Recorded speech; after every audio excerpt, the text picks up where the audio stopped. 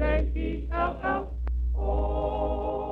The Jello program, starring Jack Benny with Mary Livingston and Phil Harris and his orchestra. The orchestra opens the program with Go South, Young Man, from the Cotton Club Review.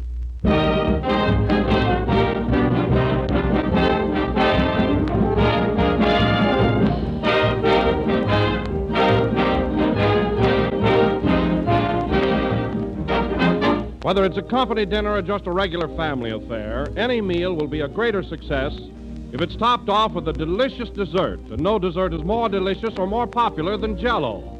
Jello is a grand dessert, easy to prepare, swell to look at, and luscious to taste. Jello is crammed with extra rich fruit flavor, a true fruit goodness that rivals the flavor of fresh, ripe fruit itself. But remember this, there's only one Jello, and only Jello brings you that special extra rich fruit flavor. So if you want to top your dinner with a dessert that will be an assured success, serve Jello. But be sure you get genuine Jello. Don't accept any substitutes. Look for the big red letters on the box. They spell Jello.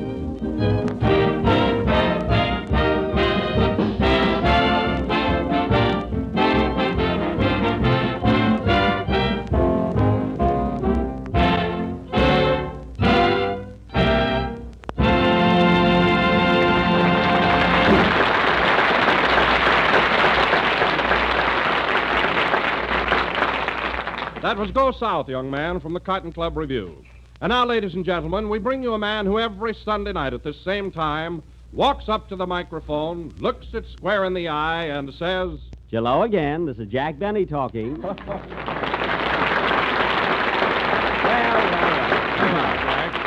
Thank you. Well, Don, that was a cute opening. That was a nice introduction. And nice teamwork, too, I thought.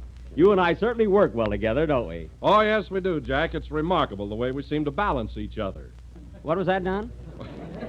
I say it's remarkable the way we balance each other. I think so. Of course, we would have a little trouble on a seesaw. Say, Don, can you imagine the both of us on a seesaw? Me way up in the clouds and you down on the good earth? Gee, it makes me dizzy. Oh, boy. Well, Jack, do you want me to get off? Woo! Don't you dare! My feet are flat enough now. Anyway, Don, we're too old to be playing around on a seesaw. Yeah, let's go over to the sand pile. Oh, let's drop this silly talk. We're getting a little bit goofy. Aren't we all? Hello, Jack. Well, Kenny, of all people, what are you doing here? Oh, I was on my way to the movies and I got lost. Well, you couldn't have got lost in a better place. We can use you here. Yeah. Say, Jack, I want to thank you for inviting me over to your house for Thanksgiving dinner. Oh, that's all right, Kenny. You're always welcome. And I want to thank you, too, Jack, and I also want to congratulate you for cooking that big dinner all by yourself. Oh, it was nothing, Don. I always do that. You may not know this, but I'm considered to be quite a cook. Oh, you are? Oh, for years I've been known as Prudence Benny of Beverly Hills. And my pies. You know, I'm famous for my lemon meringue. Meringue? Why, that's Marengay. Oh, is that the way it's pronounced? Oh, gee, you learn something every day. Huh? Well, so you cooked the Thanksgiving dinner all by yourself, eh, Jack? Yes, Phil, with my very own hands. Why didn't you come? Did you have a previous engagement? No, just a hunch. Oh, well, you missed something. It was a grand meal. We had all the trimmings and everything you wanted to drink. Everything. Gee, everybody else had wine with each course, and you made me drink milk. Well, Kenny, you're too young. Besides, milk is good for you. Milk goes with anything. Doesn't go with my brown suit. Well, the turkey was good, wasn't it? Say, Jack, don't tell me you served that old bird Andy Devine gave you last week. Yes, Phil, and it was all right, wasn't it, Don? Well, it surprised me, Jack. That turkey looked so tough, and yet it turned out so tender. What did you do? I cooked it with a blowtorch. That did it. A blowtorch? That's a fine way to cook a turkey. Why didn't you put it in the oven? I tried to, Phil, but it kept jumping out all the time. I can't understand it either. I put paperweights in the dressing. Oh, hello, Mary. Hello, kitchen mechanic.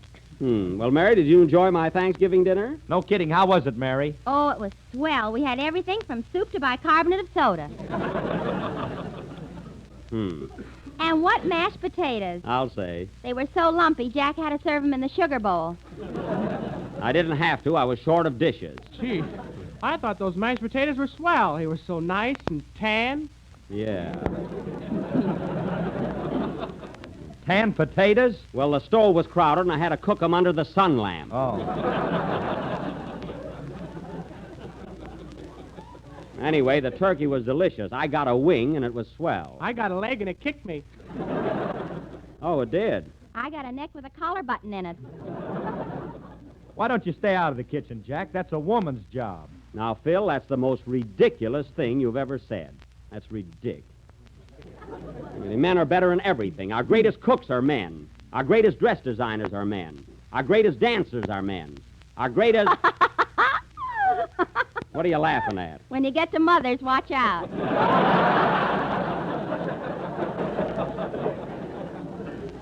Well, the greatest fathers are men.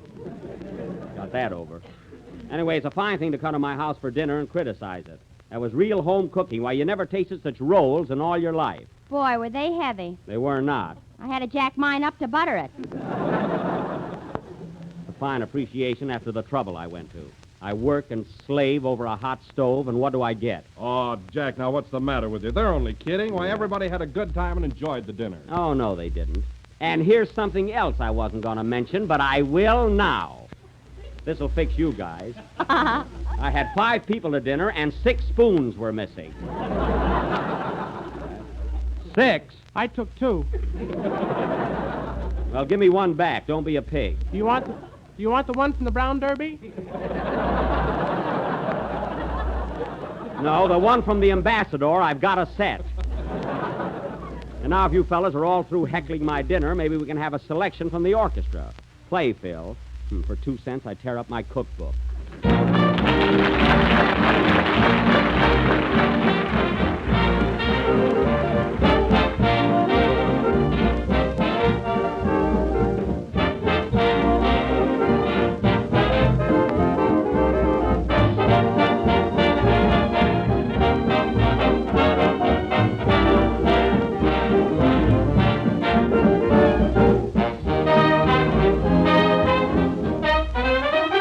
You can stop me from kissing you.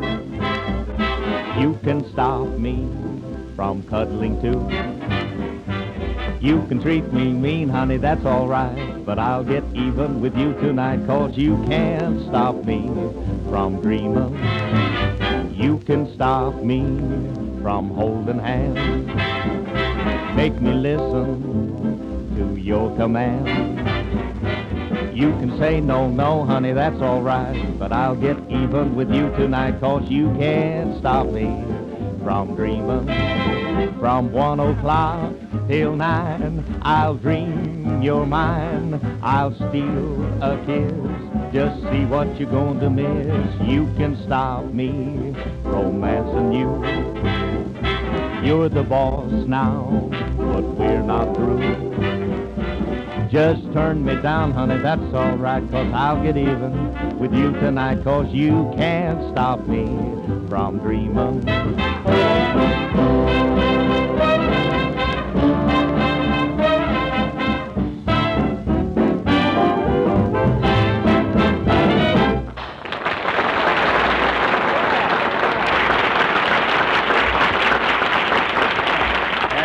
That was You Can't Stop Me From Dreaming, played by the orchestra with a vocal chorus by Phil Harris.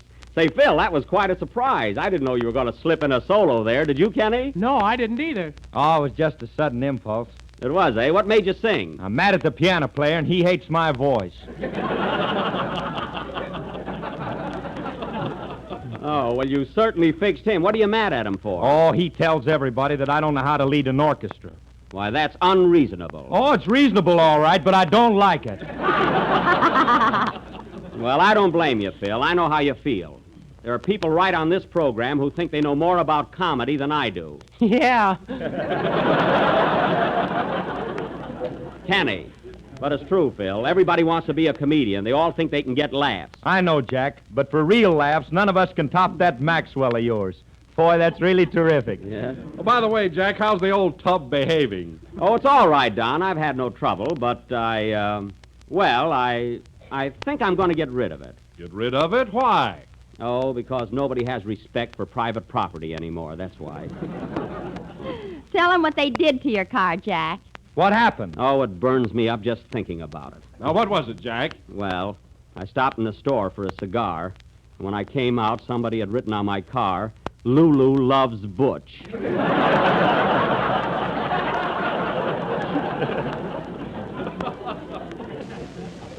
Gee, I was mad. Lulu loves Butch. That's awful. I didn't mind that so much, but I don't even know the people. Well, it's your own fault, Jack. You brought it on yourself when you put that sign on the back of your car. Oh, Sign? Well, what does it say, Mary? Tune in on Jack Benny every Sunday night. well, that's legitimate advertising. And so is this.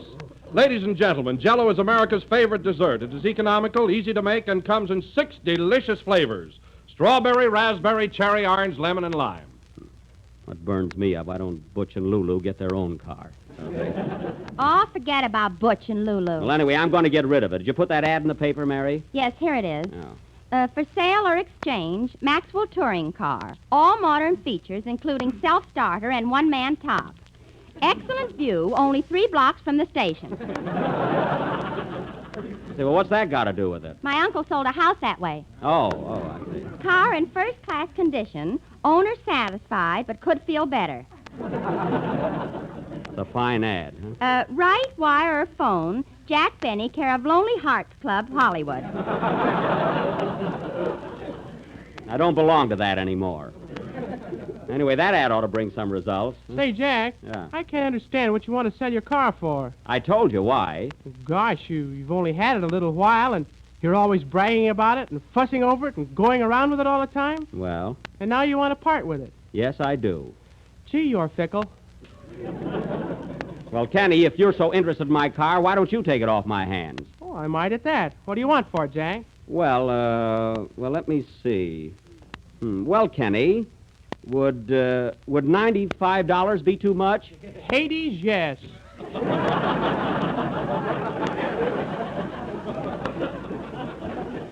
Oh, it would. Well, if you're really interested in my car, maybe I can shave it a little. Oh, don't bother fixing it up.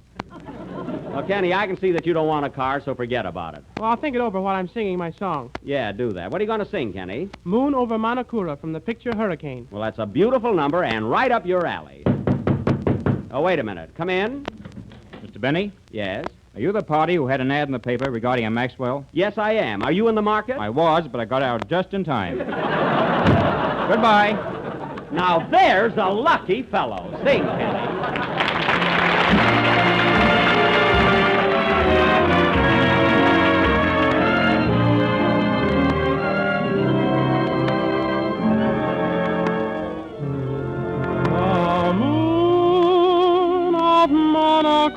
Manakura fill the night with magic Polynesian charms. The moon of Manakura came in sight and brought you to my eager arms.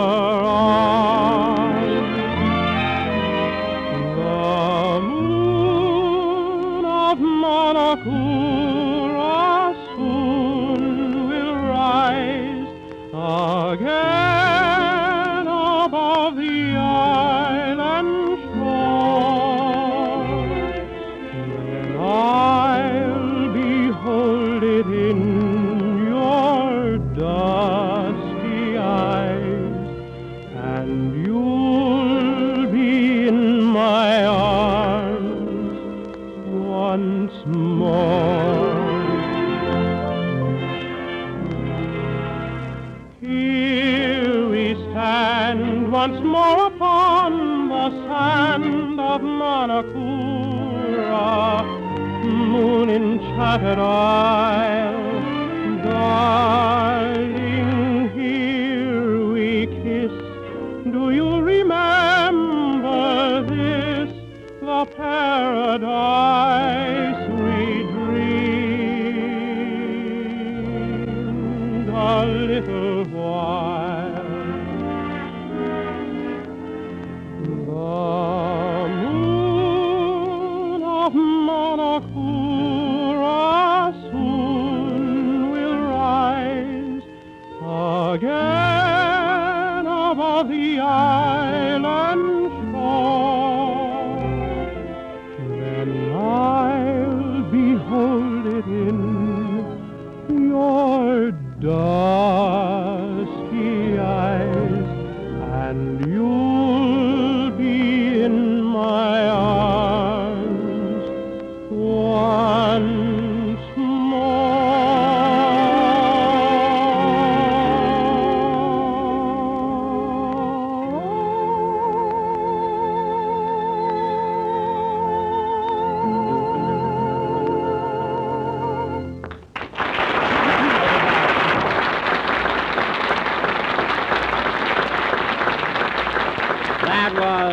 Moon Over Manicura from Hurricane, sung by Kenny Baker. And you know, Kenny, there's one thing that always impresses me. It's that last note.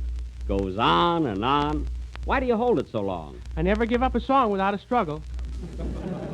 Oh, well, it's very effective. But, Kenny, in order to keep your voice in such perfect condition, you must do a lot of practicing. I'll say. I sing in a bathtub every morning. Oh. And you know, Jack, I had the most embarrassing thing happen to me once. What was it? I reached for a high note and swallowed the soap. So, ooh, boy, that must have been awful. Yeah, I bubbled for a week. Bubbles Baker. Mary. And now, ladies and gentlemen, for want of something better to do, tonight we are going to offer a play in the form of a nature study. A little drama entitled The Private Life of a Bumblebee, which we will present in 3 buzzes and 1 sting. It certainly will. Quiet.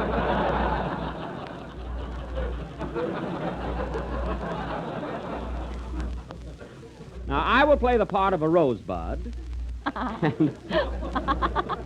And Don, Kenny, and Phil will be insects as usual. This will go on. There's the phone, Jack. Let it ring. We've got a program to do. Oh. Maybe somebody wants to buy your car. Oh, yes. Give it to me. Hello, Jack Benny talking. Would you like to have a talk? Slap her, Mom. Let me talk to you. It's my nickel. Go ahead. Well, Slap, look. I'm busy right now. Call me back later, will you? Wait a minute. I got a customer for your car. You have? Who is it? My wife's brother. Oh, your brother-in-law. Well, look, Slap, if he's a relative of yours, I'd rather not sell him my car. Go ahead. It'll serve him right. Well, okay, bring him right over. Where are you, Slap? I'm around the corner in the drugstore in my new overcoat and a telephone booth. Are you standing up or sitting down? I don't know. It's dark in here. Well, look, Slap, bring your brother-in-law right up, and if I sell the car, I'll give you a nice commission. Why not? Goodbye. Goodbye. Well, Mary, that ad did get results. Huh? And come in. Hello, stranger. Slapperman, how did you get here so quick? What quick? I got stuck in the elevator. Say, Jack, I want you to meet my brother-in-law, Anatole Ginsburg. Well, this is a pleasure, Mr. Ginsburg. I'm very, very happy to know you. Hello.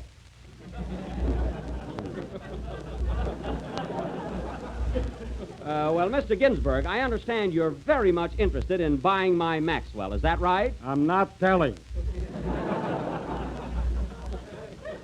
Now, look, if you want to buy my car, Mr. Ginsburg... Say, Jack, What, Mary? I don't think you've got a Chinaman's chance with this guy. What Chinaman? Who's that Chinaman?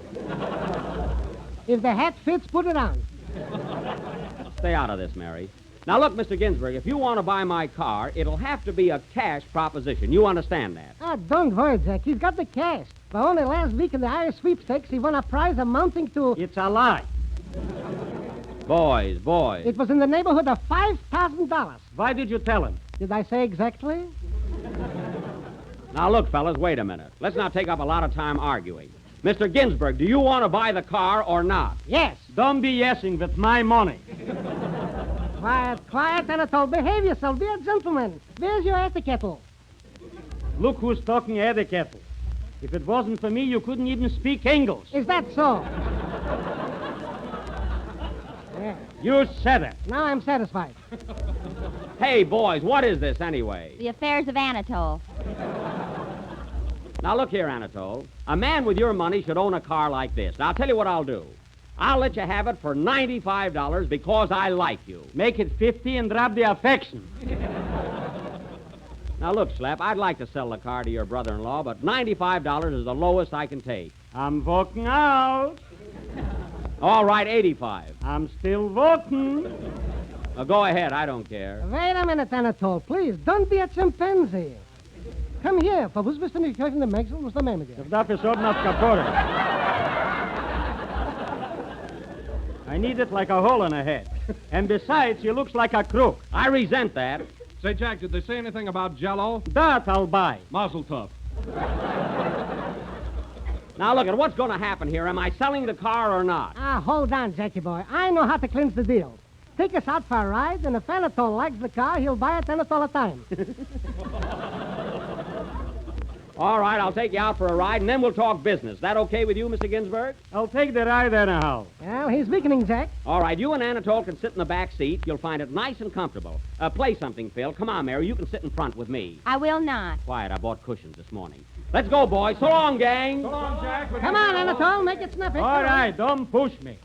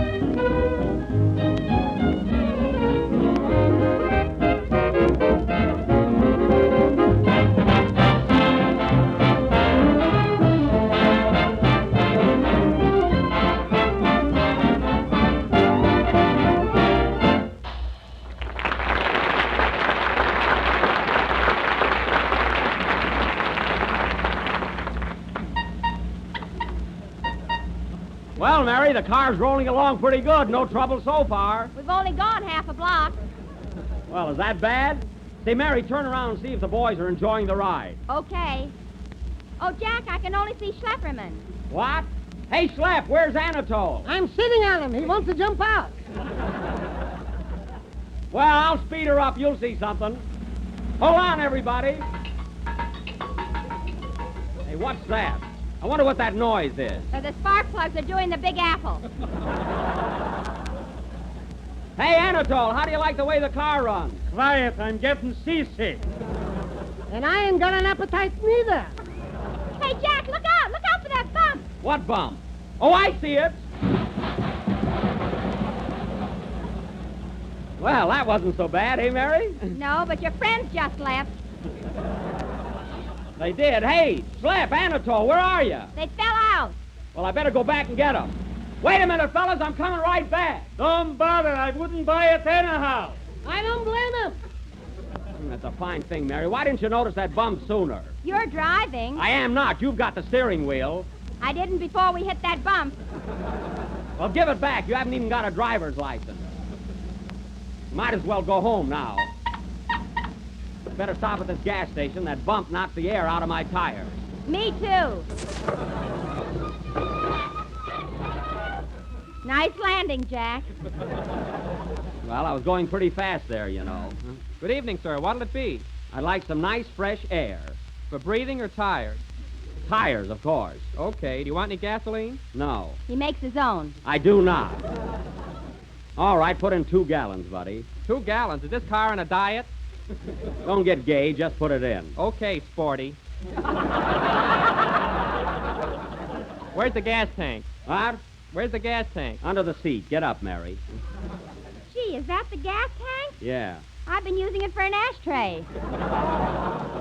that's fine. Right here, bud. Hey, Bill, put in 2 gallons. I've got it.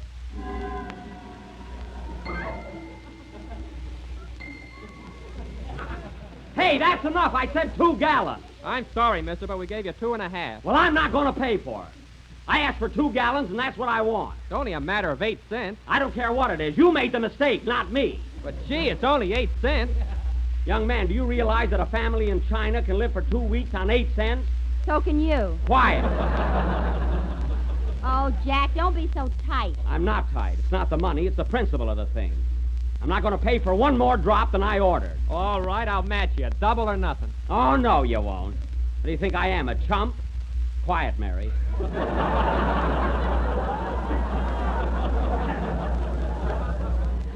You guessed it. All right, buddy, what do I owe you? 2 gallons, that's 32 cents. You want to pay it all now? Yes, and don't be smart. Here you are. Come on, Mary, let's go. Come on.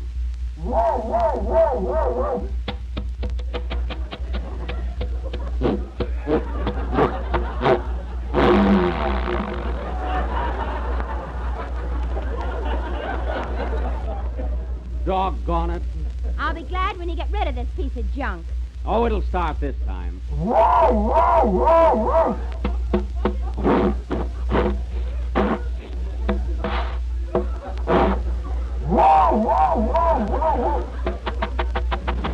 Hey, there she goes. Look out, Jack. You're in reverse.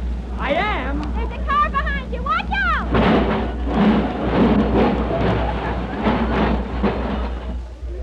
Oh, what's the matter with me anyway? Hey, you, where do you think you're going? I'm sorry, mister. It was all my Of fault. all that careless dope, say I ought to punch you right in the nose. Hey, you can't say that to Jack. He can, too. Quiet. Now, look here, mister. If I've damaged your car, I'll pay for it. You better or you'll be sorry. Oh, yeah? Let's beat it, Mary, before I lose my temper. Oh, boy, you were lucky that time. I wasn't scared of him. He didn't upset me. Yeah, then take that cigar out of your ear and let's go. Oh, I was looking for that.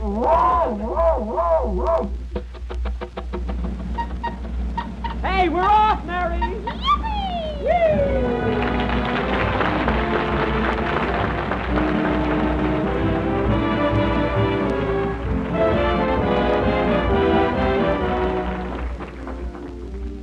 Here's a swell new dessert your family's going to love. It's quick and easy, and it's delicious. The name of it is Pear Strawberry Mold, and it's a tempting combination of luscious strawberry jello and canned pears. And it's so easy to make that anyone can prepare it, but so colorful it even makes a swell party dessert. Here's all you have to do. Just dissolve a package of strawberry jello in a pint of hot water, turn into a mold, and chill until firm. Unmold on a platter and decorate with slices of crisp canned pears and maraschino cherries. A beautiful mold of shimmering strawberry jello garnished with cherries and pears. And it tastes every bit as good as it looks. For strawberry jello is packed full of delicious, extra-rich fruit flavor. All 6 of Jello's delicious flavors have that extra-rich fruit flavor, too, which makes every Jello dessert a triumph every time. So ask your grocer for the one and only genuine Jello.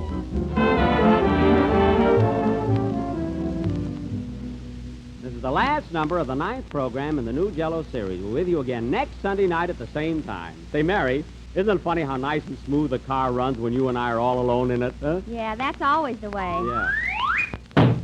Oh, darn it, another flat. Fix it, Mary. No, it's your turn. That's right. Good night, folks.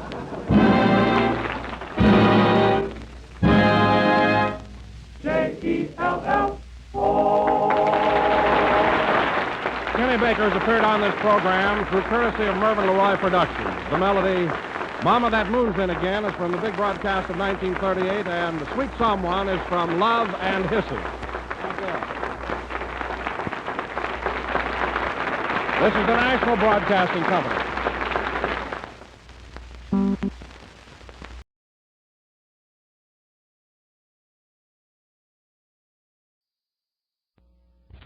The Grape Nuts and Grape Nuts Flakes program, starring Jack Benny, with Mary Livingston, Phil Harris, Dennis Day, Rochester, and yours truly, Don Wilson. For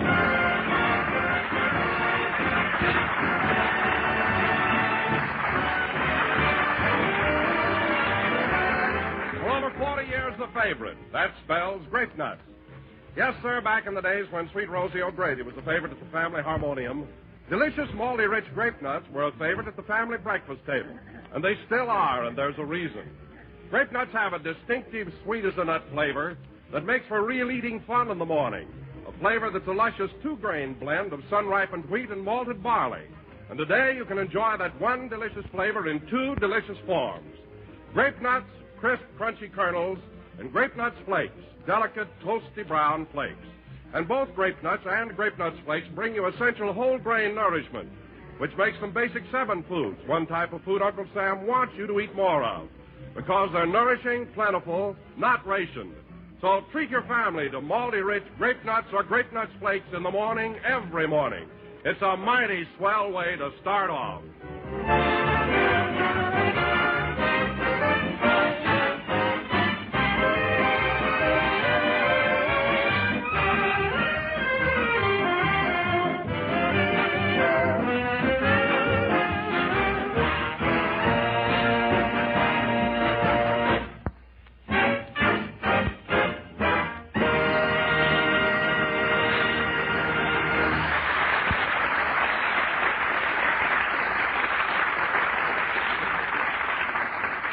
Ladies and gentlemen, it's 4 days before Thanksgiving, and this year, as every year, Jack Benny will entertain his friends on the holiday. So yesterday, Jack and Mary went shopping, and we picked them up now in a local market. Well, folks, what'll it be? I'm giving a Thanksgiving dinner, and I'd like enough turkey for, let's see, there's me, Mary, Phil, Alice, Dennis, Mr. Billingsley, Mark Hellinger, the Warner brothers, and my laundry man. I'd like enough turkey for 9. Jack, didn't you invite Don Wilson? Oh, yes. Got enough for 15.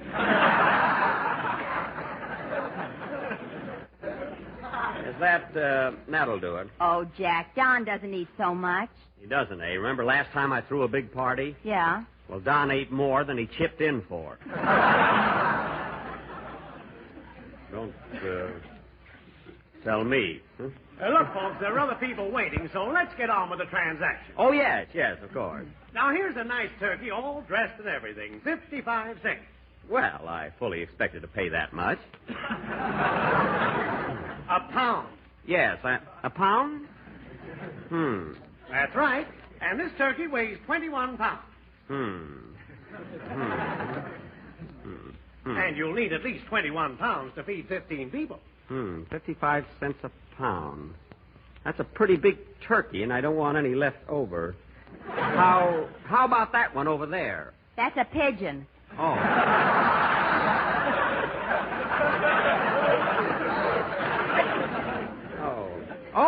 Oh. Well, then I'll take that other one, that live one right there. I'm sorry, I'm not selling my canary. A canary? Well, anyway, that wouldn't be enough for 15 people, would it? Not unless you just wanted to entertain.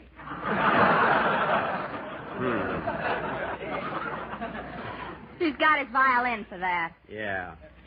Gee, Mary, look at those turkeys laying there so cold and still. Just think, a few days ago they were happy, carefree, and gay. And now they're 55 cents a pound. I mean, now they're dead. Say, Butcher, how old were these turkeys when they were killed? Oh, about 8 months. Didn't even have a chance to know life.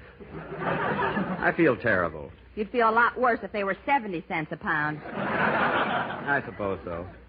But, Mary, when I see that turkey laying there like that, I can't help but think of its mother. How lonesome she must be. Don't worry, Bud. That's her right next to him. Oh. I wish you'd hurry, mister. I've got all these people waiting. Pardon me. Oh, Tommy, will you please give me a little service? Oh, it's Mrs. Greenberg. What can I do for you, Suzette?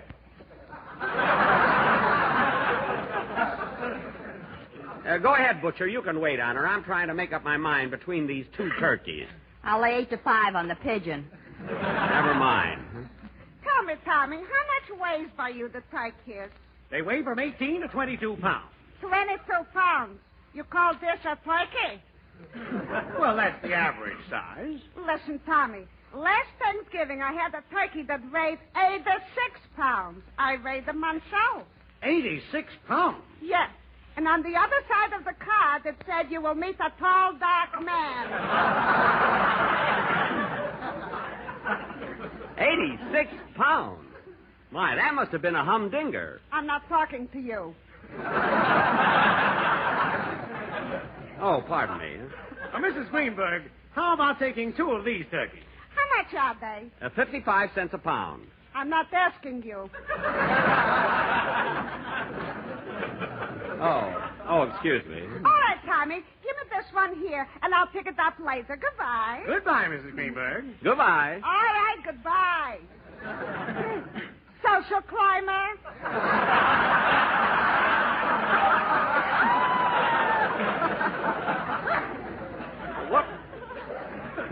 What's she mad at? Well, Jack, I guess that'll teach you to mind your own. I'm not talking to you. Say, Butcher, I've been thinking it over. Instead of taking one of these dressed turkeys, I'll buy a live one. How much is it? $8. Are you going to take it with you? Yes. That'll be 20 cents extra for the leash. Oh, I often wondered how they got them home. Now, let's see, what else do I want? Oh, yes, for dinner tonight. Say, Butcher, have you got a nice, thick, juicy T-bone steak? What was that? I said a nice T-bone steak.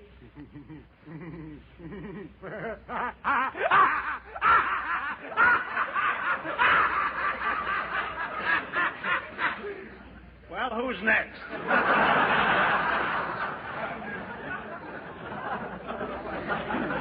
Listen, Butcher, you don't have to go into convulsions just because All right, folks, get your tickets here for the 40-cent tour through the refrigerator.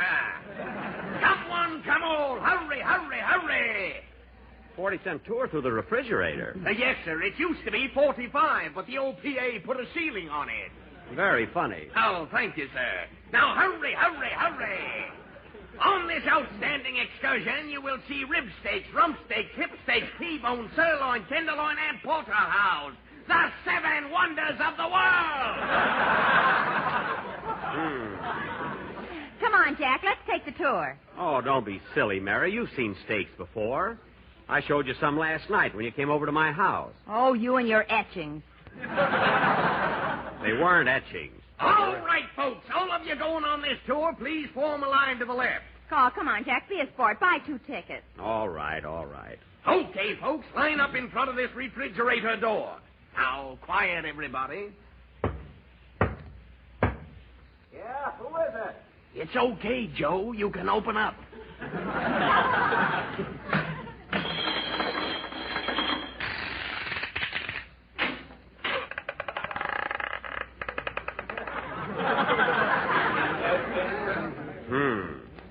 Gosh, it's chilly in this refrigerator. Yeah, it sure is. And now, ladies and gentlemen, if you will look to the right, you will see one of our feature attractions, none other than a 7-rib roast.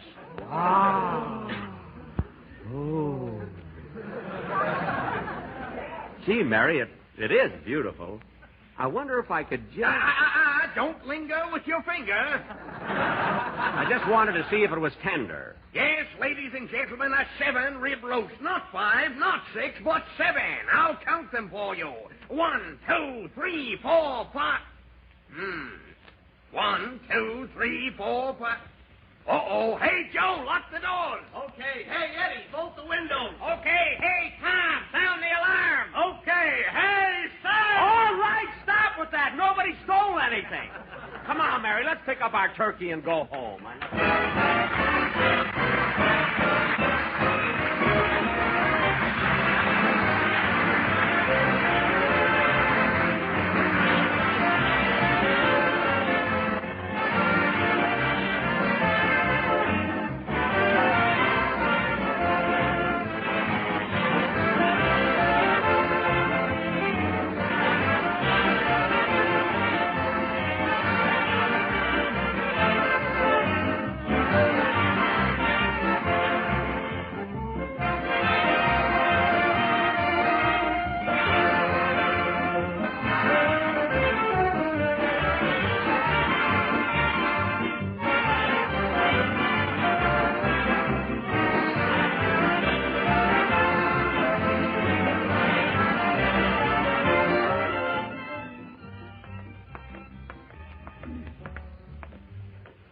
Well, we're almost home, Mary. Yeah. Isn't she cute? Say, Mary, you think it's all right to take the turkey in the house? Why not? She's going to be your guest for Thanksgiving. What? She can sit between the cranberry sauce and the mashed potatoes. Oh, stop. Look, Jack, here comes your crazy boarder, Mr. Billingsley. Mary, he's not crazy. He's just a little eccentric, that's all. Now be nice to him, as rent's due tomorrow. Hello, Mr. Billingsley. Hello, folks. Out for a stroll, I see.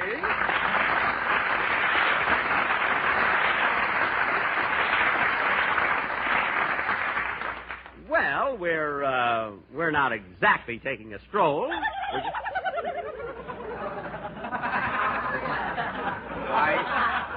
Why, Mr. Benny, I didn't know you had a little one.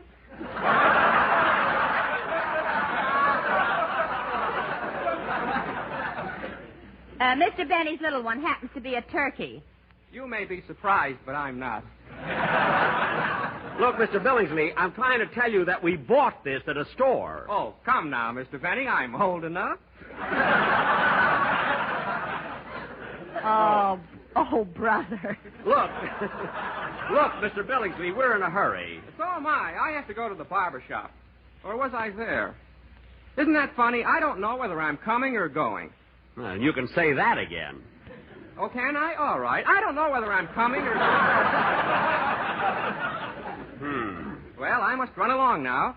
Goodbye, Mr. Benny. Goodbye. I believe you would, you rascal.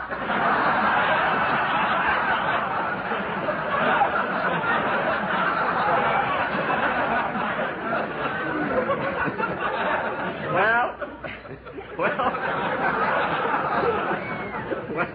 that I know isn't in there. Well, let's go, Mary. You know, Jack, I don't see how you can stand having a guy like that around the house. Mr. Billingsley, oh, he's all right. He gets his own meals, makes his own bed, and every morning he gets up at 6 o'clock and takes my dog for a walk. But, Jack, you haven't got a dog. Well, for heaven's sake, don't tell Billingsley. It'll break his heart. Well, here we are.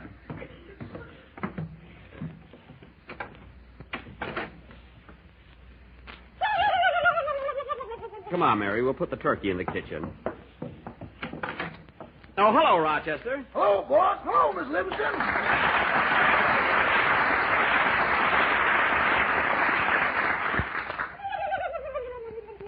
Well, and hello, you.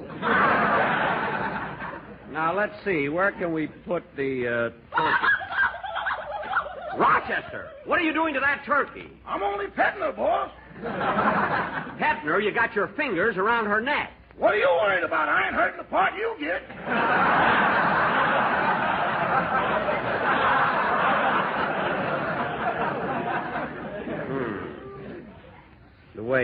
The way some people treat turkeys. Come here, you poor thing. There. See how she looks at me with those trusting eyes? See, how can anyone kill it? Oh, Jack, don't be a hypocrite. I'm not a hypocrite. I just can't bear the thought of anyone killing a poor, defenseless turkey. Go on. Last year you killed one yourself. Mary, I ran over that turkey with my car. It was an accident. Accident? You turned off the road and chased her halfway up a mountain. Oh, If she hadn't stopped to lay an egg, she'd have lived to hatch it. What are you talking about? You're right, Miss Livingston. Then he put the car in reverse and got 2 more birds. What? I don't know. I was a tail gunner. Rochester. That's the first time I ever had white meat with Firestone written on it.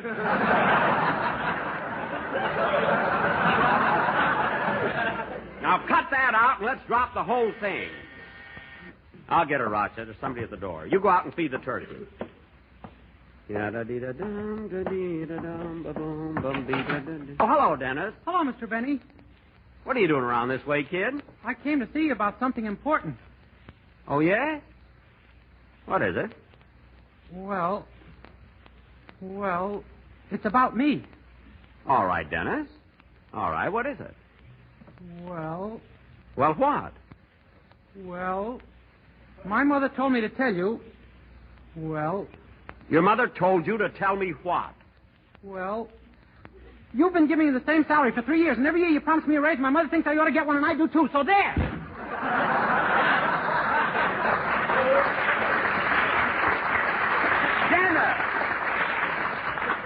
Dennis, come back here. Where'd he go? He thought he ran outside, but he went into the closet. What a kid. Dennis, come here. Gee, it's crowded out there.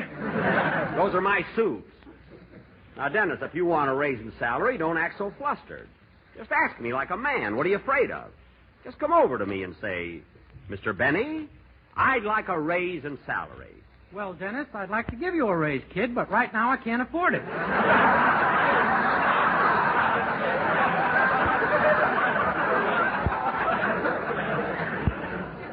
Huh? I'm sorry, things are a little tough now, but buck up, kid. Stick to me and you'll go places. Dennis! Dennis, where'd you learn that? Mr. Benny put it on a record and sent it to me for my birthday. Dennis, we'll talk about your salary right after Thanksgiving. It wasn't even my birthday. Never mind.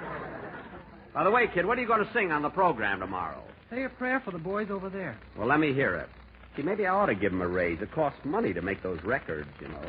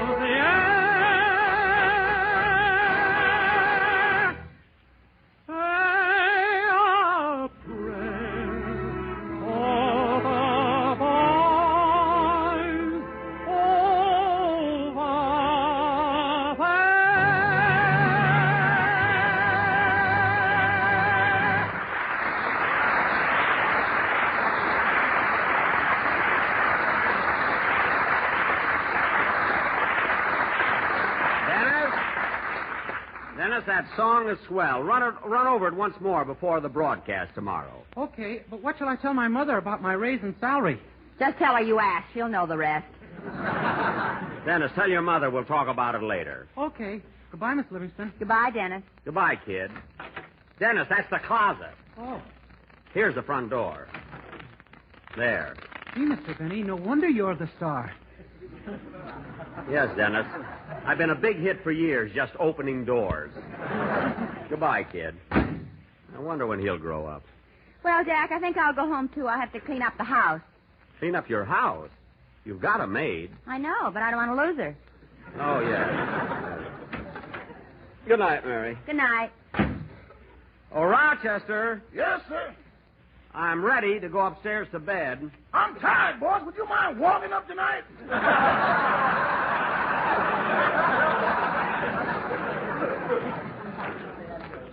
Okay, but don't let it happen too often.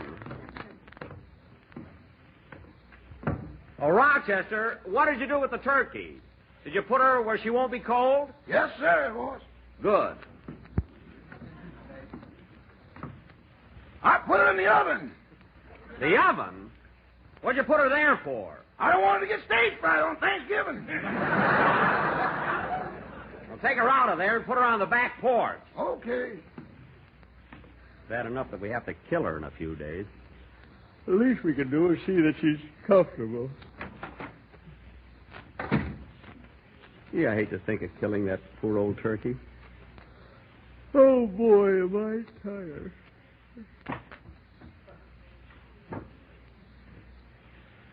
I'm so tired I can't even hang up my clothes. Oh, well. I'm not so fat.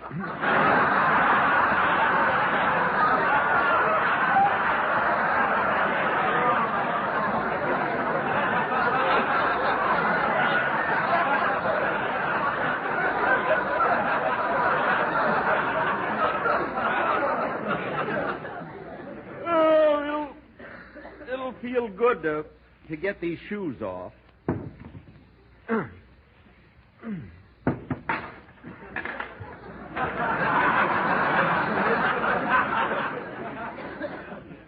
Oh, darn it. I always forget. Thanksgiving's here again. Years roll on for everybody but the turkey.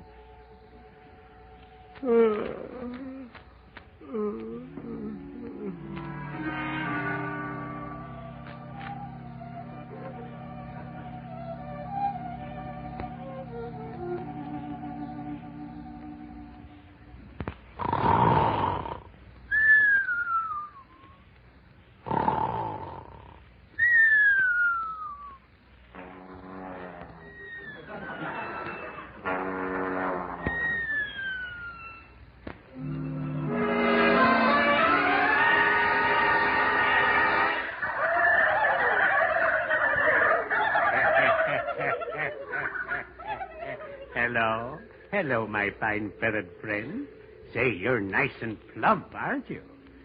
Who, me? Yes, you. You're going to make somebody happy on Thanksgiving. What? And you'll bring me a nice price on the market. 55 cents a pound.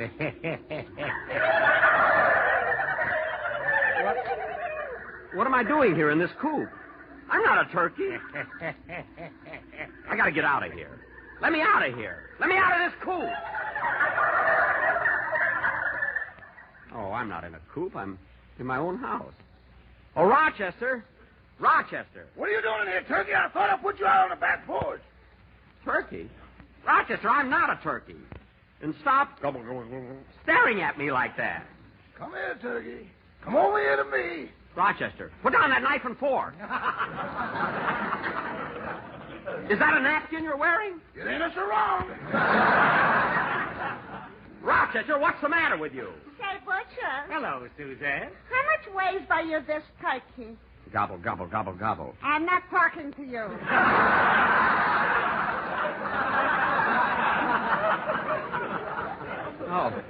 Oh, pardon me. All right, folks, get your tickets here for the 40-cent tour through the gravy bowl. Come on, hurry, hurry, hurry. Come on, Jack, let's go. 2 tickets, please. You only need one, lady. Turkeys get in free. Now, wait a minute. This is going far enough. I'm not a turkey. I'll prove I'm not. Mrs. Greenberg. I'm not talking to you. Butcher, you know I'm not a turkey, don't you?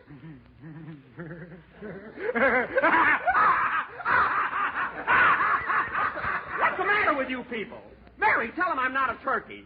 Tell him for cranberry sauce. Tell him. Of course you're not a turkey. What's the matter with you people? Look at his webbed feet. Well, I've had enough. I'm getting out of here.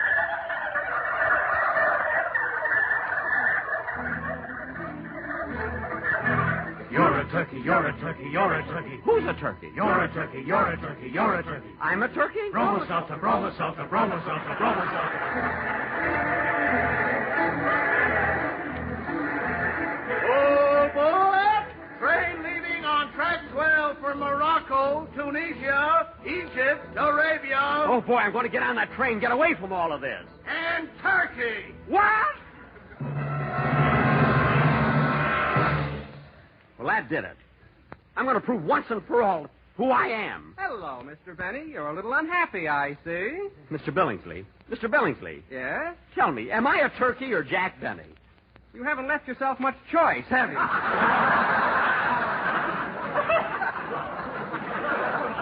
This is the end. I'm not taking any more from anybody. The next one that tells me I'm a turkey is going to get a punch in the mouth. That's what I'll do. I'll punch him right in the mouth. Hello, Jack. Never mind that Jack stuff. I know what you're thinking, Don Wilson. Go ahead and say it. Just say it. Of course I'll say it. Brakenuts flakes are toasty brown, toasty brown. Stop toasty stalling, brown, Wilson. Sweet as a nut and toasty You know what brown, I mean. toasty Come on, brown, say it. Toasty brown, malty rich and Don't toasty play around brown, with me, toasty Don Wilson. brown, You came here to toasty tell me one brown. thing. Brakenuts flakes are thrifty Now, you buy, say thrifty it. buy, thrifty You buy. say it or I'll punch you right in the mouth. Brakenuts flakes. Right in the mouth. Brakenuts flakes. Right in the mouth. Brakenuts flakes. Right in the mouth. Brakenuts flakes. Right in the mouth.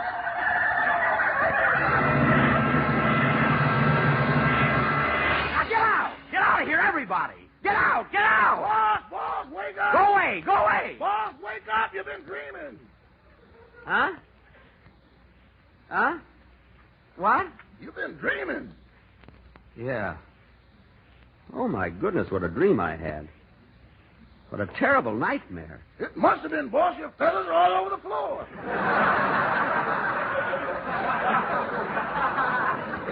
My feathers? You tore your pillow apart. Oh. Oh. I know what you meant for a minute there. Well, I'm all right now, Rochester. Nearly time to get up anyway. Almost.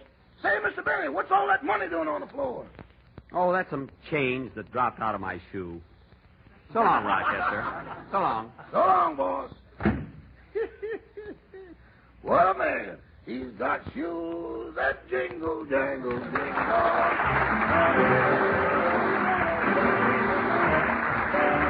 Well, folks, tonight I'm going to tell you a so-so story. You know how you meet a guy on a nice shiny morning and sing out, why, hello, Jim, how are you? And he says, oh, so-so. Well, there's usually a reason for that let-down so-so mood, and it goes something like this. So that guy got up that morning on the run. So then he ate breakfast on the sip and run. So no wonder he felt below par lately. You can't do a man-sized job on a bird-sized breakfast, you know. In fact, doctors and dietitians tell us that we need at least 1/4 of our daily nourishment in the morning. So start the day well-nourished. And for a real treat, feature Toasty Brown Grape Nuts Flakes. Because Grape Nuts Flakes are a whole grain cereal crammed full of sustaining, energy-giving whole grain nourishment. So you couldn't ask for anything better, could you, than Grape Nuts Flakes? Crisp, toasty brown with that sweet-as-a-nut flavor. Mmm. Eat a good breakfast, you'll do a better job. And for a rousing breakfast treat, make it delicious, nutritious Grape Nuts Flakes. Ladies and gentlemen, I only have a second. I'd like to call your attention to a special USO program which will be broadcast Thanksgiving morning. The program is called Soldiers in Greasepaint. Will include all of your favorite radio and motion picture stars. So please listen. Good night, folks. Ladies, your grocer has something new for you. That's the time-saving, money-saving, big, new, economy-size package of hot grape nut sweet meal. 30 full ounces of this rich, hot brown cereal that's extra delicious, extra nutritious, and it cooks to perfection in just 3 minutes. Ask for the big, new, economy-size package of hot grape nut sweet meal.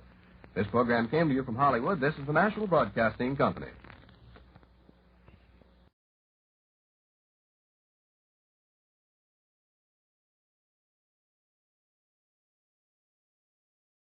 The Jack Benny Program, transcribed and presented by Lucky Strike. Lucky's taste better. Lucky Strike means fine tobacco. Lucky Strike means fine tobacco. Cleaner, fresher, smoother. Lucky Strike means fine tobacco. Lucky Strike means fine tobacco. Cleaner, fresher, smoother. Better get a carton, better get a carton, better get a carton today. Hello, friends. This is Don Wilson. Lucky's do taste better, cleaner, fresher, and smoother. And you know, a nationwide survey in 80 leading colleges based on actual student interviews reveals that more smokers in these colleges prefer Lucky's than any other cigarette, by a wide margin, too. What's more, Lucky Strike gained far more smokers in these colleges than the nation's 2 other principal brands combined. And why? Lucky's better taste. Yes, sir. Better taste is the #1 reason the students gave for smoking Lucky's. Of course, when it comes to real smoking enjoyment, nothing beats better taste. And Lucky Strike is the cigarette that gives you better taste. So get the cleaner, fresher, smoother taste you want in your cigarette. Next pack you buy, make it Lucky Strike. Lucky Strike means fine tobacco. Lucky Strike means fine tobacco. Cleaner, fresher, smoother. Better get a carton, better get a carton, better get a carton today.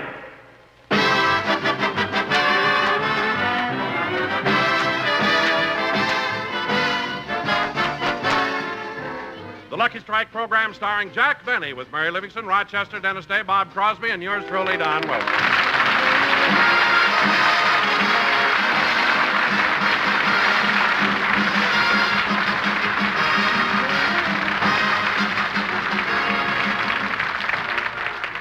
Ladies and gentlemen, immediately after this program, Jack Benny does his television show. Meanwhile, let's go back to last Thursday and show you how our gang spent Thanksgiving.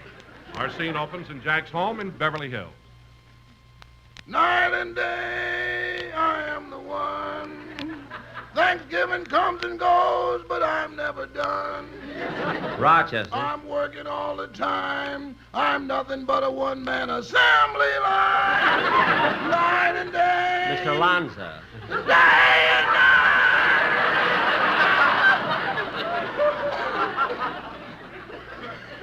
Mario, what's come over you? You've been singing all day today. Well, I'm happy, boys. Here it is Thanksgiving, and I could have been born a turkey. Oh. You wouldn't have liked that, huh? No, I couldn't stand being in an oven undressed and people looking in at me every few minutes. I know. Say, Rochester, I'm going to Miss Livingston's house for a Thanksgiving party, so will you help me get dressed? I'm going formal. Okay, but if I were you, I'd change my mind about wearing that old tuxedo. Why, what'd you do to it? Oh, it's nothing I did, boss. But the last time I went to get it, the closet was full of moths. Moths? Oh, my goodness. Were they eating my tuxedo? Eating it? They didn't even look up when I came in.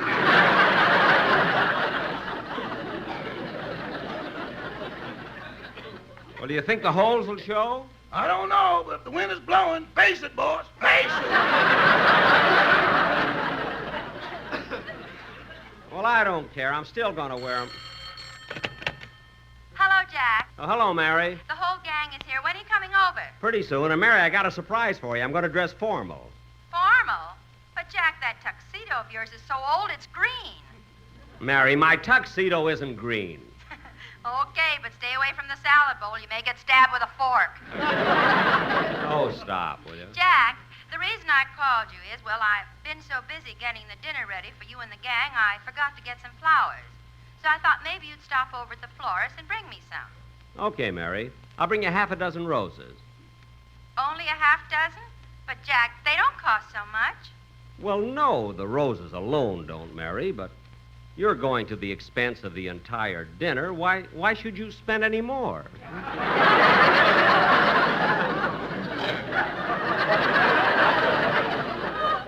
You know, after all, you're doing enough.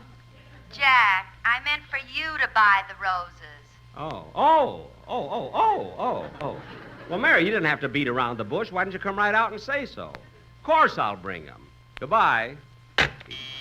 I'll get it, Rochester. When you say I beg your pardon, then I'll come back to you. When you ask me to. Hello, Mr. Benny. Well, hello, Mr. Kitson.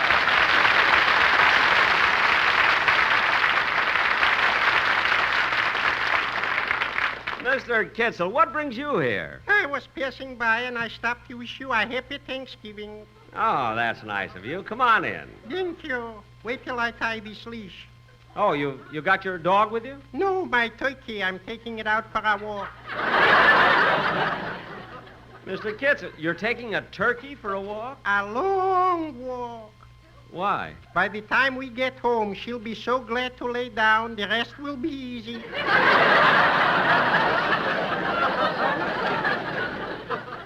Oh, well, tell me, Mr. Kitzel, are you going to have much company at your Thanksgiving dinner? My wife's relatives. Oh, just your wife's relatives? Just. Ooh. You should have so many listeners.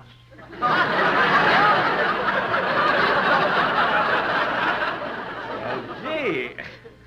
How many are going to be there? My wife's mother and father, her sister Claudette, her 3 brothers, one of her aunts, 2 of her nephews, and a distant cousin from Wyoming. Wyoming? Wild Bill Shapiro.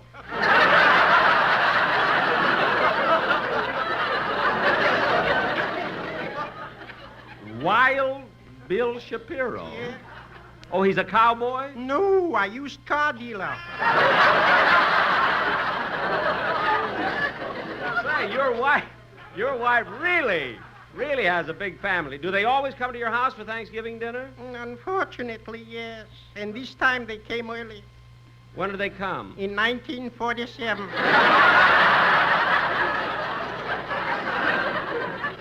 Mr. Kitzel, you're joking. Well, I got to be going, Mr. Benny. Goodbye. So long, Mr. Kitzel, and a happy Thanksgiving. I'll force myself. You'll make it. Goodbye.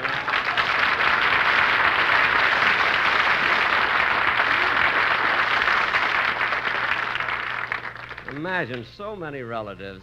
Oh, my goodness, look what time it is. Rochester, help me get dressed now. I'm late for Miss Livingston's party. Gee, I'll bet the whole gang is there already having a wonderful time.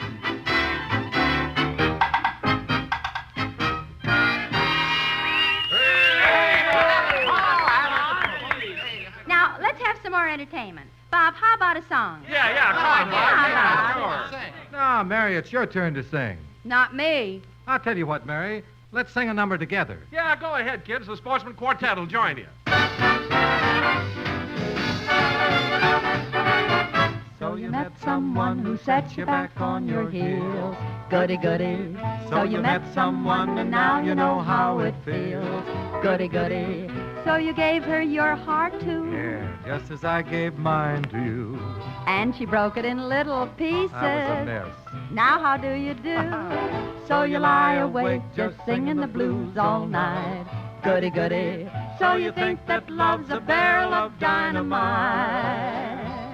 Hooray and hallelujah, you had it coming to ya. Goody, goody for you. Goody, goody for me. And I hope you're satisfied, you rascal, you. Every time you lie to Lucky, you're gonna say, goody, goody, 'cause the Lucky's made much better in every way. Goody, goody. Goody, goody. Lucky Strikes taste better, too. They're a smoother smoke, it's true. Take a look at that fine tobacco, cleaner through and through. Everybody knows a Lucky has no loose ends. Goody, goody, you can recommend a Lucky Strike to your friend. The Christmas rush is starting. Hallelujah. Buy Lucky's by the carton. Goody, goody for you. Goody, goody for me. Lucky Strike's a better tasting cigarette. Everybody's gonna have a fine time tonight. Goody, goody. With a song and dance, the party has started right. Be happy and go lucky. Smoke Luckies from Kentucky. Goody, goody for you. Goody, goody for you. Yes, goody, goody for me. Goody, goody for me. Lucky Strike's a better tasting cigarette.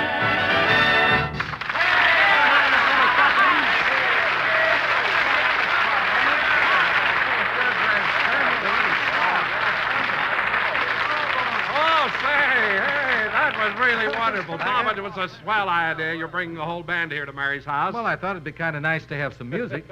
Bob, I don't mind your band being here, but your boys have a lot of nerve putting one of my best dishes on the piano for an ashtray. What ashtrays? That's for tips.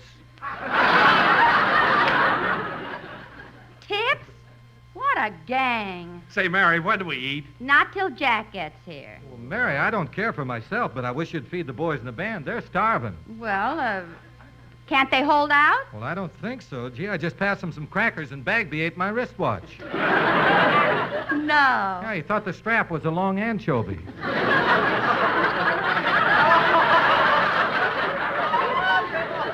Well, Bob, we'll eat in just about a few minutes. I hope so. I've been here ever since 6:30 this morning.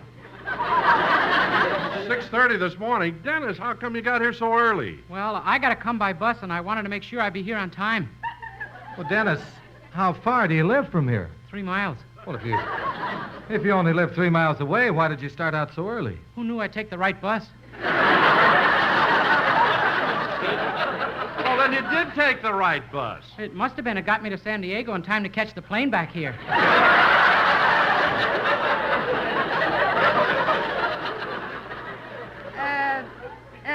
Wait a minute, Dennis.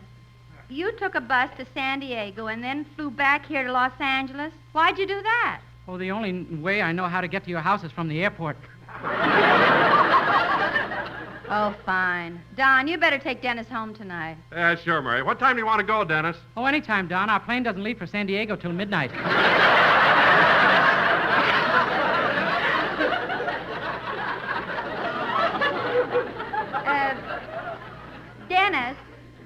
Dennis, do your mother and father celebrate Thanksgiving? No. I didn't think so.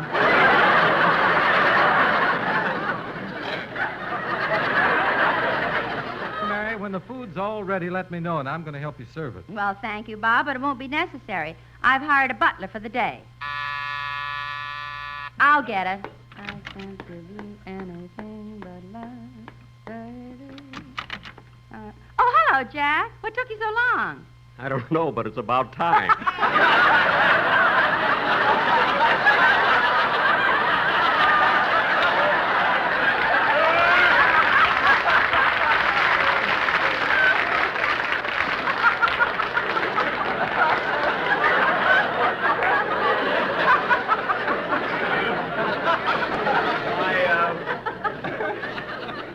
I'll tell you what took me so long, Mary. I had to stop for the flowers. Here you are, Mary. Well, thank you. Is everybody here? Sure, they're in the living room. Let's go in. Jack, you did wear that old tuxedo, didn't you? Oh, it's not so old. Hiya, fellas. Oh, Jack. Hello, Bob. Hiya, Jack. Wow, say, that is original. What? Oh, a tuxedo made out of chlorophyll.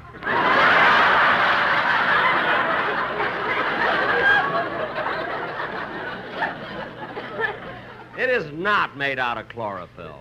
Well, they could use a little. Never mind. It's a perfectly good suit. There's nothing wrong with it. I've got one just like it. You see? I wear it in all the St. Patrick's Day parades.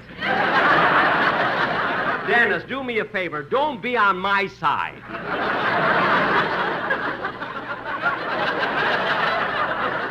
Now go sit down. Thanks. I've been here ever since 6:30. He thinks I'm going to ask him why. He's crazy. For $1 million. I'm not going to go through what happened 3 weeks ago. Well, say, Jack, you should have been here a few minutes ago. I did a tap dance. You did, eh? Well, you kids must have been having a lot of fun. Yeah, gee, it's great getting together on Thanksgiving like this. You said it, Bob. And this year, you know, we should all be thankful. I know I am.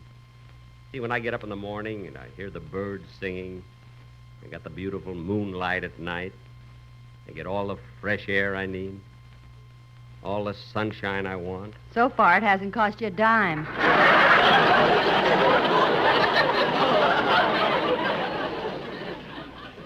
What are you complaining about? You got your flowers, didn't you? Now, let's not stand around arguing. What we need is entertainment. That's right. Say, Dennis, it'll be a little while before we eat. So how about a song? Yeah, come on, Dennis. How about it, huh? Come on, Denny, go ahead. Yeah, it's about time somebody asked me. I've been here ever since 6:30. I'm not going to ask him why. Jack, while Dennis is singing, will you mix the salad? Sure, Mary, but let me wear your apron. I don't want to get my tuxedo dirty. Okay. Here you are. Thanks. Now, Dennis, go ahead and sing your... I'll get it, Mary. I'll get the door. Hold the song till I come back, kid. When you say I beg your pardon, then I'll come back to you. When you ask me to... Yes? How do you do? Is this Miss Livingston's residence? Yes, it is. Well, Miss Livingston is expecting me for Thanksgiving dinner. Oh, well, come right in. You got here just in time. The fun's just starting. How nice. Here, Here, let me take your hat. Thank you. Your coat? Thank you. Now follow me. Hey, kids! Oh, pardon me. I didn't introduce myself. I'm Jack Benny. How do you do? I'm the new butler. Hey, kids! What?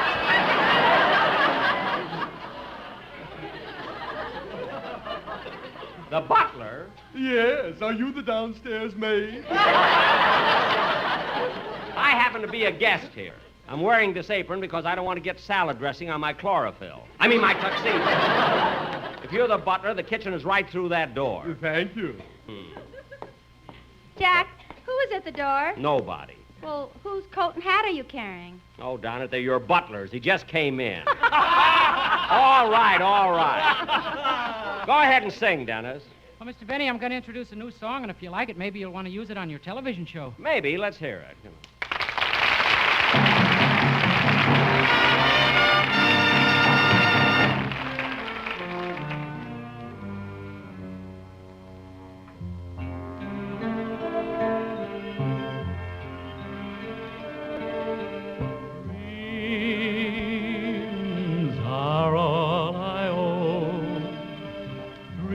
Are all that I have for you. Sweetheart, would you try dreaming too and fly with me afar up to a star?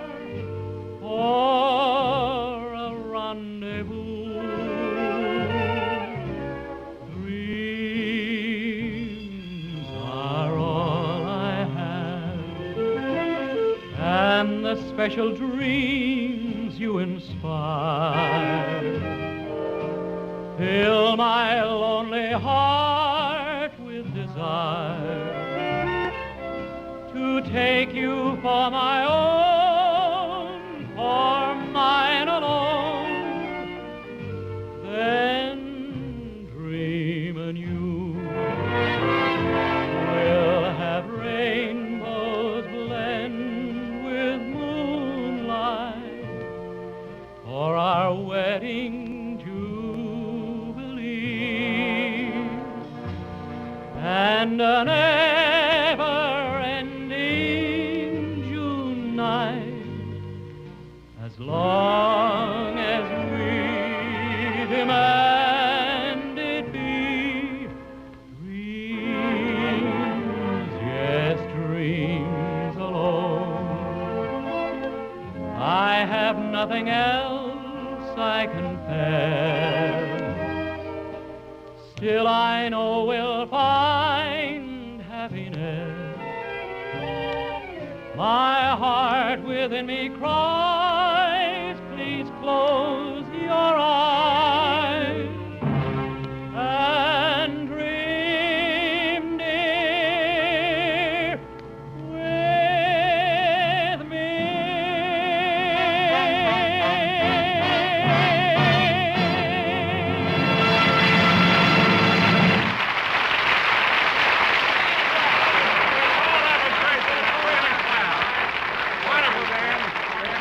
Hey, fellas, everybody in the dining room. Dinner's on the table. It's about time. I've been here ever since 6:30. Dennis, I'm not going to ask you why, so be quiet. Hey, kids, I'll tell you what, let's all march in the dining room. Let's have a good old conga line. Okay. Da-da-da-da-da, boom! Da-da-da-da-da, boom! Da-da-da-da-da, boom! Don, if you can't control it, don't swing it.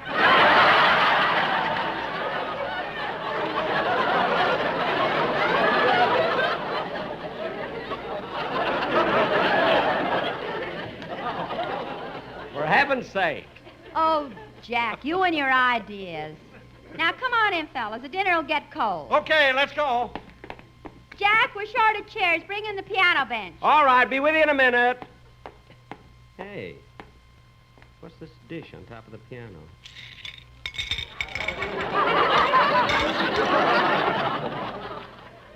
Well. Hey, Jack, you get your hands out of there. That's for the boys. Oh. Jack!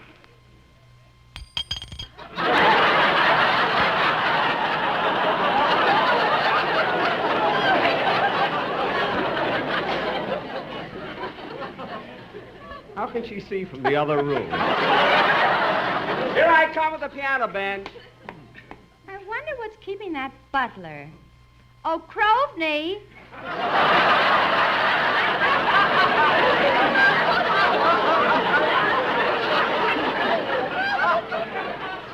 Croveney. I don't know why you hired that smart aleck butler anyway. I'll get. Hey, Croveney.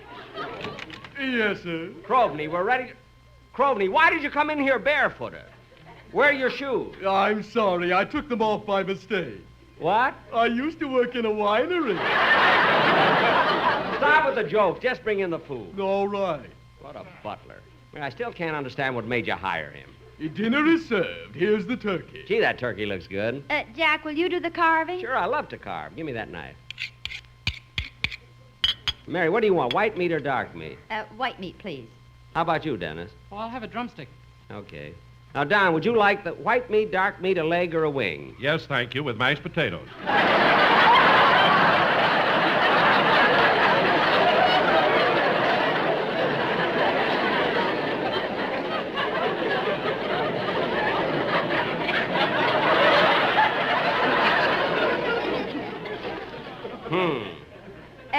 Say, Bob, look at Bagby. He's eating with his hands. Yeah. Hey, Bagby. What do you want? Have you tried your knife and fork? Yes, and they're delicious. What? Yeah, he eats everything. Wristbands, jewelry, shoehorns. How do you like that? Oh, Miss Livingston, shall I serve the hot biscuits now? Yes, Crowley. I'll have one. Very well. There. Crowley, don't throw the biscuits. Certainly not. Why don't you stand closer to the table? I've been watching these people eat, and I don't want to get any on me.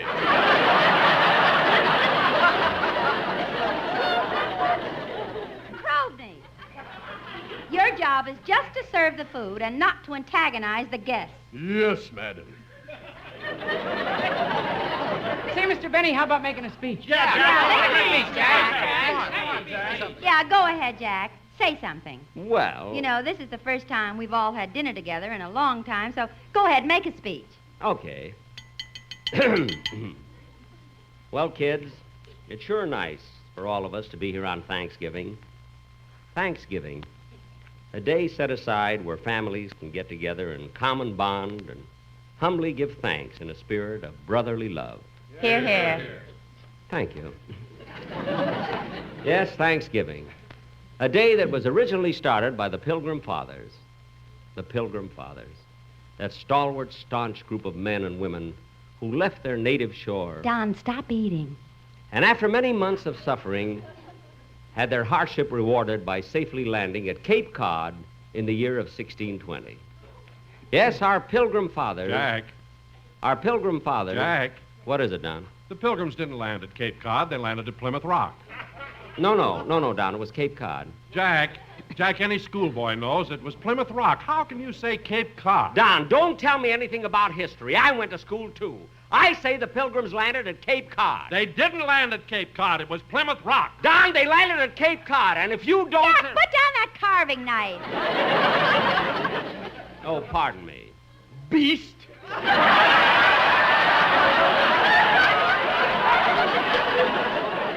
Grosvenor, you stay out of this. Now, Don, this is Thanksgiving, so let's not quarrel. You think it was Plymouth Rock, I know it was Cape Cod. You can take my word for it, I know what I'm talking about. Well, so do I. It was Plymouth Rock. It was Cape Cod. Oh, for heaven's sake, cut it out. Crowley, serve the dessert, will you? I will if those two gentlemen will get off the table. I will if he will. I'll have some more of that white meat. That's my leg. We should...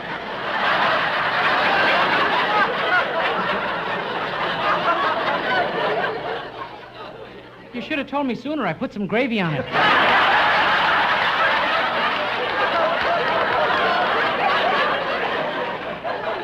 Well, wipe it off. Now, Don Wilson, I think it's awful for you to come here on Thanksgiving, accept Mary's hospitality, and start a big argument like this. I didn't start the argument. You did. And you can ask anybody, and they'll tell you the Pilgrims landed on Plymouth Rock. I don't care who you ask. I still say they landed at Cape Cod. Jack, for goodness sakes, finish the speech you started. I'll do it if everybody will shut up.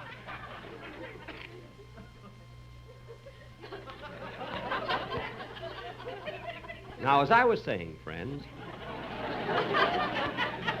we're gathered here on Thanksgiving Day in a spirit of friendship. I gathered at 6:30.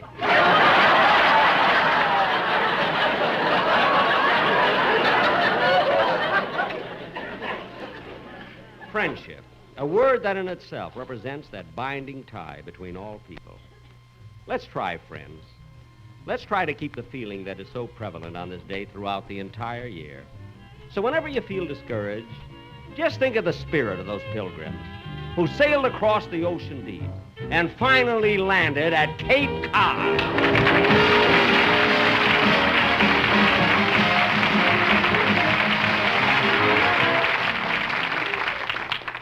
Ladies and gentlemen, I'll be back in just a minute because I want to tell you about my television show, which goes on immediately after this program. But first... Lucky's taste better. Lucky Strike means fine tobacco. Lucky Strike means fine tobacco. Cleaner, fresher, smoother. Lucky Strike means fine tobacco. Lucky Strike means fine tobacco. Cleaner, fresher, smoother. Better get a carton, better get a carton, better get a carton today. Friends, you'll cheer Lucky's too once you smoke them, because in a cigarette, nothing beats better taste. And Lucky's do taste better. Cleaner, fresher, smoother. Now, this better taste starts with Lucky's fine, mild, good-tasting tobacco. Everybody knows LSMFT, Lucky Strike means fine tobacco. And just as important, Lucky's taste better because they're made better. They're made round and firm and fully packed to give you a cleaner, fresher, smoother taste. No wonder a nationwide survey based on actual student interviews in 80 leading colleges reveals that more smokers in these colleges prefer Lucky's than any other cigarette. Yes, and Lucky Strike gained far more smokers in these colleges than the nation's two other principal brands combined. Now, the number one reason the students gave for smoking Lucky's was better taste. No doubt about it. Nothing beats better taste. And Lucky's taste better. Cleaner, fresher, smoother. Remember that when you step up to your favorite cigarette counter. Be happy. Go Lucky. Get better taste today. Be happy, go lucky, get better taste today. Boss, you haven't got time to read. You're supposed to do your television show in 30 seconds. I know, Rochester. I'm not reading. I'm just looking something up in this history book. Here it is. In the year of 1620, the Pilgrims landed at Plymouth Rock. Gee, it wasn't Cape Cod. It was Plymouth Rock. Don Wilson was right. Well, I hate to do this, but I guess I'll just have to call him up and fire him.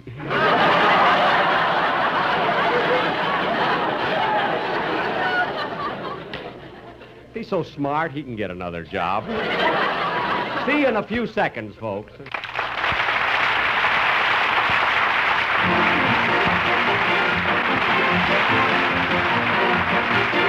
Jack Benny program this week was written by Milt Josephsberg, John Tackerberry, Al Gordon, Hal Goldman, and produced and transcribed by Hilliard Martin. The Jack Benny program is brought to you by Lucky Strike, product of the American Tobacco Company, America's leading manufacturer of cigarettes. This is the CBS Radio Network.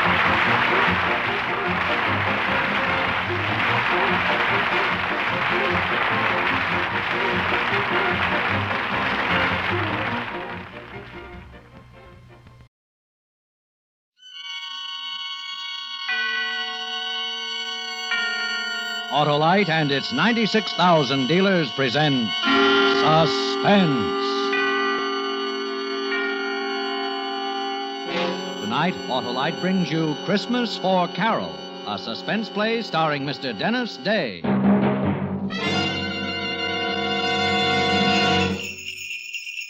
Hey, Hap. Well, hello, Santa. Why, it's Wilcox. Now, what are you doing in that costume, Harlow? Going to a Christmas party, Hap. Oh, what's in the sack? Why, a load of merry motoring. In this box, I've got smoother performance, you see? Ignition-engineered Autolite spark plugs. Sure, and when you replace worn-out spark plugs with these new Bantam beauties, your car will perform smoother than Santa skidding down a slippery chimney. And what's in this box, Harlow? Fast starts, Hap. Well, these are ignition-engineered Autolite spark plugs, too. You bet. And they're unmatched for quick starts because they're designed by the same Autolite engineers who designed the coil, distributor, and all the other important parts of the complete ignition system for many leading makes of our finest cars. That's why ignition-engineered Autolite spark plugs work as a team with your car's ignition system.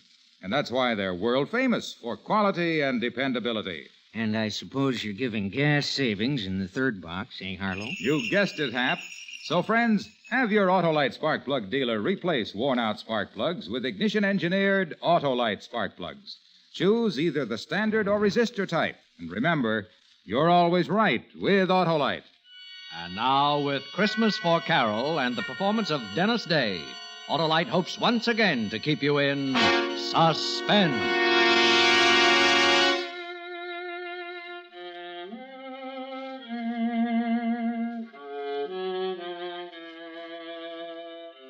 It was dark and silent. The window in the house glinted a little from the Christmas tree lights. Rocky didn't move. He just stood there in the alley, but I wanted to run. Fast, get away and put it behind me. Just a second. We got the money, Rocky. What are we hanging around for? Come on, let's get out of here. I said we wait for the old couple to get back. What for? Why take chances now? We got some money. How do we know it's all of it? Maybe they split it and put it in two places. We'll wait here and watch for them when they come in. They'll tip it. It was $8,000. That's what he withdrew. You asked for this, kid. Now do as you're told. We wait.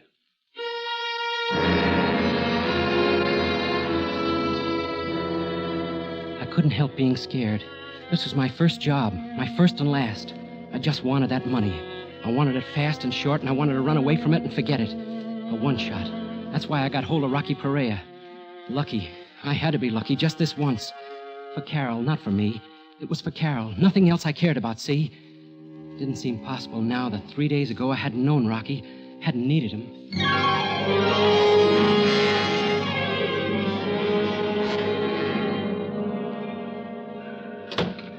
What is it, Doctor? How about the baby?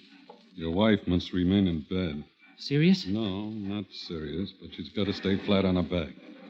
A nurse. You should have a nurse with her all the time. Oh, but it's 2 months away, Doctor. It's just a question of keeping her relaxed and quiet, not letting her do any work around the house, lift things, or even walk. Okay, Doctor. And she'll be all right?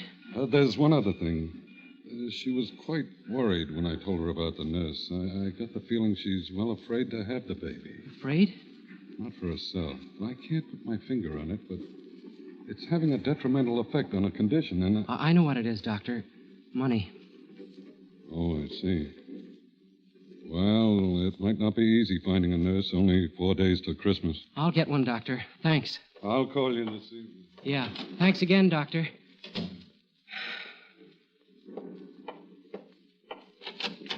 Paul? Sweetheart, it'll be all right. I'm going to get the nurse to take care of you. I'll be able to get up and around in a day or two. Not if you want that, son. The doc said everything will be all right if you take it easy, and you're going to take it easy. But a nurse... Look, I've got to get back to the bank. I'm only on my lunch hour, sweetheart. I'll make a few calls from there, and tonight we'll pick out the nurse. How much do they charge? What's the difference? How much, Paul? It's a lot of money, I know. 50, 60 a week. We'll make out all right now. There's nothing to worry about. Oh, Paul. This was going to be a happy Christmas now. Yeah, a happy Christmas in this dump. It's funny, Paul. $50 a week for a nurse. For another 2 months. It's funny. You make $48.50 at the bank. We'll have to pay the nurse more money than you earn.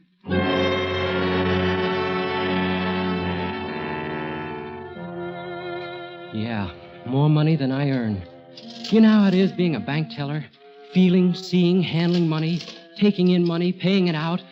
When I went back to work, I was seeing it for the first time with something more than a detached feeling. Thinking, I need this money, I need this money, I need this money. How I need this money. For Carol and the baby. It was almost 3 o'clock when Eddie the bookie came in. Hi, Paul.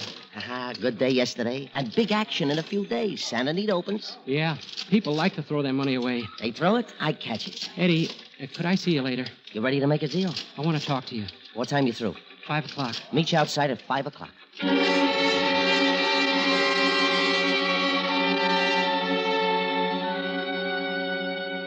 Eddie Garth, bookie. He quit school in the 7th grade. I held out and went through college. And all these years he's tried to get me to go in with him. To run his office, do the bookwork. He was waiting for me when I finished work. We went to a coffee shop and sat down. And all around us, the loudspeakers reminding me what a happy Christmas it was. How's Carol, Paul? Not so good, Eddie. That's what I want to talk to you about. Nah, no more loans, Paul. You need money? Come with me. Don't you ever give up. What's so good at the bank? $25 for a Christmas bonus? Look, Eddie... Come in with me, now. With Santa Anita opening. I could work the outside, get new accounts. Eddie... And I'll give you 10% of those accounts, Paul. But I won't lend you the money. I'd be a sucker to lend it to you. I'll give it to you if you come in, but I won't lend you anymore. Okay, Eddie. Forget it. I'll get it some other way. I don't get it. What's wrong with my deal? Look, Eddie, how many times have you been rousted by the vice squad? Plenty. And every time they book you and they fingerprint you and take your picture. So what? They never have anything on me. It's on your record, Eddie, as long as you live. Ah. Sure, I need money. Maybe I'm getting close to the time when I'm not too choosy about the way I get it. But it won't be your way. What are you talking about? If I ever break the law, it's going to be with the right guy and it's going to be the right job. Now, you're dreaming, Paul. You'll still be in that cage 10 years from now. I'd hit and run. One job with enough out of it to make it worthwhile. That's the way to be, Eddie. A one shot. There is no such thing, Paul. You do something like that, you're stuck in it. And you're worse off than if you came with me. Think about it, Paul.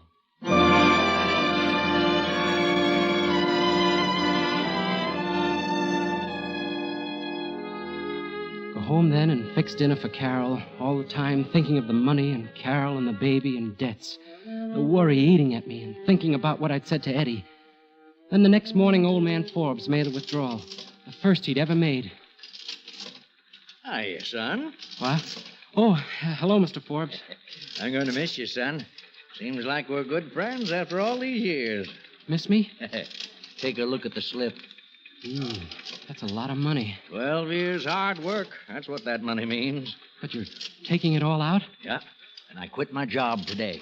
Quit your job? Ada and me, we've been waiting a long time for this Christmas. We're moving out of the city. Oh? And we've had our eye on a little farm. Now we can buy it. Even got the papers drawn up. Then you're leaving right away? About a week. But Ada don't know yet.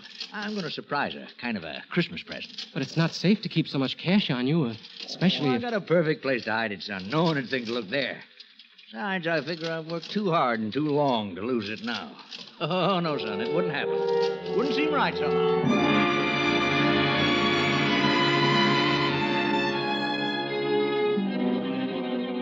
It stayed with me and it grew. Like a wheel spinning, gaining momentum. This could be the right job. $8,000, enough for that single shot. It stayed with me, all the time growing.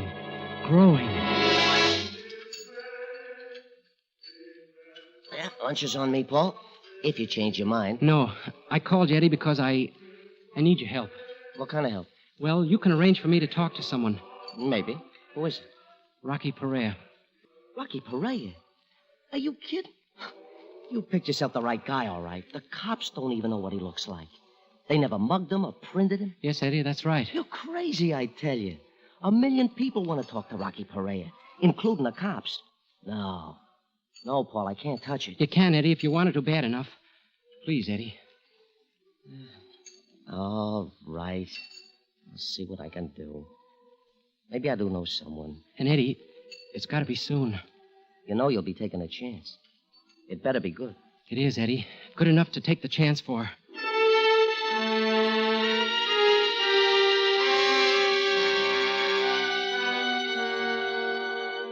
That was 2 days ago.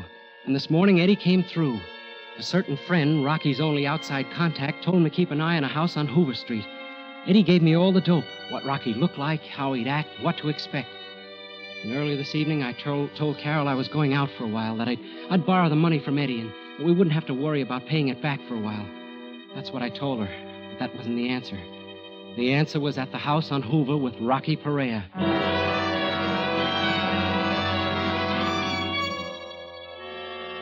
I waited there, hidden in the dark corner behind the incinerator. I kept thinking, making excuses. It wasn't up to me anymore. There wasn't any other choice. I needed money desperately. I needed help to get the money. I waited more than an hour, and then I heard footsteps come up the alley. He stopped before the open patch of light, just like Eddie told me. He was careful, very careful, making sure no one was staking him. I took a deep breath and hitched my weight forward. He was going to cut across the open for the back door. I remember thinking, now, do it for Carol, for the rotten, miserable Christmas. Do it now. Rocky! He froze for a split second, and almost faster than I could see, he ducked into a shadow and spun around. The street light didn't touch him. It glinted on something metallic in his hand, and even from where I was standing, I could see he had a gun pointed at me.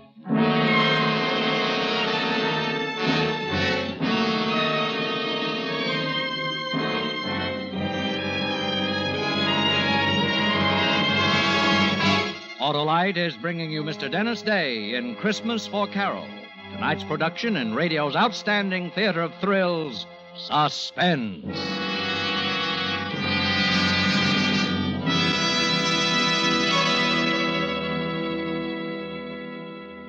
Say, Hap, are you going to the in-laws for Christmas? Yes, Harlow. That's rough. No, they're okay. Oh, I mean rough trip, unless you've replaced worn-out spark plugs with ignition-engineered Autolite spark plugs. They give your car sensationally smooth performance. I've heard of them, Harlow. Well, then you must know that they're designed by the same Autolite engineers who design complete ignition systems used as original factory equipment on many leading makes of our finest cars. That's why ignition-engineered Autolite spark plugs work perfectly with your car's complete ignition system. The folks really treat us right. You mean the Autolite spark plug dealers, eh, Hap? Well, they'll replace worn-out spark plugs with ignition-engineered Autolite spark plugs for smoother performance, quick starts, gas savings. After we visit them, we always find... Find what, Hap?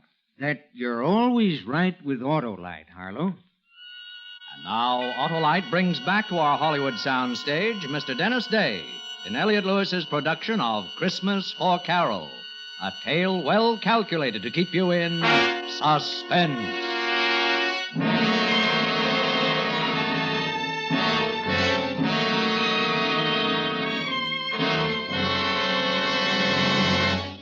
Rocky, don't shoot. It was a good thing I'd said it. His gun was aiming front and center. He crouched there looking at me, his eyes flat and hard, then his voice deep and tight and deadly. Who are you? I'm not a cop, Rocky. Come close so I can see you better. Sure, Rocky. I just want to talk to you. You call me Rocky. You been talking to anyone? I've been watching you. I know you're Rocky Perea. You've been watching me? What for? You're wanted, Rocky, and you need money. Who are you?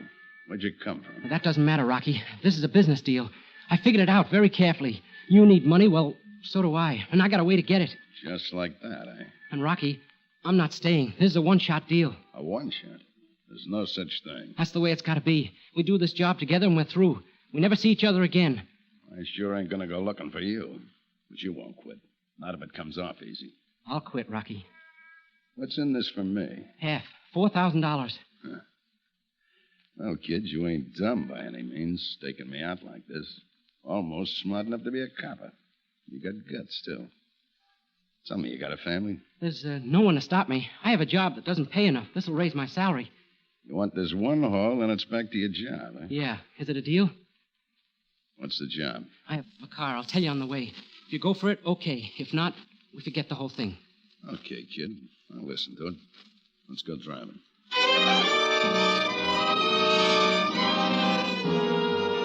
I told him what I'd planned and why I needed him, and he agreed to come with me. We drove to the Forbes' house. It was a small and old house, just big enough for the two of them. I drove down to the corner and parked, and we started back. Lucky there's no one on the street. Let's go up the alley. Yeah, Rocky. There's the back door. Look, no lights. They're not home. Oh, that makes it a cinch. Okay, go on, take it. It's your baby. Rocky, I'll have to break a window. Yeah. You want me to hold your hand?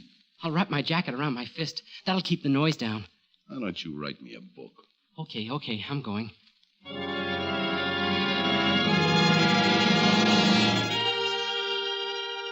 I was lucky. The side of the house was hidden from the street by a big tree, and there was light to see with from the Christmas tree in the living room. I wrapped the jacket around my knuckles, and with a short, sharp jab, broke through the window. It sounded like a cannon. The street being so quiet before, I was scared it would rouse the whole neighborhood. But like I said, I was lucky. I scrambled up the sill and dropped into the living room. I was pretty clumsy. I pulled out drawers, looked behind pictures, under cushions. I went in the kitchen and poked around the cabinets. I looked in the cookie jar, and I found a rolled-up wad of bills.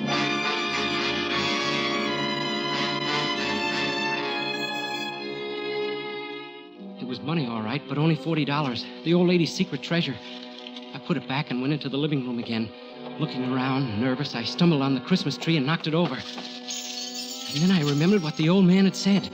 A Christmas present for his wife. And I knew it was somewhere on that tree. There were Christmas stockings and favors and little red boots in and around the tinsel and the lighted bulbs. And I found the $8,000 hidden deep in one of the stockings. Got it, Rocky. Let me see it. It's there, Rocky. It's all there. Yeah, $8,000. I guess I'll hold it. Come on, let's go. Take it easy. We're going to stick around for a while. Stick around? What for? Well, we got some money. How do we know it's all of it? Maybe they split it and put it in two places. We'll wait here and watch when they come in. They'll tip it. It was $8,000. That's what he withdrew. You asked for this, kid. Now do as you're told. We wait. I couldn't help being scared. My first job. My first and last. A one-shot. I wanted to get away fast, run, and put it behind me. But Rocky just stood there, like he didn't have a worry in the world. Listen, kid. They're ringing for us. They're wishing us a Merry Christmas. Wait. There they are. They're unlocking the door. You know, Harvey, the Christmas services were so beautiful. Sure were. This year in particular. Harvey, Huh? look, the tree. Someone's been in here, a burglar. Burglar? Oh, my cookie jar. I've got my house money hidden there.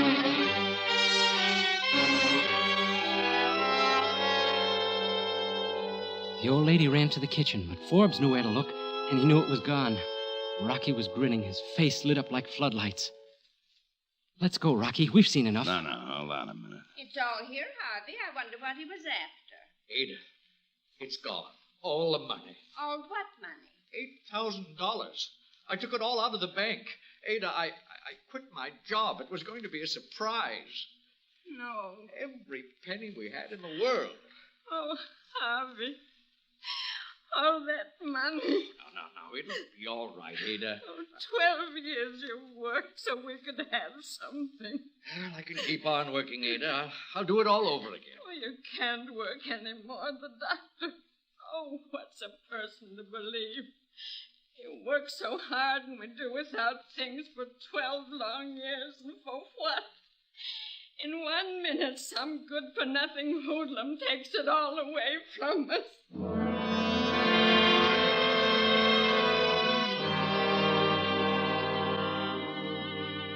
I looked at Rocky standing there next to me, his face split by that grin. It was funny to him, something to laugh about, to gloat over. That's why he'd stayed. Suddenly I knew I couldn't go through with it. Me, the guy who needed the money so bad, the guy with the bright one-shot idea. Quite a show, eh, kid? Come on, let's go. He moved off a few steps, but I just stood there, knowing what I was going to do. Come on, I said, let's go. Knowing what I was going to do. No, Rocky, we're not going. Huh? I said we're not going, and neither is the money. What's that? Don't, Rocky. I've got a gun, too. What's got into you? I'm going to give that money back, Rocky. I can't stomach this. Give it back. You're crazy. No, Rocky. I just didn't see deep enough. Old people like this. This was your idea. I ain't responsible for it. I know, Rocky, but I can make it right. Suppose I don't give you the money. Then I'll kill you, Rocky. Okay, kid. You got the gun.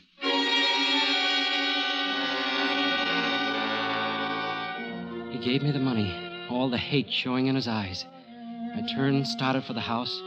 I gave him my back for a target, but he didn't use it. I knocked on the door. Yes, who? Paul, from the bank. I just had a fight with a guy, Mr. Forbes. Saw him jump from your window. I chased after him. Our window? You saw him? Yes, ma'am. I was walking past. I kind of figured he'd just finished robbing you. Well, did you catch him? Well, I couldn't hold on to him. He broke away, but not before I got this. Why, Harvey, the money. Yes. Oh, Paul, bless you. Oh, forget it. I'm only sorry I couldn't hold him. You say you fought with this burglar? Yes, he broke away before... We want to thank you, Paul. Forget it. I'll be going now. Oh, wait, Paul. We want to give you a reward. Oh, no. No, I don't want a reward. I'll have to be going.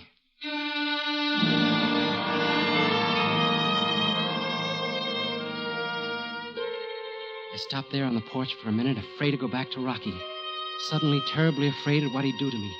The old couple was still talking, loud, like old people do. Yes, Ada. It all happened so fast. I'll always wonder about that boy. What made him bring the money back? He's honest, Ada. I know him from the bank. Oh, fiddlesticks, Harvey. He didn't fight with anyone.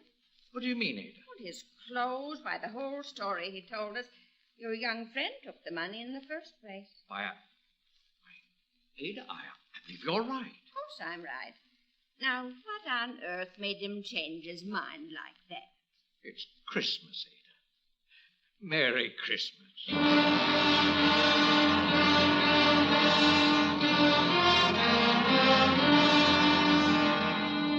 She'd known. The old lady had known all along. And it didn't make any difference. Why, she'd even offered to give me a reward. Suddenly I felt something strange, like being clean inside. Like being able to see something that wasn't there before. And the tightness, the fear eased a little. Now, let's go, kid. The car. Rocky. You did what you wanted. You just forgot that half of that money was mine. Now move.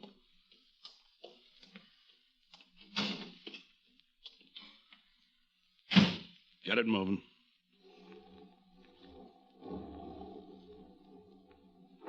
What was it you said? You need me, Rocky. You're hot. Rocky, I made a mistake. I want to team up with you, Rocky. You need money. I got away. I was wrong. Maybe the next job you won't get soft in the head. There's not going to be a next one, Rocky. I'm through. Through? You think I spent Christmas Eve with you because I like you? I'm out $4,000. I'm sorry, Rocky, but there's not going to be a next time. You think so, huh? Stop the car. All right. But I'll never see it different, Rocky. I found out tonight. If it's not these old people, then it's someone else taking it just as hard. You sure? You sure it's not Christmas doing this? I'm sure. It's not for me, Rocky. Huh.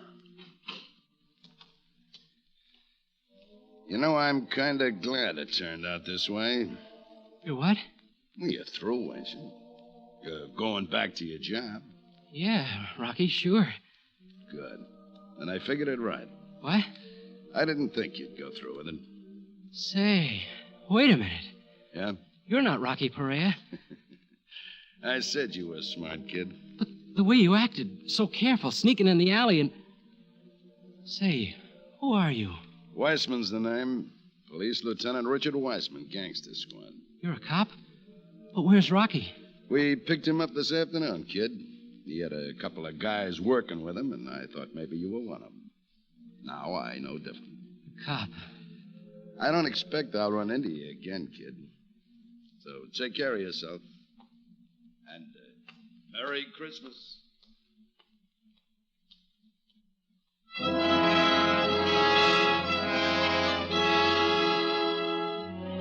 Lucky. All the breaks. But I was no better off than this morning. There was still money, 2 months paying the nurse. There was still the worry for Carol.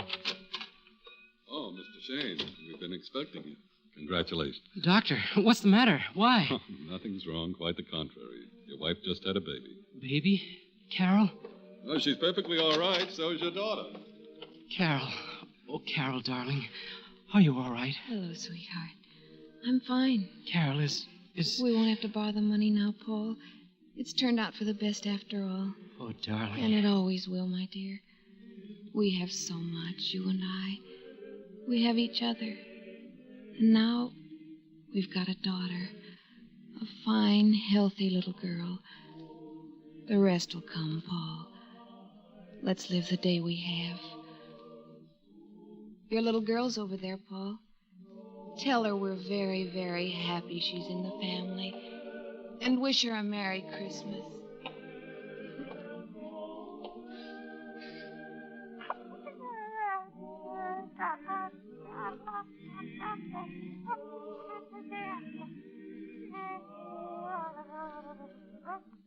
The first Noel, the angel did say, was to certain poor shepherds in fields as they lay, in fields where they lay keeping their sheep on a cold winter's night that was so deep. Look, Carol, look. She's smiling.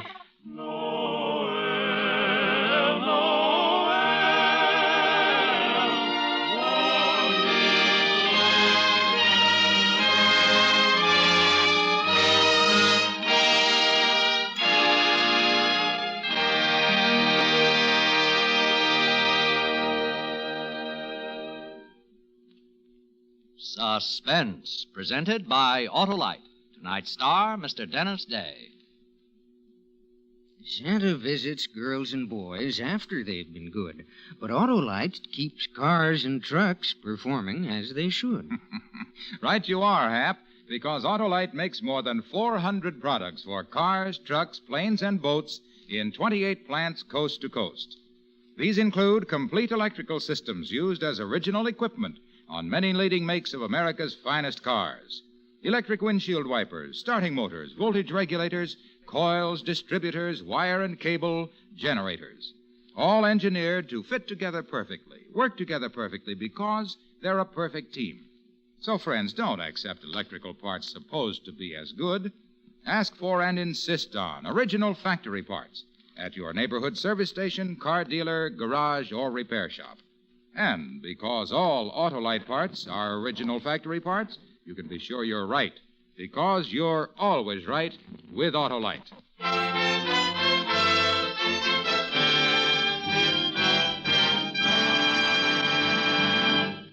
Next week on Suspense, Mr. Cornell Wilde, a star of A Ring for Maria. And in weeks to come, you will hear such famous stars as Mickey Rooney, Ginger Rogers, Eve Arden, and Ezio Pinza, all appearing in tales well calculated to keep you in suspense.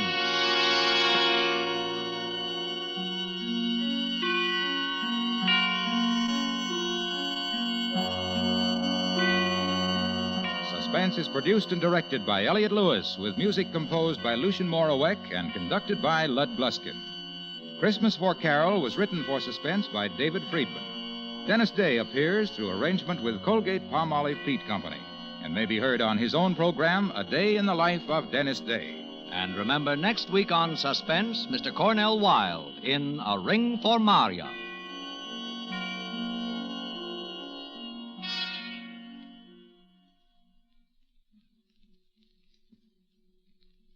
This is Harlow Wilcox again.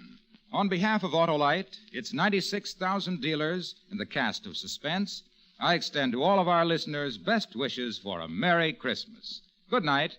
This is CBS, the Columbia Broadcasting System.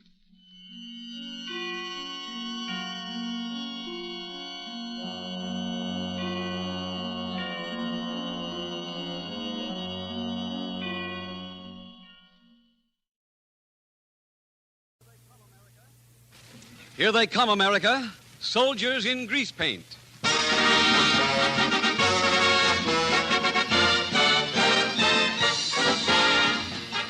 Ladies and gentlemen, this is truly a program of thanksgiving. It is a salute to the patriotic fervor of men and women from every branch of the theatrical profession who have done such a magnificent work entertaining the members of our armed forces both here and overseas. It is an humble acknowledgement of the ceaseless and untiring efforts of another group of self-effacing people, the workers who comprise USO Camp Shows, the organization that makes the wheels of a huge and complex machine run smoothly. In the next 45 minutes, you will hear from almost every corner of the globe. Washington, Guadalcanal, San Francisco, Panama. Here in our Hollywood studio is another battalion of soldiers in Greasepaint.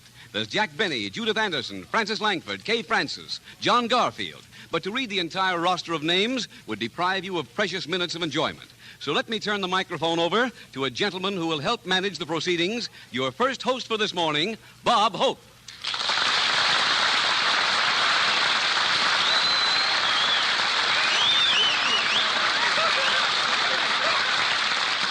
How do you do, ladies and gentlemen? This is Bob saluting the USO Hope, a great movement that's lifting the morale of our boys, whether they're in Alaska, Australia, or Albuquerque, so they'll never feel like the part I get of the turkey.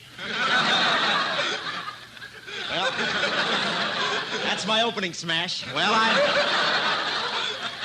I'm very proud to be on this show. I've just returned from a tour of the Army camps in Europe to boost the morale of the soldiers in the United States. And I want to say the USO sends actors to all the battlefronts. In fact, it's sort of a Lowe's circuit with foxholes.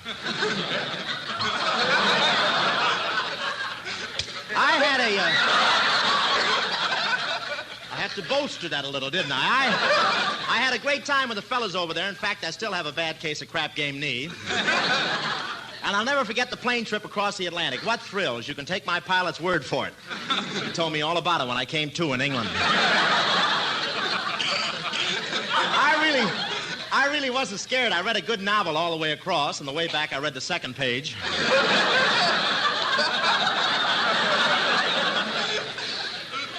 I wasn't nervous, but I was shaking so hard the pilot cut out both motors and my knees kept the plane in the air.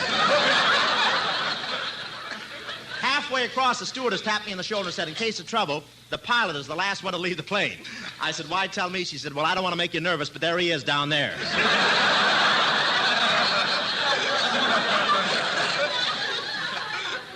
And what a time we had in London. The fog there isn't exactly thick.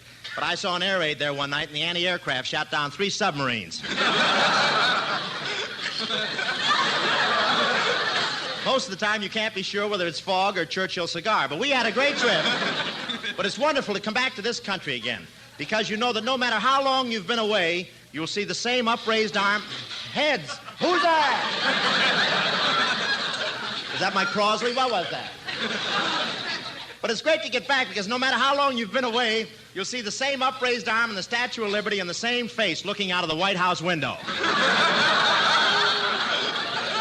And now, ladies and gentlemen, it's my pleasure to present a great guy, an up-and-coming young fellow who made a great name for himself on the dugout circuit, one of radio's foremost, Jack Benny.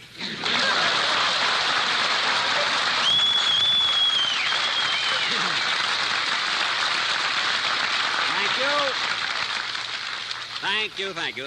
Say, that introduction was a little ambiguous, Bob. You said one of radio's foremost. Foremost what? Well, I cleaned up part of the speech, Jack. Oh, I see. It originally said one of radio's 4 most obnoxious comedians. Oh, it did? Who are the other 2? Well, now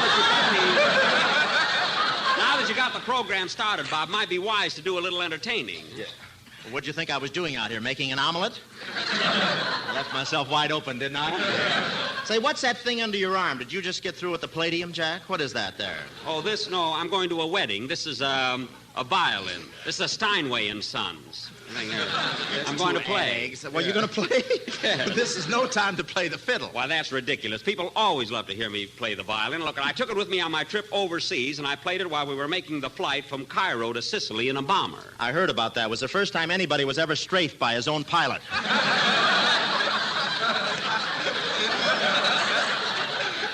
Look, Bob, he wasn't aiming at me. My G-string was out of tune, and he thought we were being attacked by a Messerschmitt. Now, if you don't mind, Mr. Hoppy. Well, it isn't me, Jack. It's for your own good. What do you mean? Well, I don't think it would be wise for you to play the fiddle at all today. You see, in a few minutes, we're going to listen to Heifetz. I didn't catch the name? Heifetz. He's in Panama, and we're soon going to switch the program there. Heifetz? Mm-hmm. Panama. That isn't the little fellow with the hat store there, is it? No, that's the little fellow with the fiddle, Yasha Heifetz. He plays the violin, and he's in Panama. Yasha Oh, of course. I remember seeing him in a nightclub there. Yasha Heifetz and his Panamaniacs. Great band. No, he doesn't play with a band. He's the Sinatra of the catgut. Look, the word is not... It's not Panamaniacs anyway. The word is Panamanians. Look, Bob, I know what the word is, and I know who Heifetz is, too, but I don't see how my playing will conflict with his at all. Our techniques are totally different. Yeah, he only has to put it under one chin. Yeah.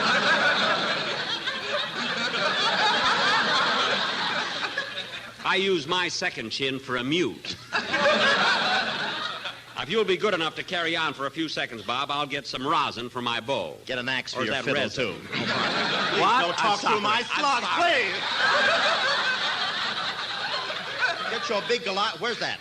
Let's try it with strings this time. Jack, since you're not going to give me a straight line. Jack, since you're so anxious to play, you'd better have the full advantage of the acoustics in this studio. If you'll just go behind the screen. Me behind the screen? Believe me, Jack, it's safer. Besides, we've fixed up a very delicate microphone for you. Well, that's very thoughtful of you, Bob. Oh, think nothing of it. The acoustics are important, I imagine. Let's see, now, where did I put my rosin? Are you ready, Jack? Yeah, okay. Start playing. Ladies and gentlemen, this is the finest excuse anybody ever had to switch a program. Even if Benny wasn't playing, I'd be delighted to announce that you're going to listen to Al Jolson in New York. Take it away, New York. Who has entertained our boys on more fighting fronts than any other soldier in Greasepaint. He's making his first appearance since recovering from a very serious illness. Al, what were the favorite songs that the boys asked you to sing abroad? Well, in Sicily and in Italy and in Africa, England, Ireland, Alaska, Mammy and Sonny Boy were probably the favorite songs. Of course. I sung them so much, honestly. If the boys didn't get sick of them, I did. So, since I've been back, I've seen one show and I heard a great song. I think it's the greatest song I've heard in years. Of course, everybody knows the song. Maybe the boys haven't heard it yet over there. Will you sing it now? Well, I sing it. I don't want to tell you the name of it because the minute I do it, everybody will know what it is and probably tune out. So if you don't mind, Brother Miller, will you play? Take it.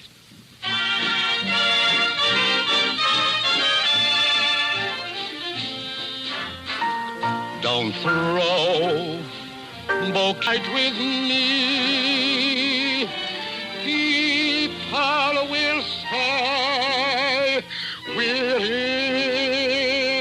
in love.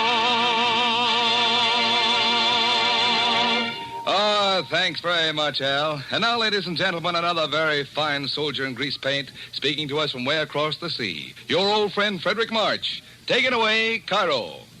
Lands, for the first time, have had ample opportunity to compare these lands with home. To compare standards of living, food, sanitation, and from every angle.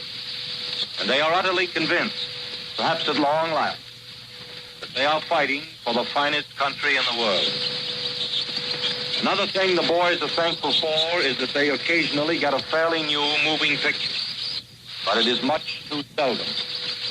Once or twice they have had a first showing, that is the world premiere of a film. This was in the Central Africa area. And they were thrilled and grateful. They can't understand why they should be shown so often movies which many of them saw at home 2 or 3 years ago. And I can't understand why every movie that now comes out of Hollywood should not be shown first of all and immediately to the armed forces overseas. Or at least let the boys here see them at the same time they are shown at home. I assure you it would build morale tremendously. But even more important than movies as a morale factor is mail. We have so little conception at home of how extremely important it is to the boys. They want more and more mail and news from home. Several commanding officers have told me that if it ever happens that their men were without mail from home for 3 consecutive months, they could not possibly be responsible for anything their men might do. Mail is usually rated as second in importance to food as regards morale. But many boys that I have talked to claim it is even more important than food. Always remember that morale overseas is spelled M-A-I-L. A Thanksgiving letter from you today and every day will make some soldier thankful and grateful, I assure you. In closing, may I say in all sincerity, I believe there is nothing the citizenry of America could be called upon to do in the way of sacrifices that would make up for what these boys are doing for you. Thank you, Frederick Marsh. A little way, New York.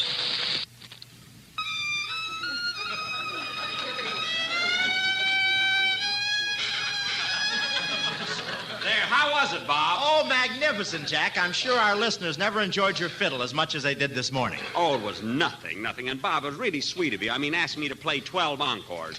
Would you believe it? I wasn't even conscious that an audience was listening to me. You have no idea how it helped. You know, only one thing bothered me, Bob, from a musician's standpoint. I mean, you know how fussy I am about perfection. Well, when I reached the legato passage of Love and Bloom... Yes? Well, I'm afraid I put too much bravura in the tremolo, and I think I loused up the andante. Do you think anybody noticed it? Nobody, Jack. Not a soul. That relieves me. Jack, I've got a confession to make. When you started playing, we switched to New York. You switched to New York? You mean you cut me off the air? Well, we only stayed in New York 2 minutes. Oh, only 2 minutes. Then you switched back to me. Well, not right away. From New York, we switched to Cairo. Cairo. Oh, then you came back to me. Then you came back to me?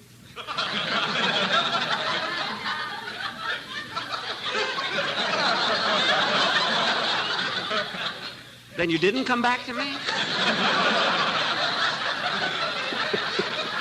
That's about all you can do with that line, anyway. I was going on till my Sunday broadcast with that one. No, Jack, we didn't come back. Well, Bob, what part of my violin solo came over the air? The part where you loused up the andante. Yeah. Well, of all the dirty tricks, what was so important that you had to cut me off to switch to Cairo and New York? Well, there was artists, Frederick Marsh. I know he's good, but is he so good that I should be sacrificed? I'd understand it. You know, if you cut me off the air to hear somebody like Al Jolson, the world's greatest entertainer. But... Jack, when we switched to New York, we picked up Al Jolson. Him I can't stand at all. With your legs, you're lucky you can stand. Listen to Charles Atlas. Look, Hope, I'm going to play right now, and everybody's going to hear me. You understand? Well, if you must, Jack, go behind the screen again. All right. I never heard of such outrageous. Are you ready, Jack? Yeah, just a second. Now, ladies and gentlemen, we're honored to bring you Brigadier General Joseph W. Byron, Director of Special Services, Army Service Forces. General Byron will speak to you from San Francisco. Take it away, San Francisco.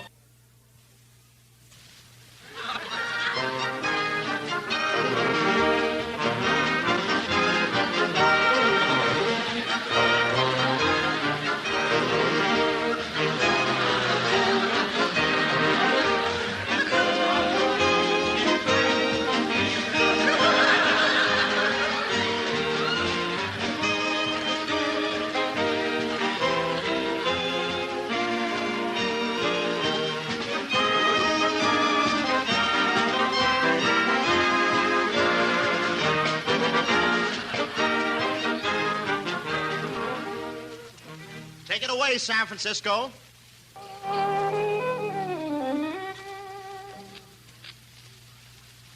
We are again on the road to see if our 45 USO shows are keeping up the good work.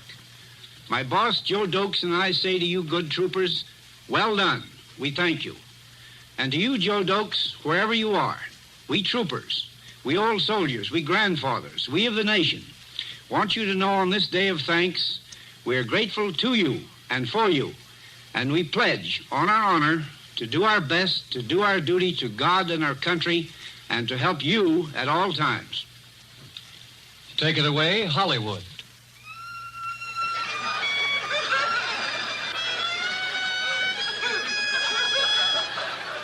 Oh, that was wonderful, Jack. Well, it felt better. I didn't make any mistakes at all that time. Not one. Say, listen, I'd like to hear that violin solo of mine. Did they make a recording of it? Yes, they did, but something went wrong with the recording outfit here, and they had to cut the record in Panama. In Panama? Yeah. I'm sure it'll sound good, though. Would you like me to switch into Panama and have them play it back for you? Well, if it isn't too much trouble. Oh, not at all. Ladies and gentlemen, Oh, Jack, if you go behind the screen again, you'll find the reception much clearer. Oh, thanks. Yeah, I bet it'll sound pretty good coming all the way from Panama. Ladies and gentlemen, we take you now to Panama, where Yasha Heifetz is waiting to delight you with the magic music of his violin. Take it away, Panama.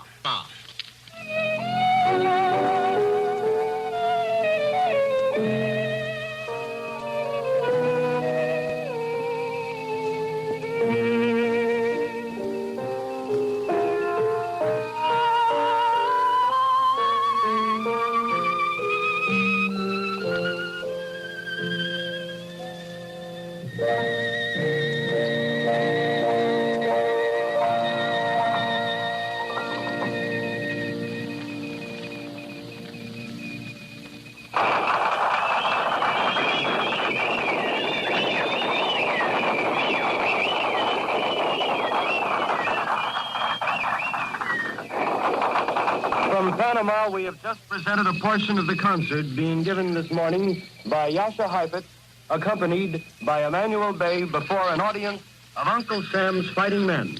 This is Captain Phil Lampkin speaking. Take it away, Hollywood. Wasn't that marvelous, folks? Did you ever hear such masterful playing? Hey, my record really sounded good, didn't it, Bob? Good. Nobody can play like that. Yeah, I could hardly believe it was me. I'll have to get that record. I'll see you soon, Bob. Okay, Jack. How can a man make a censored word out of himself like that? Well, according to my notes, it's time to bring on a few more soldiers in Greasepaint, and here is a feminine task force who entertained not only our boys overseas, but also appeared before Queen Elizabeth and the royal family. Led by the lovely Kay Francis, they did a bang-up job, and here she is to present them, Kay Francis. Thank you. Thank you very much. And now all I can say is that, well, we had a wonderful time.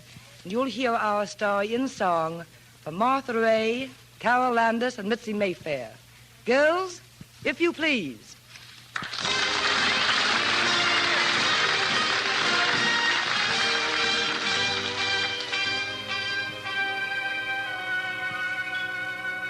We shall not forget the buddies that we met Sunday, Monday, and always. We wore GI boots and long-drawered union suits. Sunday, Monday, and always. We miss that sandy bed so snug to sleep at night. We miss those itsy-bitsy fleas and flies that bite and bite.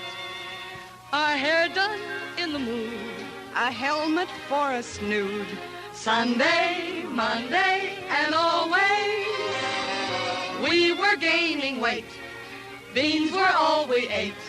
Sunday, Monday, and always. Out of bed we'd roll, then bathe in a bowl. Sunday, Monday, and always. We knew the boys would meet and greet us like a pal. We brought the very things they needed for morale, a gal. So to those fighting men, we would go again. Sunday, Monday, and always.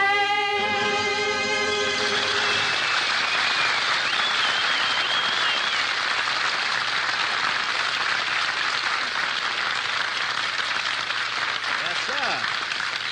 Aren't they wonderful? And now to show you that we cover every field of entertainment from Joe Miller to Shakespeare, I'm proud to say that we have with us today one of America's most outstanding dramatic actresses. She's a real soldier in Greasepaint, too, and was the first Hollywood representative to play for our men in the South Pacific, introducing Miss Judith Anderson.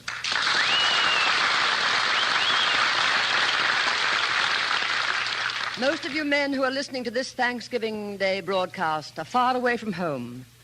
Many of you have not seen your wives or sweethearts, your mothers or sisters for months, or perhaps for years.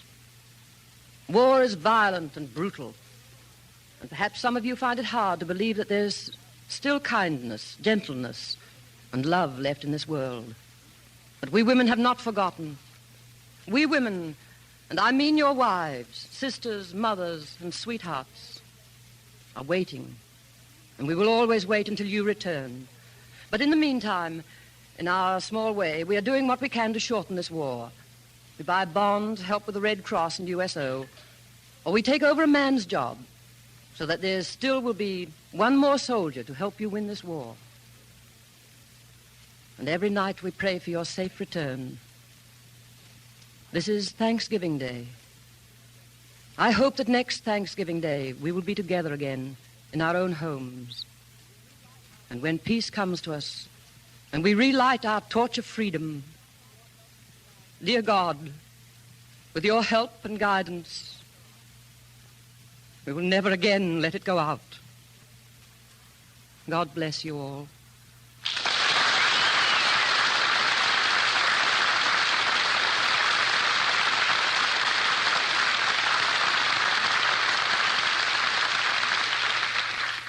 Thank you, Miss Anderson.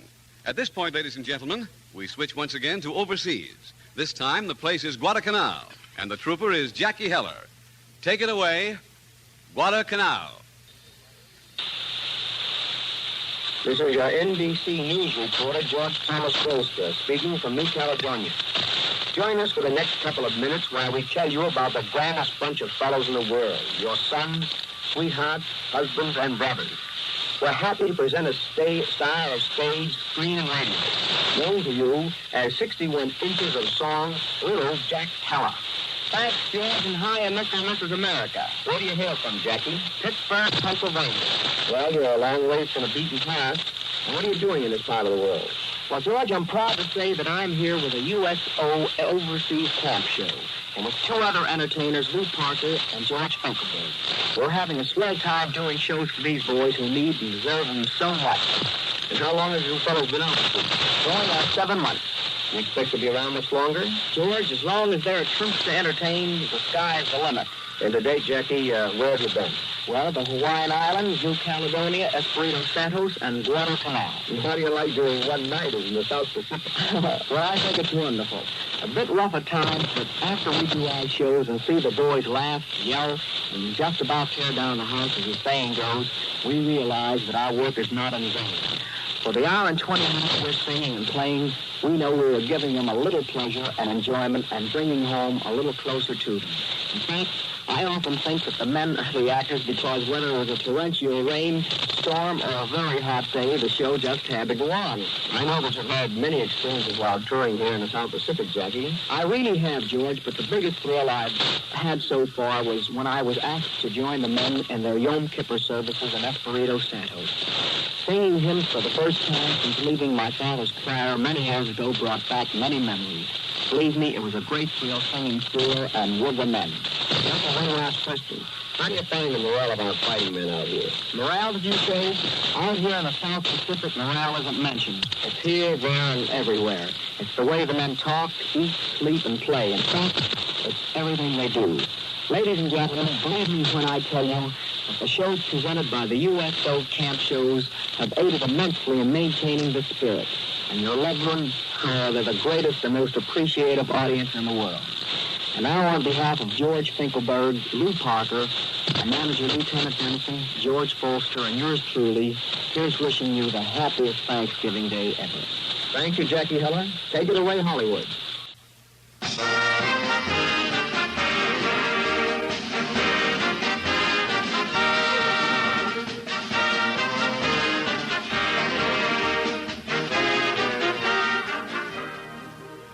We pause briefly for station identification. Ladies and gentlemen, we continue with Soldiers in Greasepaint from Hollywood. And now I'd like to present one of Hollywood's most charming stars, the lady who was one of the original overseas gals, that beautiful English actress, Merle Oberon.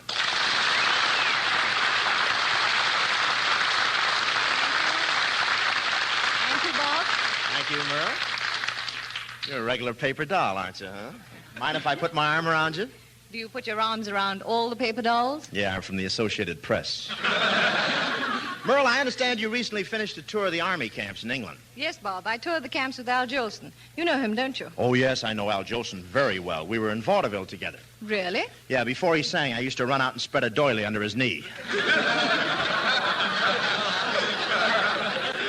Bob, you recently got back yourself from England, didn't you? Yes, Merle, and I must say I created a sensation when I appeared at Buckingham Palace. Oh, yes, I heard you did. Bob, you know you're supposed to wear silk knee breeches when you appear before the king. You're supposed to wear silk knee breeches? That's right. You're not supposed to walk in with just your long underwear pulled up tight. Bob, wasn't it thrilling to see the British and American boys sharing everything? Even the same reading room in the canteen. Yeah, but our boys have one bad habit. They cut pages out of the magazines. They do? Sure. In fact, for 6 months, the British thought Esquire was a magazine about what the men are wearing.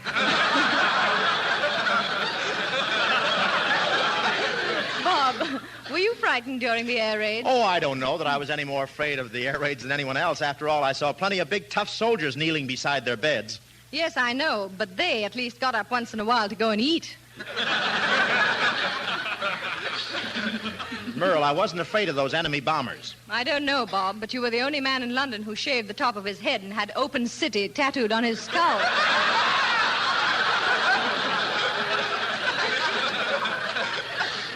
Well, I wasn't sure they'd see the white flag hanging on my nose.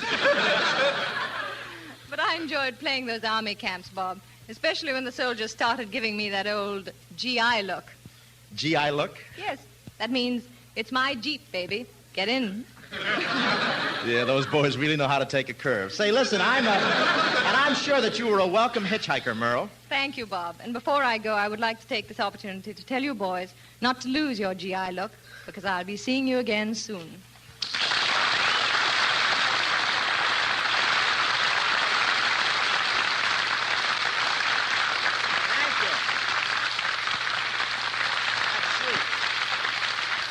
Thank you, Merle Oberon. And now another USO star who toured Alaska and the Aleutians, our old friend, Senor Professor Jerry Colonna.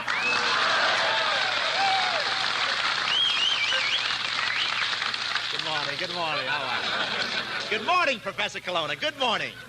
Morning. Is that what that stuff is out there? You look grand. Look at that stash. It's good today, isn't it? Yes. Only man in the world can kiss a girl and give her the brush off at the same time. Professor, we had a lot of fun up there in Alaska, didn't we? Yes, indeed, we did. But one thing I want to know, Colonna, about that Alaskan trip, why were you always hollering mush, mush? Oh, they made me wait for my breakfast. Not this morning, though. I was too early for it. Yeah, get in line. Say, when we came down through Alaska, did you notice those mounted policemen? Oh, they're nothing. No hope. I was a mounted policeman before I was born. You were a mounted policeman before you were born? How is that possible? I lied about my age.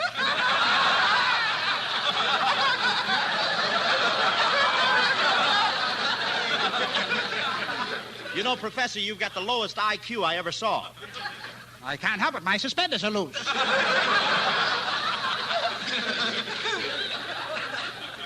You know, you give me the willies. Okay, but I'll have to take the tires off it first. Tell me, Professor. Yes? Did you like Alaska? Ah, yes, wonderful place, Alaska. You know, Hope, I followed the Alaskan customs easily. I got so that I even tried whale meat. Yes, I know. I saw you one night struggling with that big hunk of blubber. Sir, you are speaking of the woman I love. So you had a lot of fun up there, huh? Ah, yes. The first day I was in Alaska, I met a lovely girl, and I sure enjoyed kissing her.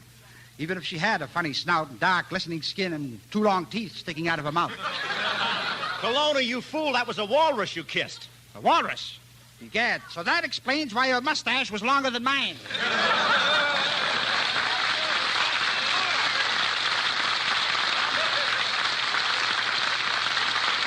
Marvelous, Jerry. Go back and stick your head back in the icebox. And now to Washington, D.C., and Rear Admiral Louis E. Dunfeld, Acting Chief of Naval Personnel. Take it away, Washington. In October of 1941, the War and Navy Departments jointly requested the organization of Camp Shows Incorporated in its present form.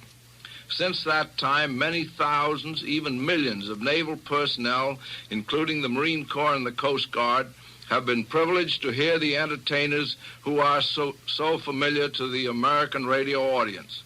Realization of the privilege has helped to maintain the ties with home which naval personnel place so highly in rating the assets of life in a democracy.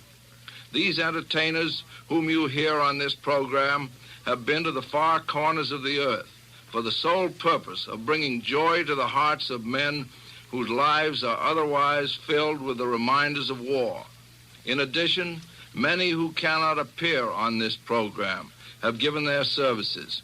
These services have been contributed gratis when the individual could afford to do so. But gratis or not, the same generous spirit has been common to all. The entire entertainment world of radio, stage, and screen has combined to contribute its bit to reminding the serviceman or woman that the American people are grateful for the service he or she is performing. In the background of this picture, but essential part thereof, are the musicians, the writers, the stage hands, the costume designers, and the many other unseen workers who contribute to make camp shows the great success that it is. The entertainment varies from the one-man show to a fair-sized company, and all are received with enthusiasm at home and abroad. These groups are being maintained in spite of the demands which war makes on the manpower of the entertainment world as well as on all other professions.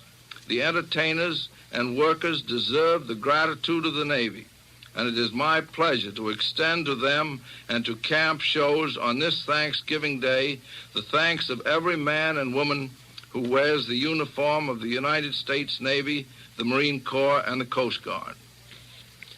Thank you, Admiral Dunfeld. Take it away, Hollywood.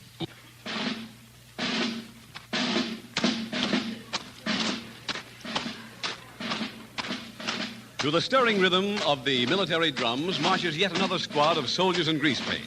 As they approach, we can make out the rollicking features of Andy Devine, the elfin smile of Jimmy Burke, and the lovely, lively figures of Jinx Falkenberg and Fay McKenzie. Here, indeed, is a detail of veteran entertainers who have brought joy and spiritual comfort into the hearts of our boys everywhere. Listen. Detail, ho! Miss Falkenberg, Miss McKenzie, Jim Burke, I hold in my hand a citation for each of you for your work in the Army camps of America and your appearances in the war zones overseas. Miss McKenzie. Thank you, Andy.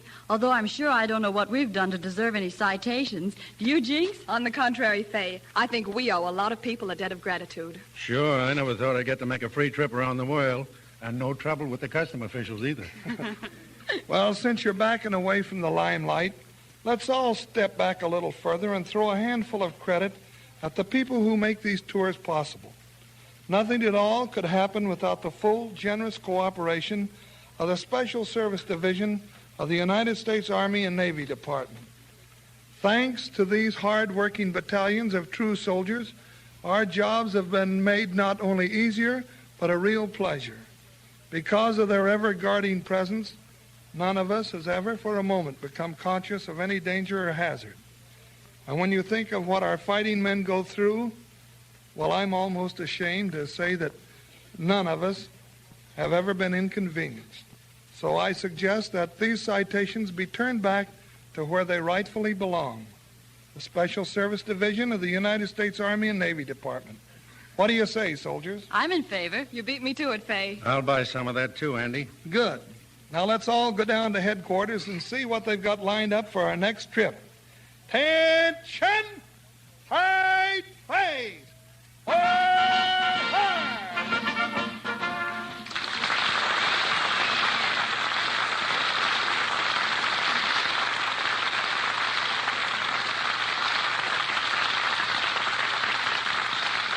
We salute you, Andy Devine, Jim Burke, Jinx Falkenberg, and Fay McKenzie. And now here he is, Jack Benny, once again. Ladies and gentlemen, on my trip overseas, I have the good fortune to be accompanied by one of the sweetest persons in the industry. If they ever hand out medals for good trooping, wonderful entertaining, and plain downright loveliness, my nomination goes to the charming Anna Lee. Anna, will you step up here, please?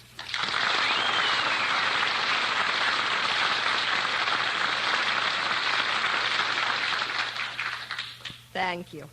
And, Jack, that was as beautiful a compliment as I ever hoped to hear. Well, I meant it sincerely. Folks, Miss Lee has the distinction of being the only Hollywood star to play a return engagement in the Sicilian theater of war. May I say, Jack, that I don't consider it a distinction at all. I think it's a privilege. Oh, Jack, there's a friend of mine here in the studio, and I'd like the pleasure of introducing him. It says here, pray do.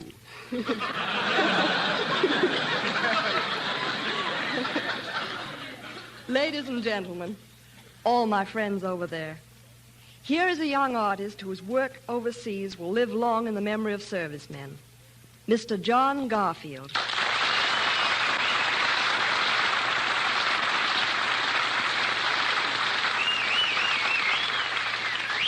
Thank you, Anna.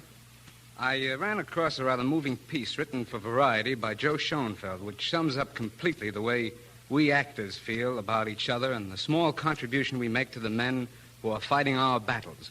With your permission, may I read it? I'd love to hear it, John. I am the spirit of all actors. My name might be Jolson or Brown, Francis or Ray, Benny or Hope, Cantor or Landis, Tony Romano, Kelly or Adler, Grace Drysdale. My name is Carol Lombard, Roy Rognan, Tamara. I'm an acrobat, a singer, a comedian, a dancer, and a tragedian. I'm the soubrette, the ingenue, the juvenile, the leading man. I'm the modest performer, and I'm the star. At this moment, I'm playing in a tin hut somewhere in Alaska, a camp in Australia, a makeshift theater in the Caribbean.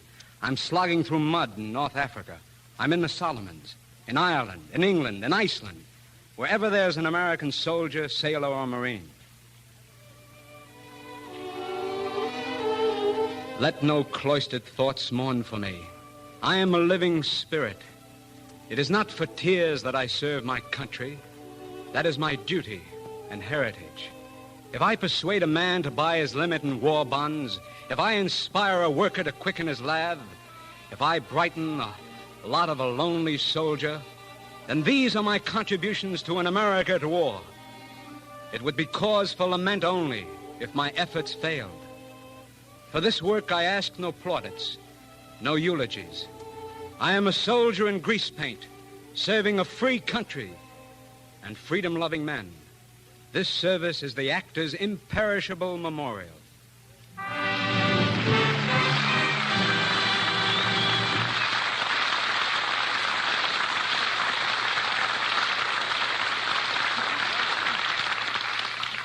Beautifully done, John.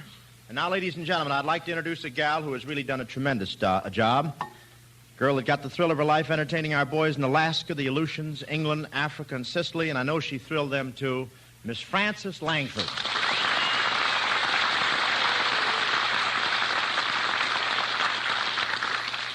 Thank you, Bob. It was a wonderful experience, wasn't it? And gee, wasn't it thrilling when we first touched American soil again?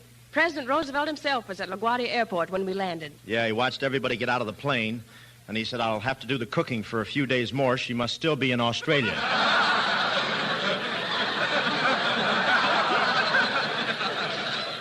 I thought England was wonderful. You were born over there, weren't you, Bob? Yes, Francis, and right in my old neighborhood, the Luttwaffe dropped tons and tons of bombs. But the house I was born in is still standing up. Isn't that a miracle? No, if it stood up under what the stork dropped, it can stand up under anything. Thank you, Francis Langford. Well, that just about brings us to the bottom of the page, folks. I think you all understand the purpose of this program, and I'm sure you'll all respond very generously. Bob, before we tie this thing up, I want to say something publicly that I've been saying privately for a long time. Well, what is it, Jack? Well, I think if our servicemen took a vote, you'd be elected as the man who has brought them more laughter and joy than anybody else. That's all. I mean it from the bottom of my heart. Jack, I'll treasure that statement as long as I live, coming from a man who not only has no peer in the entertainment world, but a man who slogged his way through tough terrain, doing as many as 5 and 6 shows a day for our boys, no matter where they were. But you know, Jack, if everybody at home just kicks in a little harder to the National War Fund, lots more fellas and girls can go over and make them really happy. Well, don't worry, Bob. They'll kick in. Well, I'll be running along. Got to start working on my program for Sunday. Yeah, well, I'm going back to bed, too. Come on.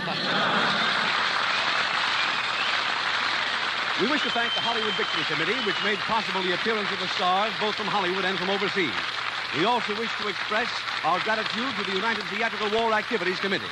The orchestra was under the direction of Thomas Peluso, and the entire program was under the supervision of Phil Rapp and produced by Bob Seale. Soldiers in Greasepaint has been a presentation of the National Broadcasting Company and came to you from Panama, Washington, Cairo, San Francisco, New Caledonia, New York, and Hollywood. This is the National Broadcasting Company.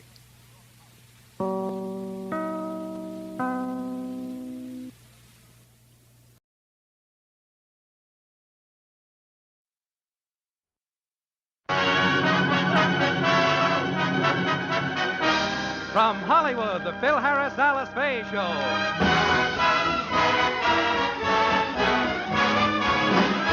For your enjoyment, here is the Phil Harris Alice Faye Show. Written by Ray Singer and Dick Chevrolet, with Elliot Lewis, Walter Tetley, Robert North, Janine Roos, Ann Whitfield, Walter Scharf and his music, yours truly, Bill Foreman, and starring Alice Faye and Phil Harris.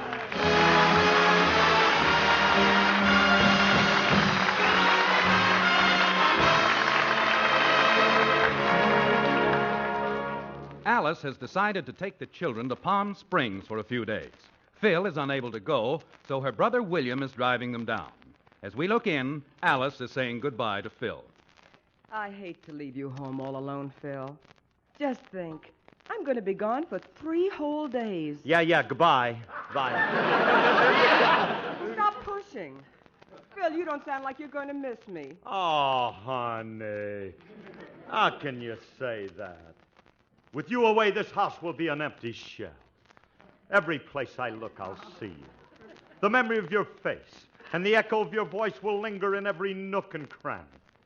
And I promise... Oh, for heaven's sake, Philip, stop being so corny. You're such a square. Shake hands with Alice and tell her goodbye. What do you mean, shake hands? I'm going to kiss her goodbye. Oh, I wish you wouldn't. Every time you do that to my poor sister, it makes me sick to my stomach. Stop it, Willie. Phil, are you sure you're going to miss me? Oh, what a silly question. Of course I am. While you're gone, I won't know how to spend the weekend. I'll be lost. Oh, Willie, did you hear what Phil said? Yes, he said he's planning on spending a lost weekend. Willie, you're being a nasty little man. One more crack like that and I shall retaliate. You won't dare strike me. I'll do worse than that. The next time you have an angel food cake in the oven, I'll stomp on the kitchen floor. Look, don't worry about me, Alice. I'm going to be working over the weekend anyway. In fact, I'm having the band over tonight to rehearse some classical numbers. Classical numbers? Yeah, you know, stuff like Beethoven's Fifth and Schubert's Moonshine Sonata. Oh, well, as long as the boys are just coming over here to work and not to play poker all night, okay. Oh, you know we wouldn't do that. We would... Uh-oh. Come in. Alice, I assure you that the boys are just coming over to work. Mr. Harris, I got the stuff you ordered for tonight. What stuff? Carton of ice cubes, 4 fresh stacks, 2 cases... Wrong house! Get out! Get away! Come back later. So you and the boys are going to work tonight, huh? Yes. And what are the cards for? Oh, the cards. Oh, yeah, the cards. Well, they're card stunts like they have at a football game. You see, the musicians will hold the cards up in front of them, and it will form a full head of Petrillo. With teeth. Oh, I see. I wish my old lady was that gullible. Now, Phil, the card stunts might make sense, but do me a favor. Explain the ice cubes. Yeah, go ahead. I'm anxious to hear this one myself. We use the ice cubes for sound effects. Oh, I see. I don't. Explain it, Bud. Explain it. All right. We just happened to be going to rehearse first the waters of the Minnetonka. And in order to get the proper effect, we have Remley breathe on the cubes, and when they melt, we get a dripping sound. Phil, I have to hand it to you. That's not bad. It ain't good. Just one more thing, darling. What's in those 2 cases? The case. The one on the left is the case of clarinet reeds for the woodwind section.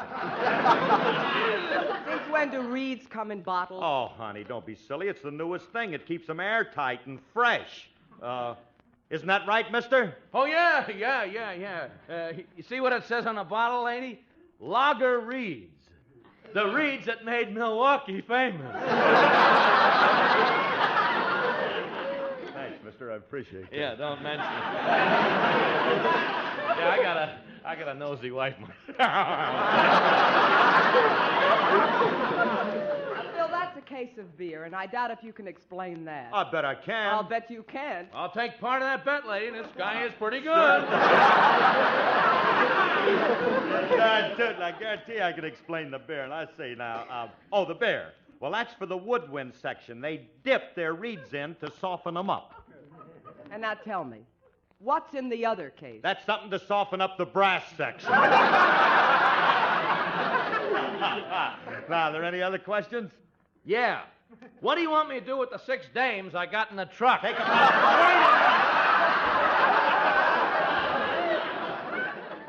Now, that I didn't order. I know, but just for fun, let's see how you get out of that one. Excuse like that for my old lady. Will you get out of here?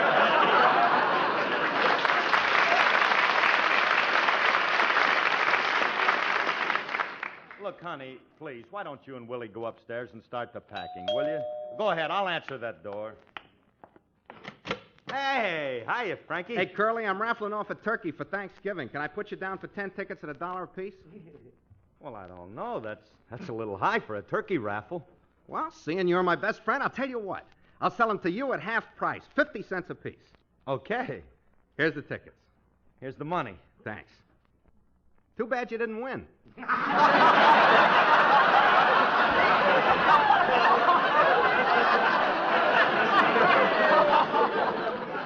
What do you mean I didn't win? Wait till I hold a raffle, will you?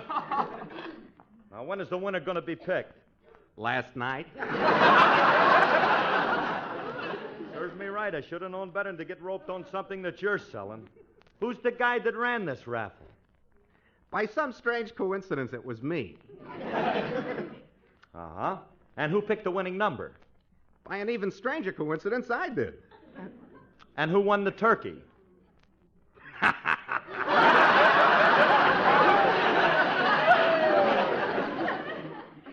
Any more stupid questions? Look, I don't understand you, Remley. How can you do a thing like that? I didn't do it for me. I did it for you and Alice.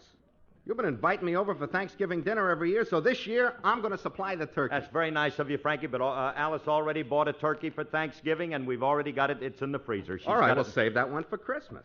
Let me surprise Alice with my turkey. I got it out in the car. I'll go get it. All right, go get it. Do you need me to help you? No, you stay here and sing. Frankie. Ooh, you're asking me to sing. Well, why not? I'll be outside and won't hear it anyway. Go ahead.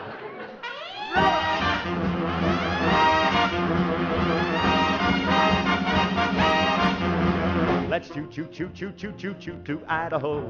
Come on, let's go. Let's choo-choo to Idaho. Oh, Mr. Engineer, let's hear that whistle blow to let 'em know we're on our way to Idaho.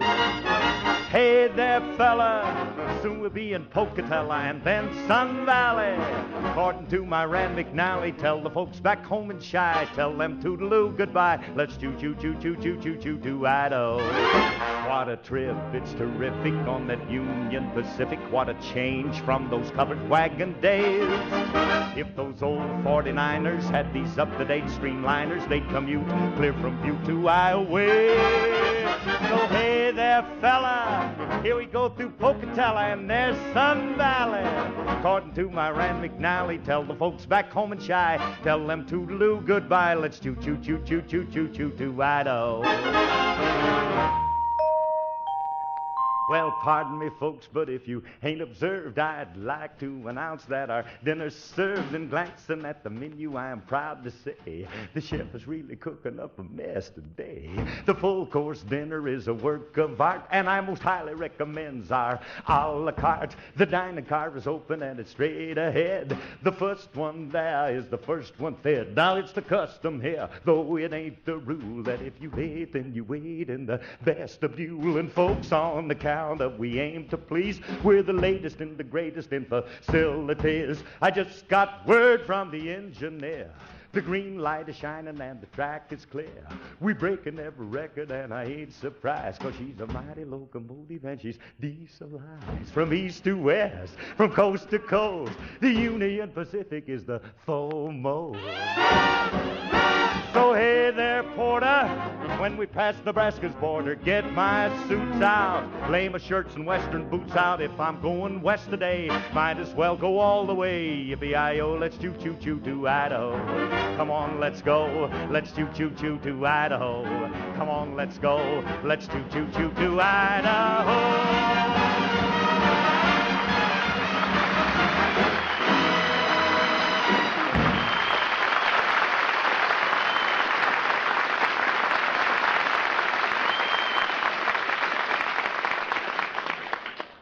Curly, is it all clear in there? You through singing?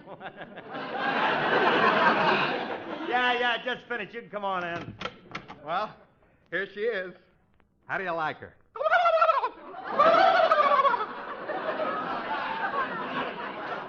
How do you do, miss? I'm always glad to meet a girlfriend of Frankie. Now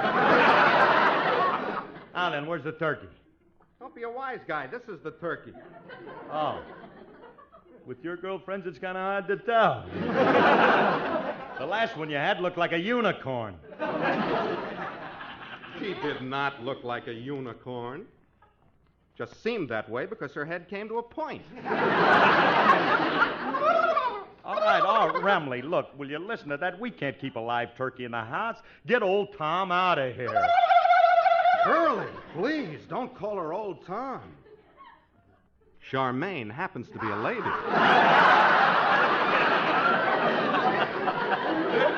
Charmaine? Ooh la la, a French turkey yet, huh? She's very sensitive. You better apologize to her. Oh, by all means, I shall. I beg your pardon, madame. Mademoiselle. She's not married yet. Well, propose to her and get her out of my house. Look, if Alice sees a live turkey in her living room, she'll yell blue murder. You can't keep a thing. She doesn't have to see her. We'll hide Charmaine in the closet until after Alice leaves. We'll surprise her when she gets back from Palm Springs. All right, anything. Come on, Frenchie. Now, get in there. Look, Frankie.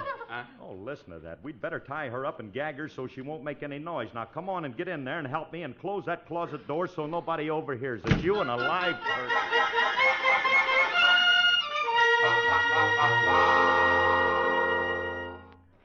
Well, Willie, I guess I'm all packed. Will you ask Phil to help carry the suitcases to the car? Very well, Alice. I'll get him. If I were Alice, I wouldn't trust Philip home alone. He needs a keeper. He's nothing but a middle-aged juvenile delinquent. Philip, Alice wants you to come out to... Well, that's funny. I could have sworn he was here in the living room. I never what. Somebody's in that closet. I wonder who it is. I'll just sneak up and listen. Hey, Curly, will she be all right in here? She won't smother, will she? Nah. She'll be all right.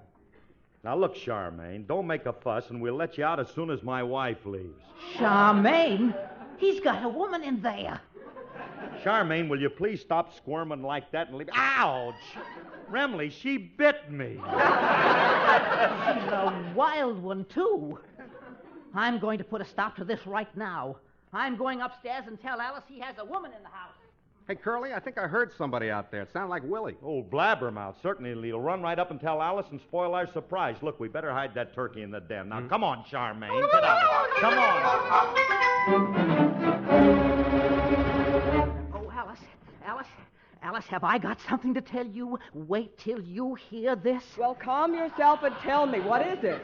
Alice, I'm not one to start trouble between you and your husband. But it gives me a great deal of pleasure to inform you that Philip is unfaithful. Oh, what are you talking about? Philip has a French hussy named Charmaine hidden in the living room closet. Oh, Willie, stop being ridiculous. If you don't believe me, look in the closet yourself. I have no intention of looking in the closet. But, sis, this is the opportunity I've been waiting for 9 years.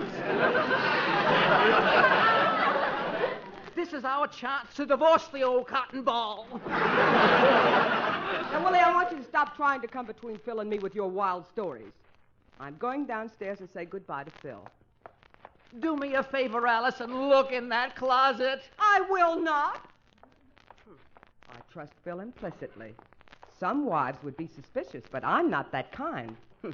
I'd no more think of snooping around. Oh, there you are, Alice. Hi, you all ready to go? Yes, dear. I just came in to say goodbye. Well, so long, honey. Have a nice time, dear. Remley, let go of her. Take care of yourself, dear. Goodbye. Goodbye. Bye. Bye now. Now, how did I ever happen to walk into this closet? It's a natural mistake. You've only been living here 9 years. How should you know where the front door is? Well, so long, fellas. Yeah, so long. Bye. Alice, the door ain't behind the curtains either. Oh, I'm a little confused. Well, so long. Curly, what's she doing under the couch? Kissing her mother goodbye. Short chain. Hey, Alice, what are you looking under that couch for? Oh, is this the couch? I guess I'm getting nearsighted. Well, bye. Goodbye. Bye. Yeah, goodbye. Hey, she finally found the door. Yeah, this kid knows what she's doing every minute. Oh, what now? What can it... All right, come in. Mr. Harris, my name is Homer Feinschreiber, and I just flew all the way out here from Altoona, Pennsylvania.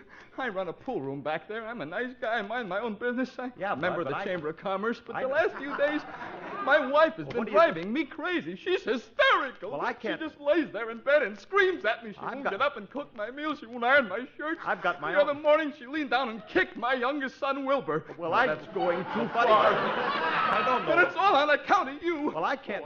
You don't know me. I have no right to come breaking into your beautiful home like this, but you've got to tell me something so I can go back and tell my wife, Mr. Harris, what is the thing?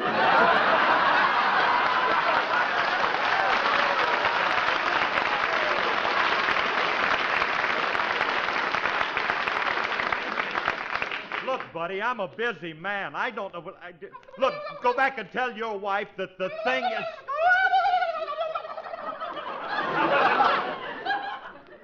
Mr. Harris, I'm sorry.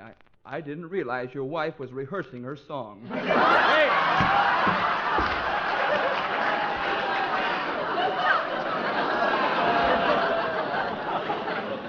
Look, Brimley, I got live turkeys, people breaking in from Altoona. What are you trying to do to me? I can't stand all this trouble. Why don't you take that turkey of yours and give it to somebody else? After all, I told you, we got a turkey in the freezer. Yeah, but I'll bet the turkey Alice bought ain't as good as mine. It looks pretty good to me. What do you know about turkeys?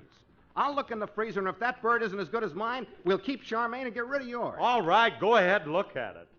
All this darn fuss over a turkey. Just as I thought I knew I'd catch you with a whoa. Oh,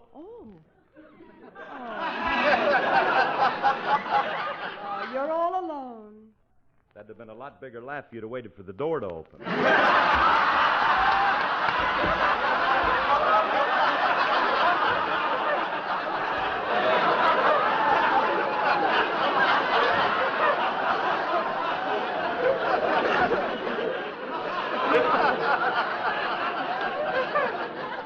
But as long as you're here, what now?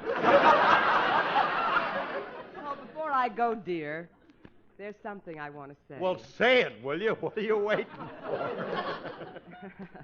For the band to pick up their instruments. Oh.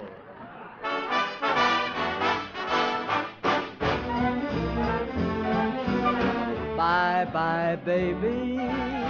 Remember you're my baby when they give you the eye. And just to show that I care, I will write and declare that I'm on the loose, but I'll stay on the square. I'll be lonely, but even though I'm lonely, there'll be no other guy.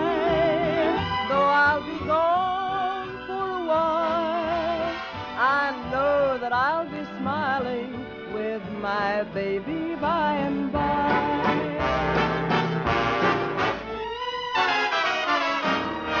Bye-bye, baby. Remember you're my baby when they give you the eye. Although I know that you care, won't you write and declare that though on the loose, you are still on the square? I'll be lonely, but send that rainbow to me, then my shadows will fly. Though I'll be gone for a while, I know that I'll be smiling with my baby by and by.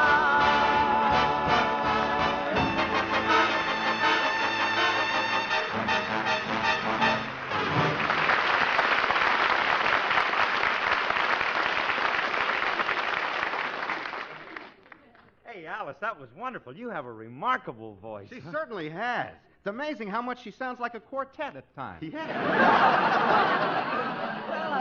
I guess I'm ready to go now. Yeah, well, go already. Well, bye. Goodbye.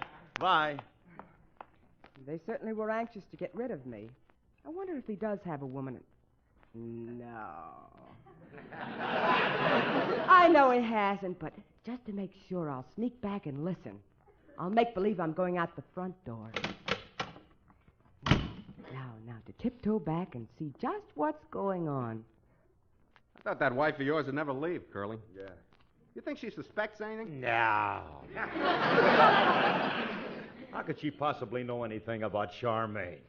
He does have a woman in the house. Well, Frankie, look, after comparing the two, what do you think?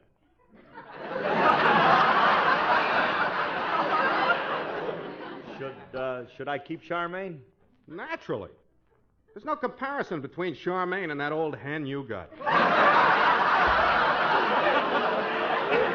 Old hen?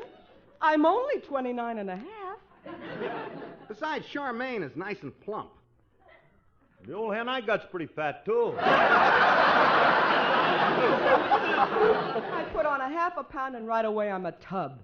Look, Frankie, maybe I ought to keep the one I got. Oh, don't be ridiculous. Charmaine is young. That one you got has seen better days. True.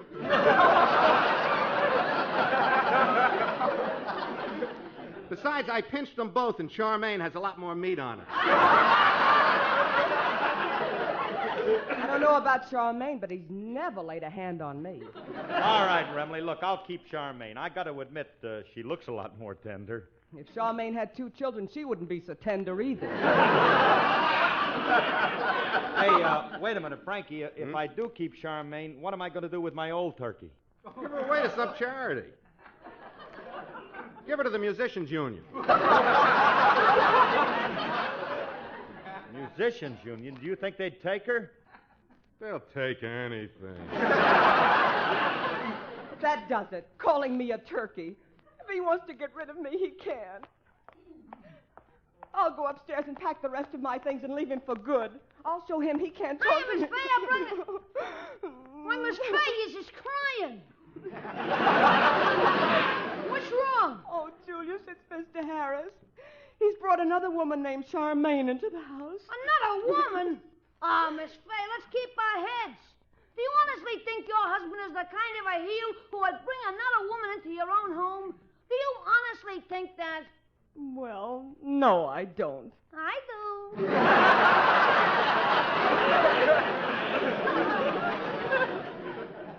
Have you seen the Charmaine dame? No, I haven't, and I don't want to. I heard Frankie and Mr. Harris talking about her, and I'm leaving. Now, wait a minute, Miss Fay. Don't be hasty. This might all be a misunderstanding. Before you decide to leave Mr. Harris, you should take a lot of time to think this over. Well, maybe Time's up! Go upstairs and start packing. On your way before you change your mind. I'm going upstairs and start packing right now. I heard him planning to get rid of me. Ooh, that beast. I wonder how he's planning on getting rid of Miss Fay. Is he going to divorce her or just throw her out in the street? I don't know why I ever got a thing in the Uh-oh, first place. here he comes. I'll just duck behind here and maybe I can overhear his plans. Well, Curly, as long as you decided to keep Charmaine and get rid of the other hen, let's make plans. Yeah.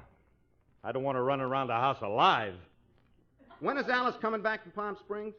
Wednesday night. Good. I'll bring the axe over Wednesday morning. Axe? Them cold-blooded murderers is going to kill her. Frankie, I can't use an axe on her. That's too cruel. Well, I'm glad to see he has some decency.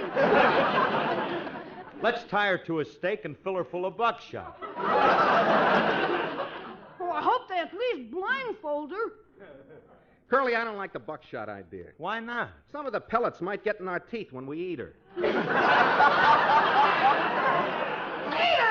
This is more than I can stand. Stop where you are, you cannibals!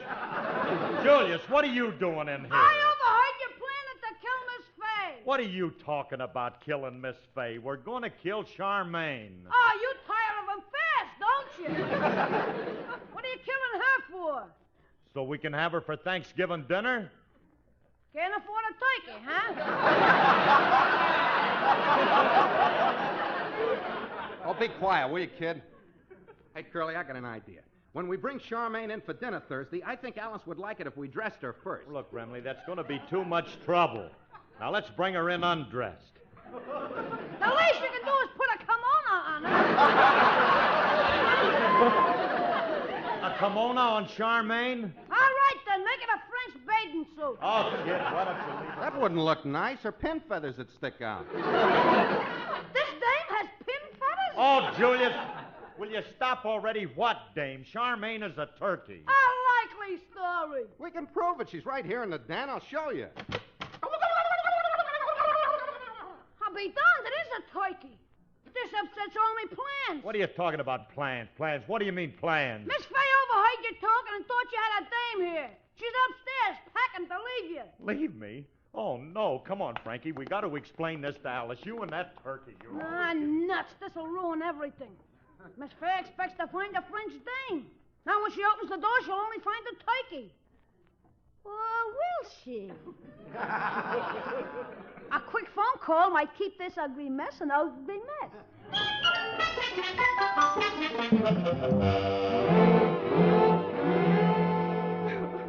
Alice, will you please believe me? For the 10th time, I tell you Charmaine is a turkey. How do I know you're telling me the truth? I'll open the door to the den and you'll see that it's a turkey. Now, there you are, Alice. This is our turkey. Gobble for my wife, Charmaine. Gaboo, gaboo, gaboo.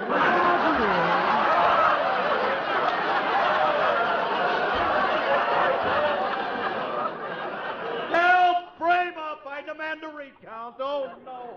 Wow. Look what our little turkey has grown up into. Yum, yum, yum.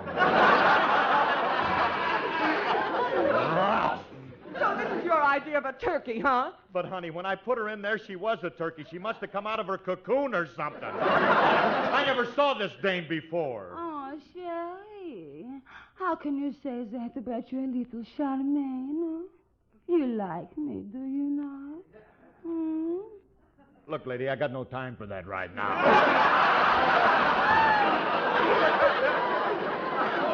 How'd you get in here? Who put you in this room? Oh, Julius, grab him, Frankie. We'll have him for Thanksgiving dinner. Okay, you tear his drumsticks off and I'll stuff him.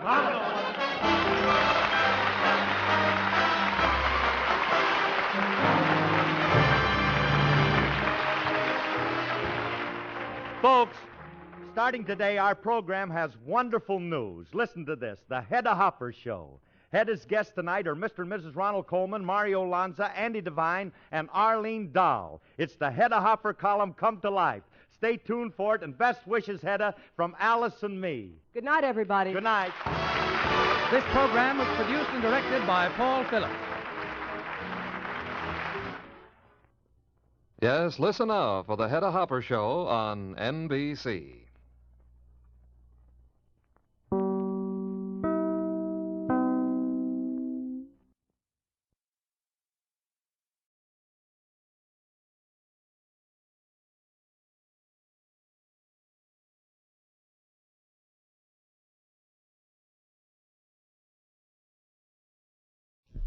J-E-L-L-O.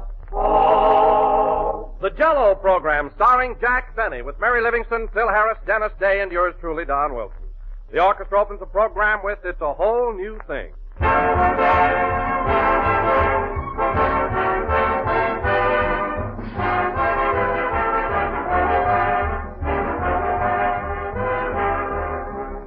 Ladies and gentlemen, this is the age of research. So we've been doing a little research on the subject of Jell-O. Well, we found out that the best days of the week to serve Jell-O are Sunday, Monday, Tuesday, Wednesday, Thursday, Friday, and Saturday, which is just another way of saying that Jell-O is always, anytime, and every time a perfectly swell dessert. For Jell-O brings you that full, extra-rich flavor. A flavor as fresh and sunny as the real ripe fruit itself. And all 6 of Jell-O's famous flavors has the same rich goodness. Strawberry, raspberry, cherry, orange, lemon, and lime. A grand, satisfying flavor that has made Jell-O America's favorite gelatin dessert. And you like Jell-O's gay, appetizing appearance, too. Its shimmering, jewel-like colors that make it look so inviting. So enjoy some tomorrow. Just be sure to get genuine Jell-O and don't accept any substitutes. Look for those big red letters on the box. They spell Jell-O.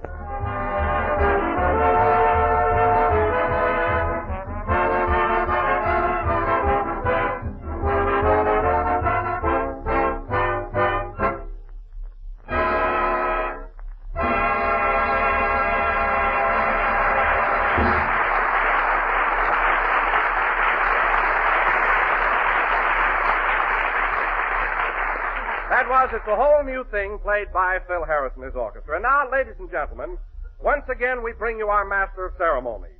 That bubbling personality, that effervescent comedian, that fizz, Jack Benny.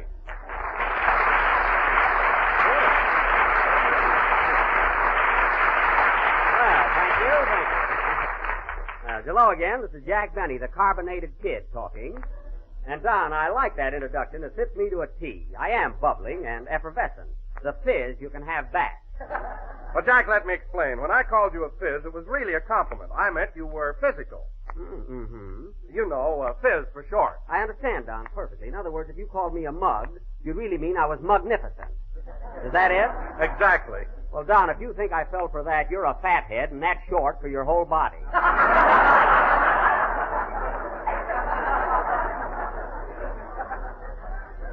Anyway, Don, let's not get into a routine because I know how you appreciate a good story. And I heard a gag a few minutes ago that will positively put every one of your chins in motion. Oh, it's a honey. It's a good one, huh? Well, Virgil, the sound man, told it to me, and you know what a clown he is. Get this, Don. Don, I haven't even told you the story yet. What are you laughing at? Is it the one about the nearsighted old maid that buried the midget? No, heavens, no, Don. Heavens, not that one. This is a brand new story. Get this.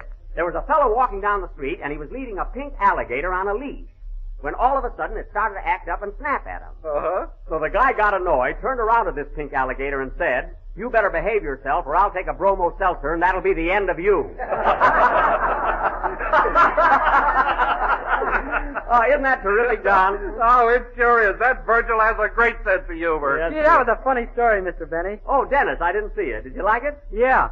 But there's one thing that puzzles me. What? If the man was walking down the street, where did he get the bromo seltzer? Well, I don't know. He probably had a box of it in his pocket. Oh. Then I guess he had a glass of water in his other pocket.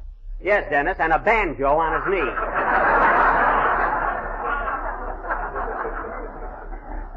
Now, don't worry about it. Say, you're here kind of early tonight, Dennis. Where's your mother? She's across the street in the bowling alley. In the bowling alley? Well, with her legs, you better watch out.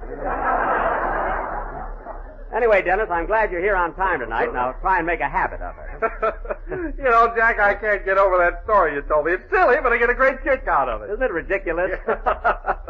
Oh, hello, Mary. Hello, Jack. What's so funny? Mary, I must tell you. Did you hear the story about the fellow that was walking down the street leading a pink alligator on a leash? Is that the one where the man said, "I'll take a bromo seltzer and that'll be the end of you"? Yes. No, tell it to me. Well, this guy was... Wait, you just told me the answer. I thought you said you never heard it. Oh, stop, Jack. That's one of the oldest jokes in the world. Mary, jokes happen to be my business. And if that was the oldest joke in the world, I'd be the first one to know it. Should I let him have it, folks? Never mind. Do me a favor, will you, Mary? Go out and come back in again. Well, gee, Jack, as long as you're telling jokes, why don't you tell a good one? I heard a gag last night that was terrific. Oh, you did, eh? Yeah. A man walked into the house and said to his wife, "It's raining cats and dogs outside." Uh-huh. And she said, "How do you know?" Mm-hmm. And he said, I just stepped in a poodle. I know where you heard that, Mary, at the Wilshire Bowl. Phil Harris has been husking that for 3 years.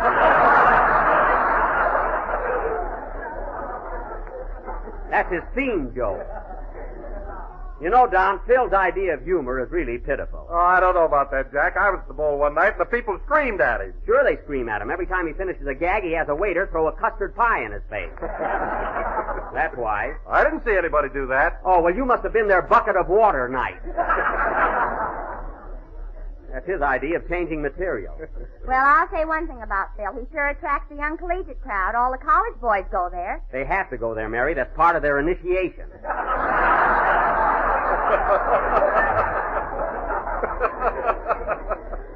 Before they can join a fraternity, they have to either listen to Harris or sleep all night in a graveyard. In a graveyard? Yes, and you'll be surprised at the number of kids around here that aren't afraid of ghosts. Yes, sir. You know, Jack, Phil sure believes in that college spirit. Look at that sign on the bass drum. Oh, yeah. Phil Harris and his collegians. Look, he spells collegians with one L. Well, he spells Phil with two, so it's all even. You know, Mary, sometimes I think that Phil... Jiggers, here he comes now. Don't jiggers me. Now, hello, Phil. Hiya, Jackson. What's going on? Well, to tell the truth, Phil, for the last 5 minutes, we've been talking about you. Well, a little build-up ain't never hurt nobody. No, Phil, and never done you no good, either.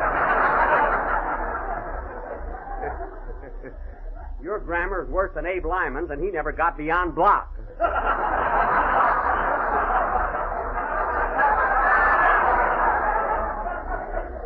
Well, who cares about grammar? I got other things to worry about. Oh, I can imagine. Say, Phil, I noticed that new sign you got on the bass drum. What happened to that corny painting you used to have there? Corny? Yeah, you know, the one with the yellow moon and the green river and the purple trees. Remember that one, Mary? Yeah, he used to call it Gypsy Doodle by Rembrandt. That's the one. Whatever happened to that painting, Phil? I sold it to the Metropolitan Museum in New York. You mean the Museum of Fine Art? I don't know what they got there, but that's the joint that bought it. Phil, are you crazy? Crazy nothing. Someday that picture will be hanging in Paris, right next to the Mona Lulu.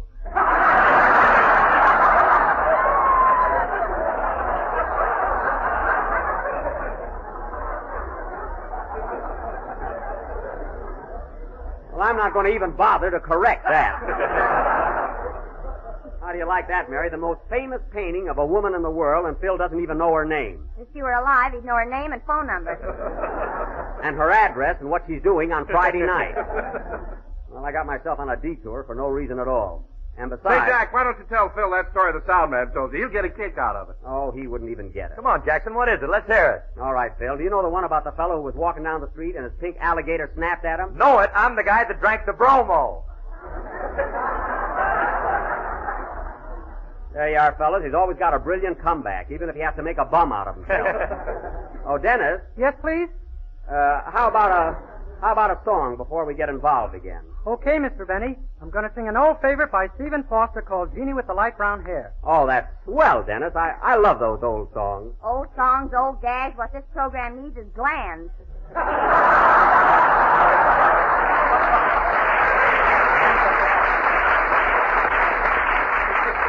Mary, you just attend to your own little knitting. I'll handle the show. Sing, Dennis. The guy that drank the bromo.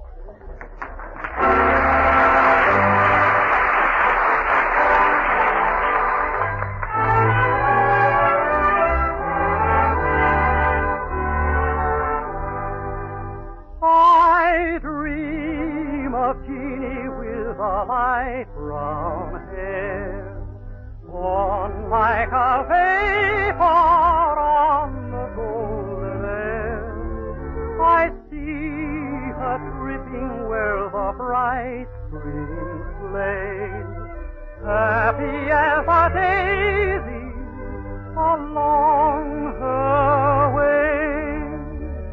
Many are the wild notes a merry voice would call, many are the blithe birds that warble them all.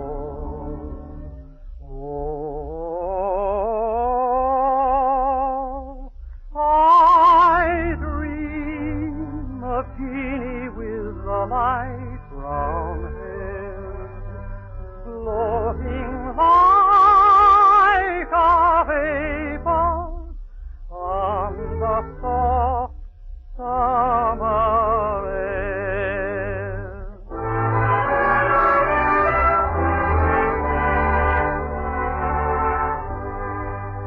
I long for Jeannie with the day-dawn smile, radiant with gladness, warm with winning guile. I hear her melodies, a tune to love, warm as the sunlight from heaven above. Many are the fond notes a merry voice would call, echoed by the birds in the grove, o'er and o'er. I sigh for Jeannie with a light brown hair, floating like a vapor on the soft summer air. On the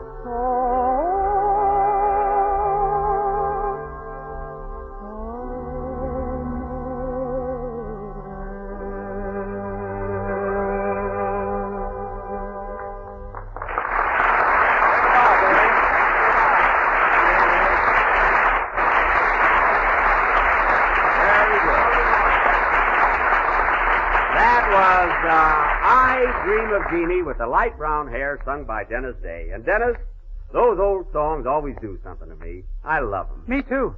Jeannie with the light brown hair. What a grand title. You know, Dennis, I used to have light brown hair in my hair. Why, Jack, from the pictures I've seen of you, I thought you had black hair. No, Don, it was brown. Sort of a russet brown.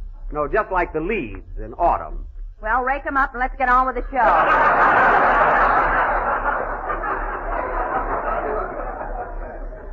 Mary, I wish you'd stop with those interruptions. Anyway, Dennis, I noticed another thing. Your singing seems to improve every week. You're gaining poise and confidence. Well, thanks, Mr. Benny. Just think, this is your 7th week on my program. 7 weeks. Gee. Yes, sir. Am I going to get paid pretty soon? Pretty soon, Dennis. And now, ladies and gentlemen, tonight we are going to... Hey, Jackson, why don't you pay the kid? Phil, I intend to pay him. I'm merely holding his salary until he's a little older. I'm teaching Dennis how to save money. Well, he's learning from the top man. Thanks, Miss Livingston. And if I were you, I wouldn't say another word unless you rube it up on the Lum and Abner program. And now, ladies and gentlemen, tonight we are going to... Here you are, Dennis. Did you sing your song yet? Yes, Mother. Well, good evening, Mrs. Day. Good evening. Oh, Mother, you should have been here a few minutes ago. Mr. Benny told the funniest joke. It was rather good. Tell it to her, Dennis. Well, Mr. Benny was walking down the street leading a pink alligator. Oh, Stewed, eh?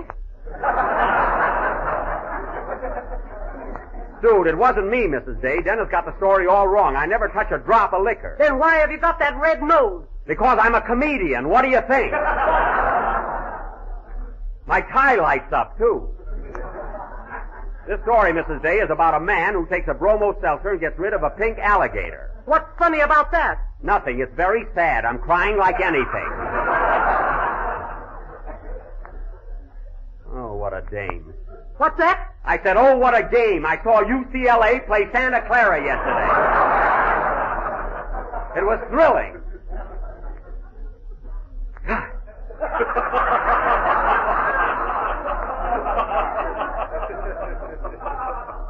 And now, ladies and gentlemen, if you will please forgive my outburst, as I started to announce, tonight we are going to offer an original little playlet all about Thanksgiving, written especially for the occasion by Mary Livingston. Mary, let me have it, will you? Oh, Jack, I forgot to tell you. What? I changed my mind about a Thanksgiving play, and I wrote a poem instead. A poem? Hey, Mary, you mean to say we're not going to do a Thanksgiving play? No. Gee, and I was all set to be one of them pilgrims. Oh, fine. You'd make a great pilgrim, Phil. Well, I would. Listen, buddy, my ancestors came over on the Mayflower. Oh, did it dock in Dixie? I thought your family always lived in Tennessee. Not originally. You see, we migrated from Massachusetts.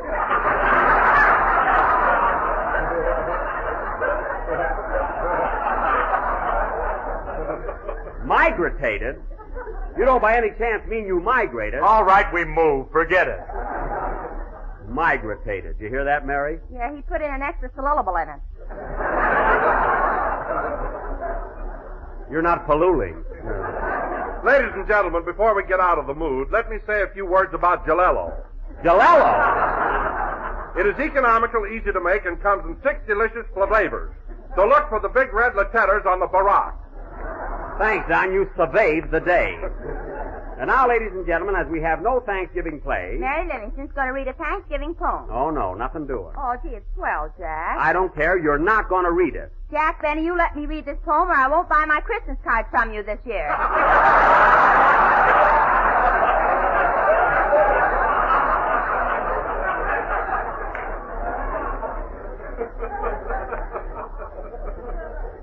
All right, a lot I make on the ones you get. You don't even have your name printed on them. Now go ahead with your poem. Okay. What's the title of it? The title is Thanksgiving. You're a little mixed up, aren't you, kid?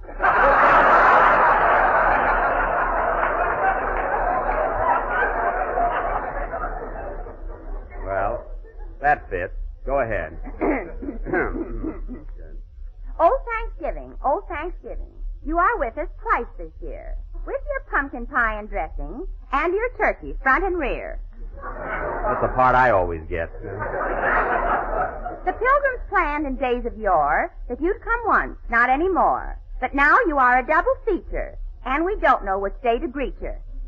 Greet you? That's what I said, you gorgeous creature. Now, don't be funny. Go ahead with the poem. Suppose we had 2 everythings, 2 New Year's Eves to laugh and sing, 2 Christmases, 2 Labor Days, and 2 Jack Bennies with 2 toupees. Mary, you're too pressing. Are you through? No, but I'm coming into the stretch. Oh. So Thanksgiving, I don't mind. If you're a week before or a week behind. What's the difference? What the heck? The turkey's the guy that gets it in the neck. The end. Very good.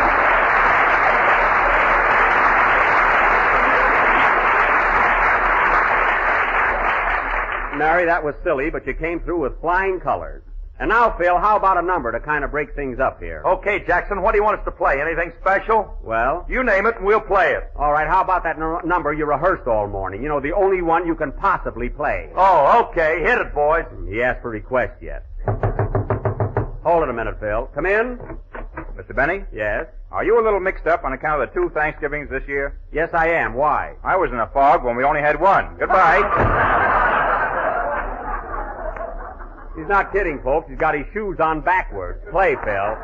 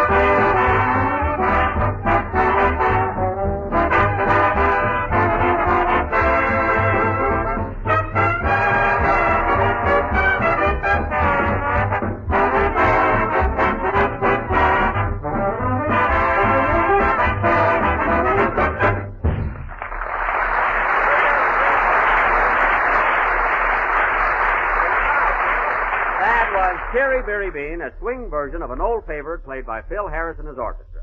And now, fellas... Hey, what's the matter? Aren't you going to complain about the number we just played? No, Phil, I thought it was pretty good. I liked it, didn't you, Mary? Yeah, it was swell. Did you like it, Don? I thought it was okay. How'd you like it, Jack? Oh, it was great. How'd you like Phil's number, Mary? Well, I thought it was a little loud in spots, didn't you, Don? Yes, it seemed a little off here and there. What did you think of it, Jack? I thought it was lousy.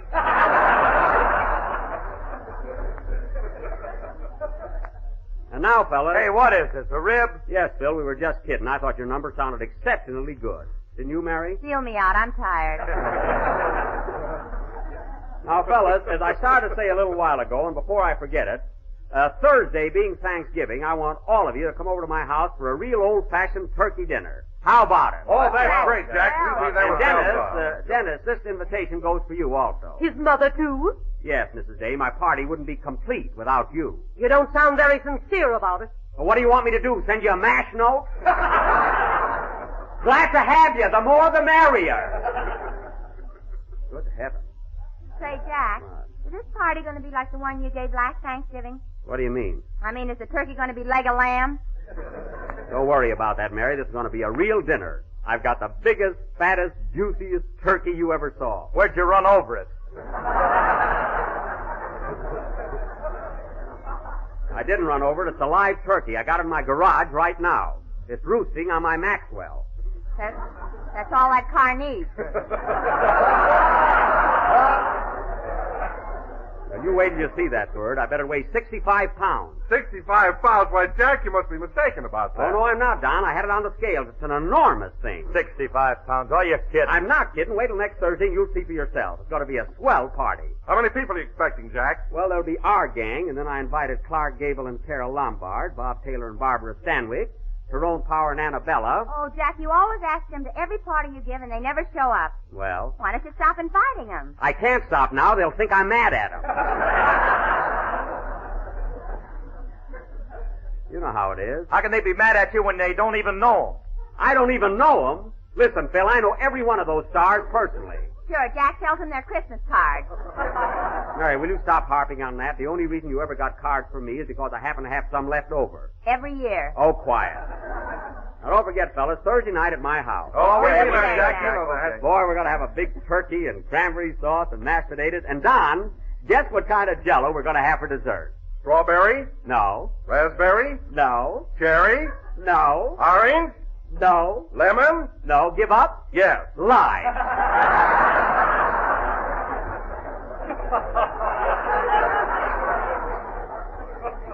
You see, Don, you almost had it. There's a kindergarten commercial if I ever heard one. Never mind, that's what we're going to have. Now, look, kids, if I don't see you again before Thanksgiving, be sure and be at my house by 7 o'clock sharp. And don't eat a big lunch so you'll really enjoy the turkey. I'll take it. Hello? Hello, Mr. Benny, this is Rochester. All right, what do you want? Well, boss, I just heard you talking about a big Thanksgiving party Thursday night. That's my night off.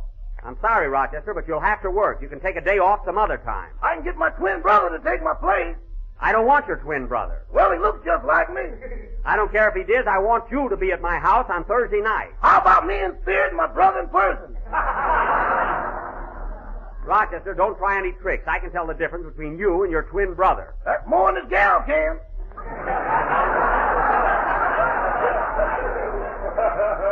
Never mind. Now, look, Rochester, I want you to get that turkey up to 70 pounds by Thanksgiving, so go out in the garage and feed it. I'm working on a Christmas card. They can wait.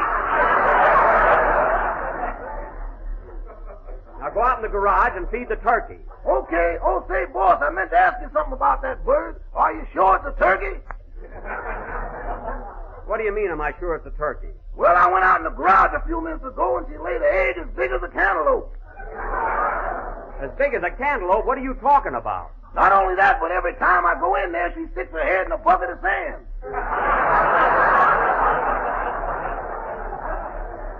What? Boss, you bought an ostrich. I bought an ostrich? That's right. She just ate the headlights off your car. The headlights? How do you know? She had 2 Adam's apples, and they were going down fast.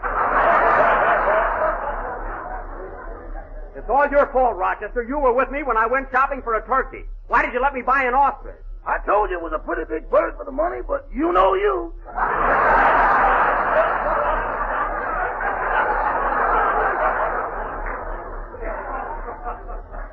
Well, I guess there's nothing we can do about it now. Isn't that awful? I got a polar bear in the guest room and an ostrich in the garage. And mice in the pantry. Let's move out. Now, don't get panicky, Rochester. I'll be home in a few minutes. Meanwhile, call up the market and order a turkey. Okay. Goodbye. Goodbye. Oh, say, boss. What? Have you changed your mind about using my twin brother Thursday night? No, I haven't. Well, I'll figure out something. Goodbye. Wait a minute. Rochester! Rochester! Well, I'll be darned. What's the matter, Jack? Plenty. That big turkey I bought turned out to be an ostrich. Oh, boy, you're going to be lonesome on Thanksgiving. I am not. Now, Mary, don't worry. We're going to have a swell dinner. Play, Phil. I wonder if you can eat an ostrich. I don't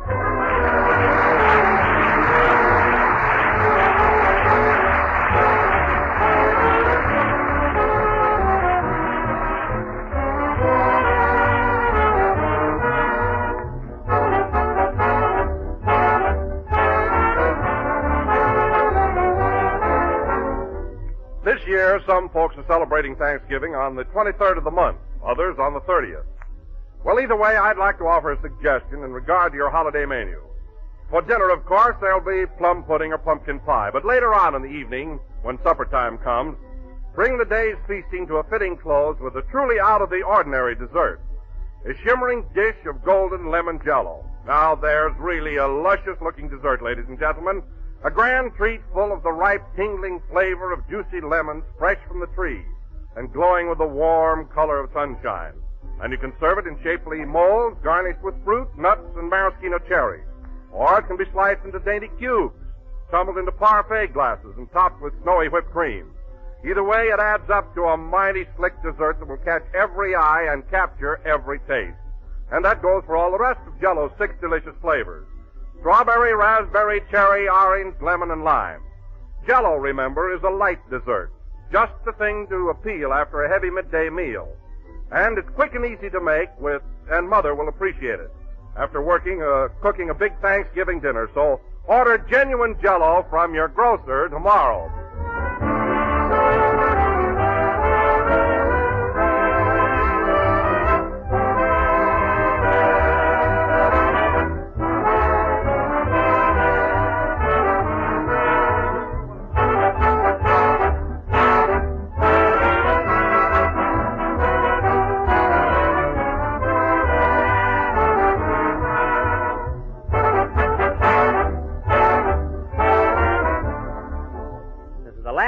Of the 7th program in the current Jell-O series, and we will be with you again next Sunday night at the same time. Now, don't forget, Mary, next Thursday night at my house for a real Thanksgiving dinner. Count me out, Jack. Now, wait a minute. I'm not going to serve that ostrich. I'm going to have a turkey. Oh, you are, eh? Yes. Well, if I find a headlight in the dressing, watch out. Oh, don't worry. Good night, folks, and a happy Thanksgiving.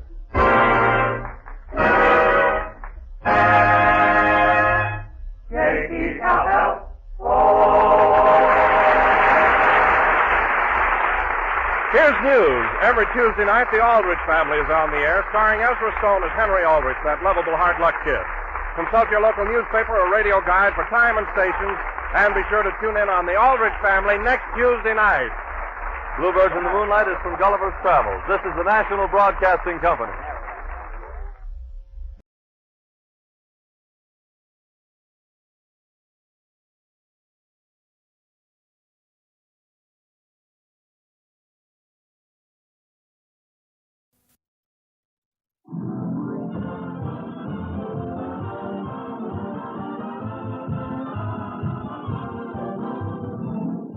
From Hollywood, Colgate Tooth Powder presents the Mel Blanc Show with Mary Jane Croft, Joe Kern, Jerry Hausner, Hans Conried, Earl Ross, the Sportsman, Victor Miller and his orchestra, and starring the creator of the voice of Bugs Bunny. What's up, Doc? Yes, Colgate Tooth Powder for a breath that's sweet and teeth that sparkle brings you the Mel Blanc Show with Mel playing his new character, Zookie. Hello, everybody. Hi. And starring himself in person, Mel Blanc. Hi, folks. Ugga, ugga, boo, boo, ugga.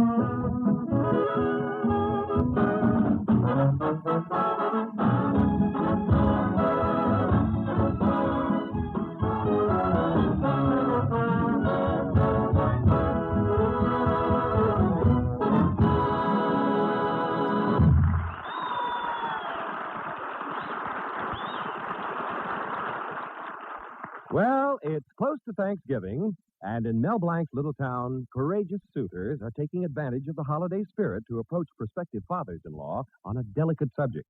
In one house where Sam Green has asked Mr. Brown if he may marry his daughter, Mr. Brown is saying, Sam Green, I'm going to set the date next week. And in another house where Henry Adams has asked Mr. Jones if he may marry his daughter, Mr. Jones is saying, Henry Adams, I'm going to make you a junior partner in my firm.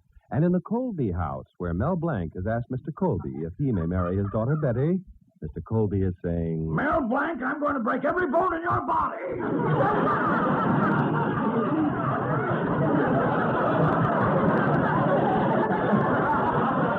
So now it's Thanksgiving Eve, and in order to get in Mr. Colby's good graces again, Mel Blanc is holding a Thanksgiving party in his fix-it shop. He has invited a few of his friends for Thanksgiving dinner. Right now, we find Mel and his girl Betty setting the table. Knife, plate, fork, knife, plate, fork, knife, fork. Mel, those were the last two plates. Now what do you do? Oh, don't worry. Knife, piece of plate, fork, knife, piece of plate, fork. Gosh, what a beautiful table. Yes, there's a celery stalk, stuffed olives, candied yams, cranberry sauce, all the fixings. And in the center, that great big, beautiful 15-pound salami. But Mel, Father will be awfully mad. He's expecting turkey. Oh, I took care of that. I scooped out the center of the salami and I stuffed it with chestnut dressing. And besides, Betty, what difference does it make? Salami or turkey? It's the spirit of Thanksgiving that counts. But Mel... Anyway, the orphans' home needed the turkey much more than I did. Oh, darling, I love you for giving the turkey to the orphans' home. You always were a softy for children. Well, Betty, you know how I feel about us. Someday we'll get married and we'll have a little two-room house. Yes. Then after a while, we'll add another room. Betty, I refuse to have your father live with us. Darling, I mean children. After we get married, there's no reason why we can't have 3, 4, or 5. Yeah, and if we like them, the next year we'll have some more.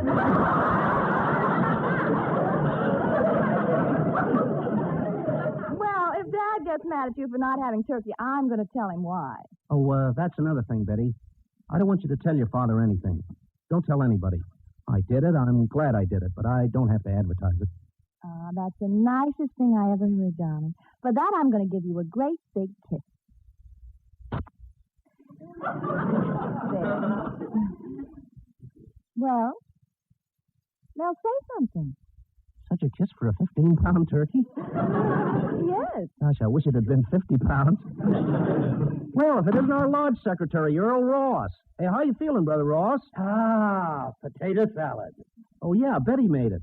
Say, why don't you try some? Well, just a small plate. I don't want to spoil my appetite. Mmm. Delicious.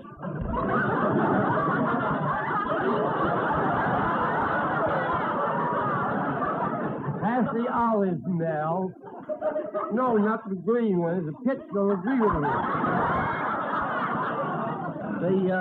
Why don't you have another sandwich? No, thanks. I've already had 2. You've already had 4, but who's counting? Go on, have another one. Oh, here comes Father, Mel.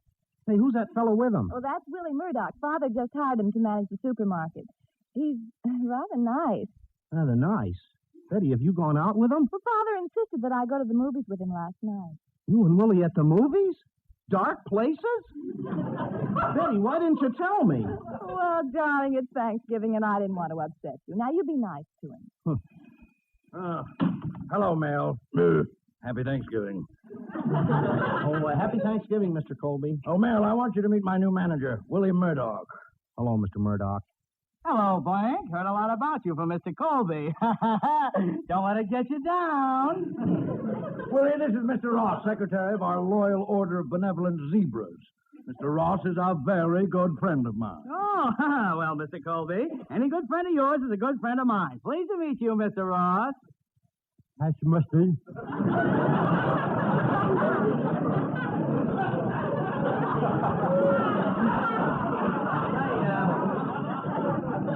This is a very nice fix-it shop you got here, Blanc, but I've got a couple of ideas to improve it. First of all, it's too stuffy in here.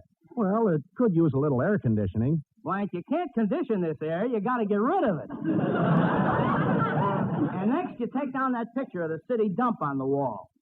Murdoch, that's no picture. You're looking through the window. Oh, well. I see Miss Colby is unattached. Better go over and attach myself.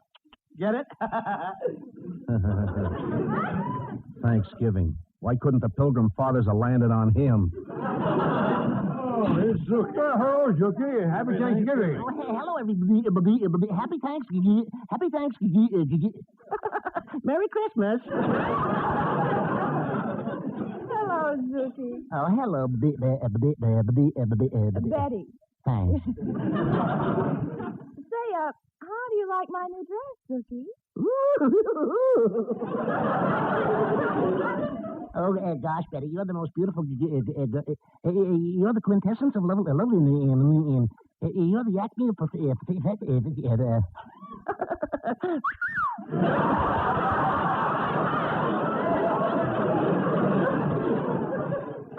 Oh, by the way, Zookie, I got a letter from my cousin Dottie and a new picture of her. Here, look. Cousin Dottie is so shy and sweet and coy. What do you think of her bathing suit?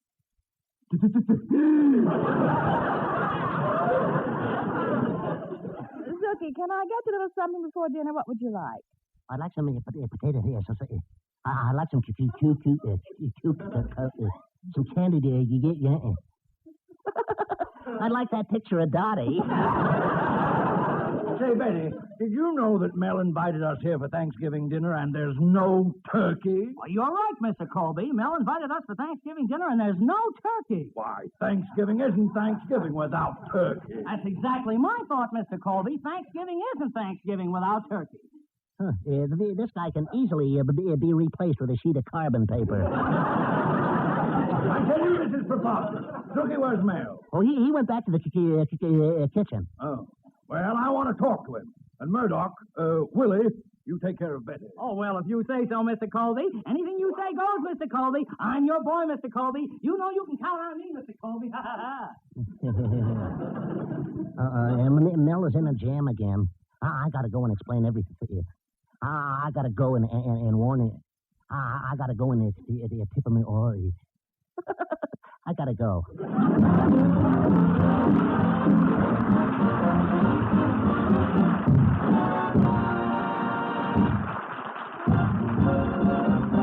Use Colgate tooth powder, keep smiling just right. Use it each morning and use it each night. Don't take a chance with your romance. Use Colgate tooth powder. No dates for you this festive season? Could a breath of trouble be the reason? Maybe, because that breath of trouble, I mean unpleasing breath, has brought unhappiness to thousands. Don't let it mark you down. Just do this. Brush your teeth night and morning and before every date with Colgate tooth powder. For Colgate tooth powder cleans your breath as it cleans your teeth. Yes, scientific tests have definitely proved that in 7 cases out of 10, Colgate tooth powder instantly stops unpleasing breath that originates in the mouth. What's more, no dentifrice at any price cleans your teeth more quickly and thoroughly than Colgate tooth powder. Remember to buy it first thing, and remember the name, Colgate tooth powder with the accent on powder. Don't take a chance with your romance. Use Colgate tooth powder. Now, Victor Miller, the sportsman, and their holiday arrangement of Good Night, Ladies.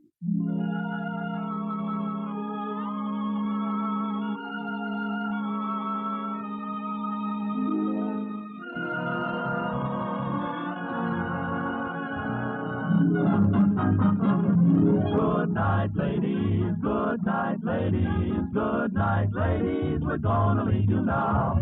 Merrily we roll along, roll along, roll along. Merrily we roll along, o'er the deep blue sea, o'er the deep blue sea.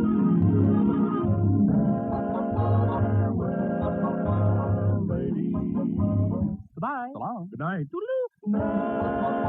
Farewell, ladies. Goodbye. So long. Good night. Farewell, ladies. For we're gonna leave you now. Merrily, merrily we roll along. Merrily, merrily we roll along. Merrily, merrily we roll along o'er the deep blue sea. Merrily we roll along, roll along, roll along. Merrily we roll along. o'er the deep blue. Merrily we roll along, roll along, roll along. Merrily we roll along o'er the deep. Merrily we roll along, roll along, roll along. Merrily we roll along o'er the. Merrily we roll along, roll along, roll along. Merrily we roll along o'er the deep, deep blue sea.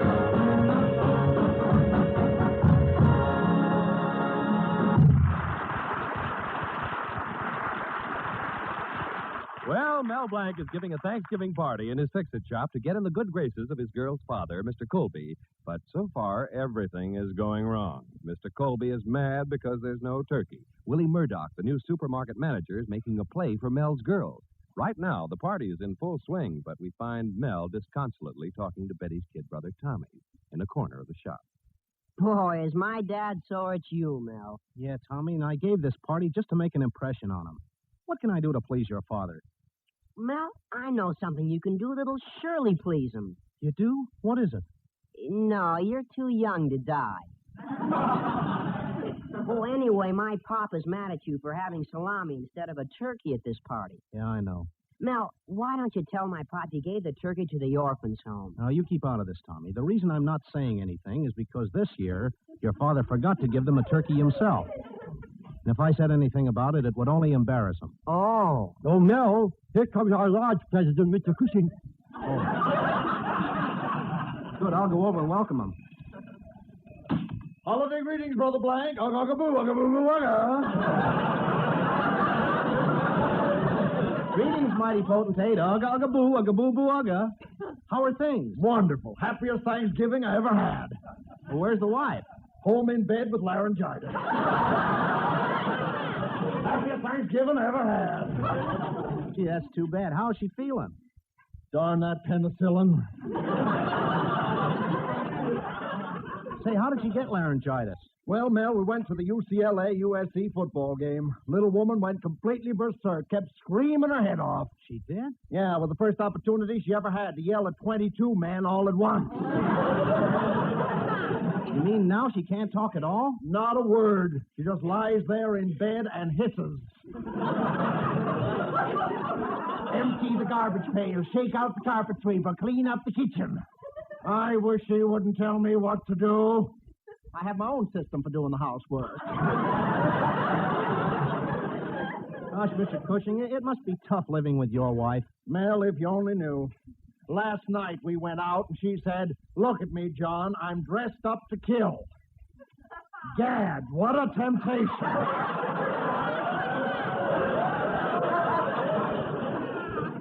I'll tell you, Mel, I'd leave that woman in a minute if she didn't have all that money. I don't know why I'm standing here telling you all this. It's just that I don't know the doctor. Oh, cheer up, Mr. Cushing. When you get your wife a Christmas present, everything will be okay. Well, she's already hinted about a present. She wants some beauty aid. Ha!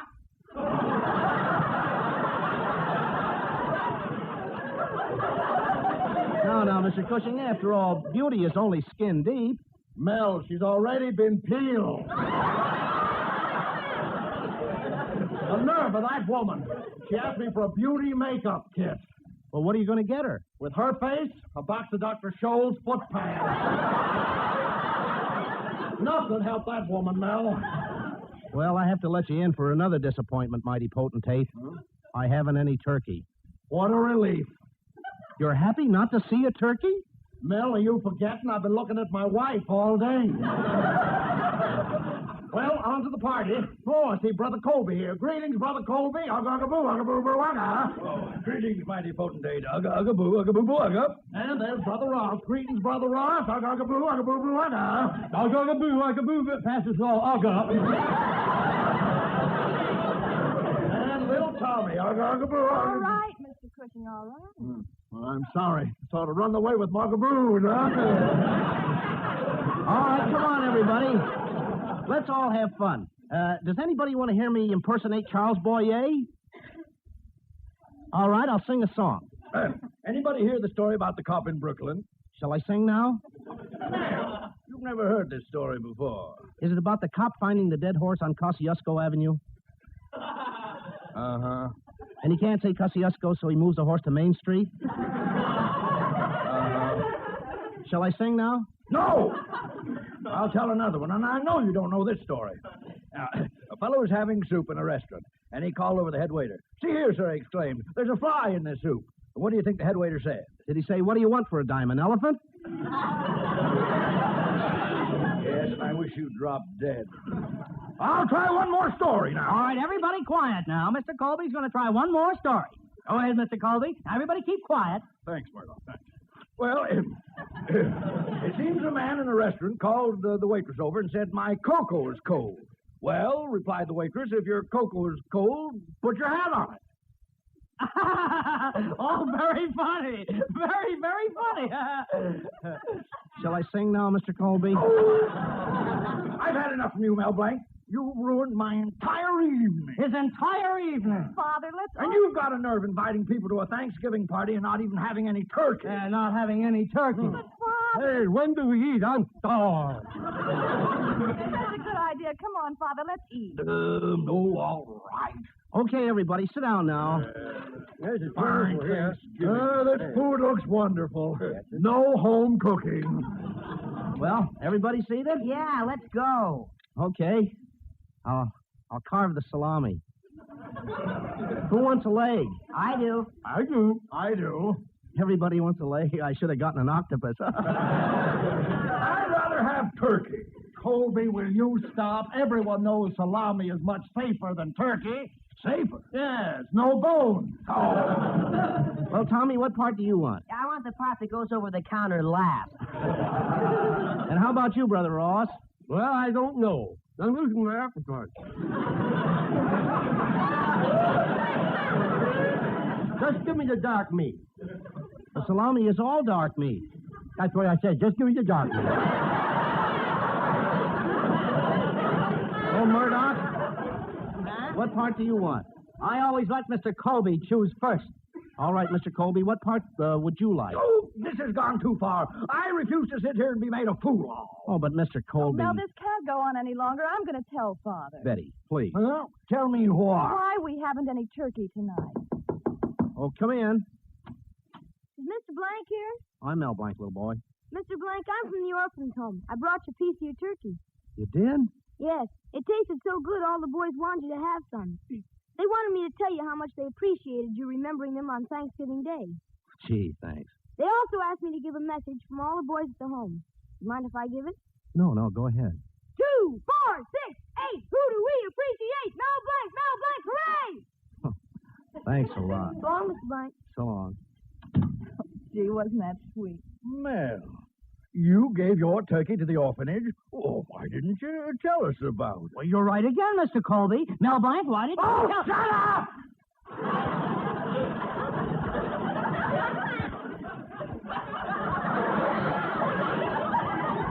Well, Mel, he didn't want to tell you because you forgot to give your turkey this year. What? Why, I always give a turkey to the orphanage. In fact, I told Willie Murdoch...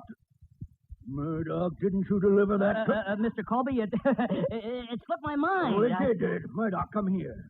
I'm going to break every bone in your body. Quiet, everybody. Mr. Colby's going to break every bone in his body. Gee, it sounds good on somebody else. Oh, forget it, Mr. Colby. It's Thanksgiving. Let's forget. Yes, you're right, Mel. Yeah, let's forgive and let's eat. All right, here. Sit next to me, Mel, my son. Thanks, Pop. Nothing like the smell of salami on Thanksgiving. You see, Betty, it's like I said. What difference does it make, salami or turkey? It's the spirit of Thanksgiving that counts.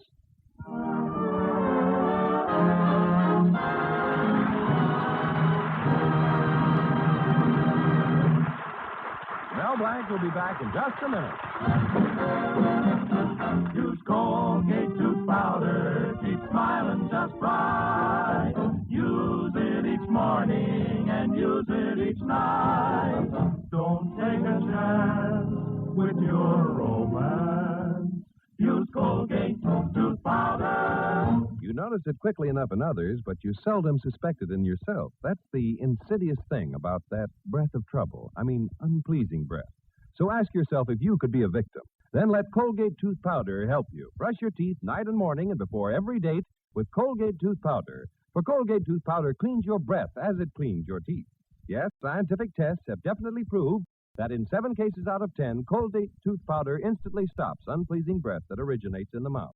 What's more, no dentifrice at any price cleans your teeth more quickly and thoroughly than Colgate Tooth Powder. Remember to buy it first thing. And remember the name, Colgate Tooth Powder with the accent on powder. Don't take a chance with your romance. Use Colgate Tooth Powder.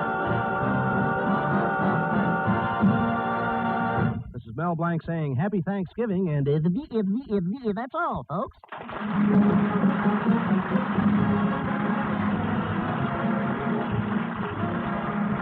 This is Bud Easton reminding you that Colgate Tooth Powder for a breath that's sweet and keep the sparkle brings you the Mel Blanc Show every Tuesday at this time. Be sure and join us again next Tuesday night for more fun with Mel and the people you'll meet in Mel Blanc's Fix-It Shop. Say hello to Halo Shampoo for naturally bright and beautiful hair. Remember, even finest soaps and soap shampoos hide the natural luster of your hair with dulling soap film. But Halo Shampoo contains no soap, therefore leaves no dulling soap film. Even in hardest water, Halo makes oceans of rich, fragrant lather, quickly banishes loose dandruff and dirt. Halo needs no lemon or vinegar rinse. Say hello to Halo and goodbye to dulling soap film. Get Halo Shampoo at any cosmetic counter.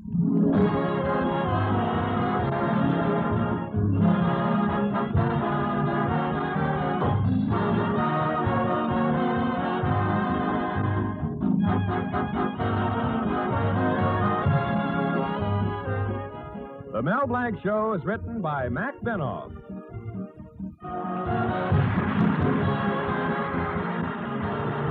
This is CBS, the Columbia Broadcasting System.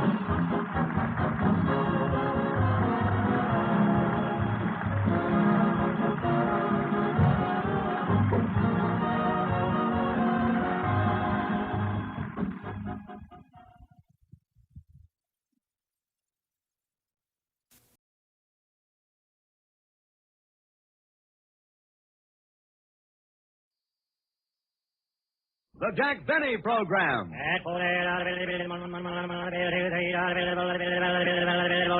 Sold American. Lucky Strike means fine tobacco, so round, so firm, so fully packed, so free and easy on the draw. LSMFT, LSMFT, LSMFT. Why, sure. Yes, sir. Of course. Lucky Strike means fine tobacco, so round, so firm, so fully packed, so free and easy on the draw. If you were present at the tobacco markets now open in the South, you could see Lucky Strike consistently select and buy the finer, the lighter, the naturally milder Lucky Strike tobacco. And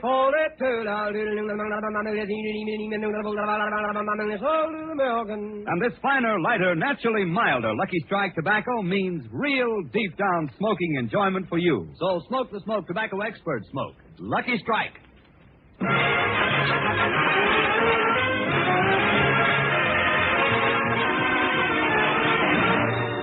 From the U.S. Naval Hospital at Corona, we bring you the Lucky Strike program starring Jack Benny. With Mary Livingston, Phil Harris, Rochester, yours truly, Don Wilson, and our new singer, Larry Stevens.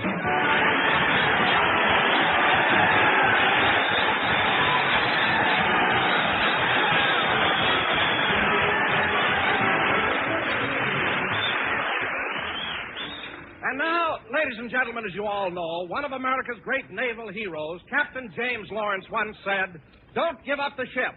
So now we bring you a man who wouldn't give up anything, Jack Benny.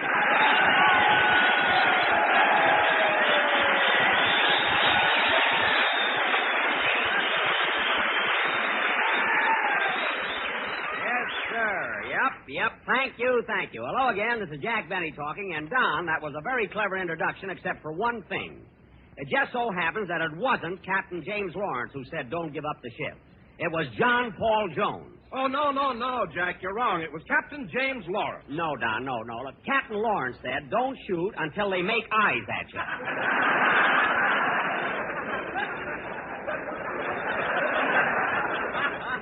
It was John Paul Jones who said, don't give up the ship. It was Captain James Lawrence. It was John Paul Jones, and I ought to know because I'm an old Navy man myself. Say, that's right, Jack. You were in the Navy during the last war, weren't you? No, not only was I in the Navy, but wherever there was any fighting going on, Benny was right in the thick of it. Oh, kid, I was right in there every minute. Really, Jack? Where were you? At Great Lake.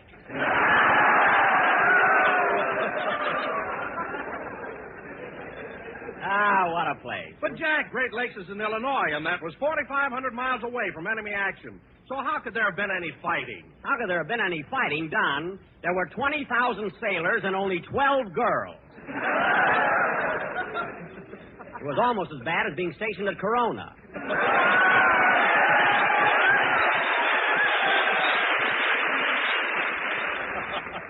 After 6 o'clock.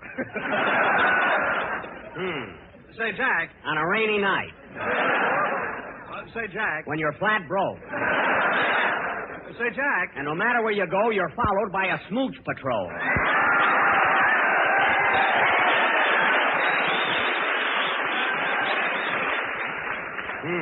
Smooch patrol? What's that? I don't know, but whenever you're having any fun, they break it up. The old meanies. Anyway, let's... Oh, hello, Mary. Hello, Jack. Hiya, fellas.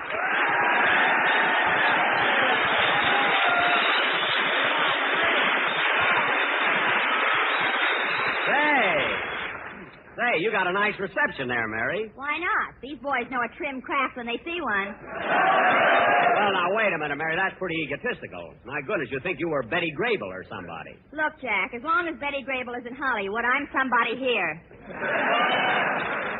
You're right at that, Mary. See, they agree with you. You're right at that, Mary. You really look nice today in that new outfit you're wearing, but that material's kind of thin, isn't it? Well, it's supposed to be, Jack. This is what you call a peekaboo blouse. A peekaboo blouse? First one I've ever seen with a Venetian blind. Peekaboo. Jack, that's lace. Lace? You know, like the kind you've got on your shawl. Oh, yes, it is. But, Mary, you didn't have to mention my shawl here. You know, I only wear it around the house. I know. What are you laughing at? Every time you sit in a rocking chair, you look like Whistler's mother. Mary, when you're knitting socks for the boys in the service, you don't care how you look. So there. Say, Jack, you mind if I ask Mary a question? No, Don, go ahead. Well, you see, Mary, Jack and I were having a little discussion. Oh, Don, don't be such a hard loser. What's the matter? What's it all about? Mary, tell Don who it was that said, don't give up the ship. Admiral Farragut. Oh, for heaven's sake. Mary, Admiral Farragut said, full speed ahead and oh fudge to the torpedo.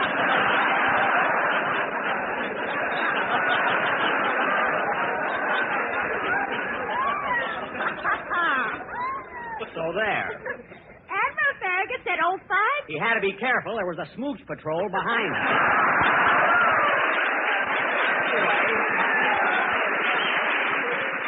Anyway, Mary, it was John Paul Jones who said, don't give up the ship. No, Jack. John Paul Jones said we have just begun to fight. Don, let's not argue about it. We're up here at the Corona Naval Hospital, so let's do a good show, because after... Mr. Benny, call surgery. Mr. Benny, call surgery. Hey, Mary, that's me. Mr. Benny, call surgery. Excuse me a minute. Hello? Mr. Benny, are you still looking for a singer for your program? No, I'm not. Who is this? Joe Surgery. Bye.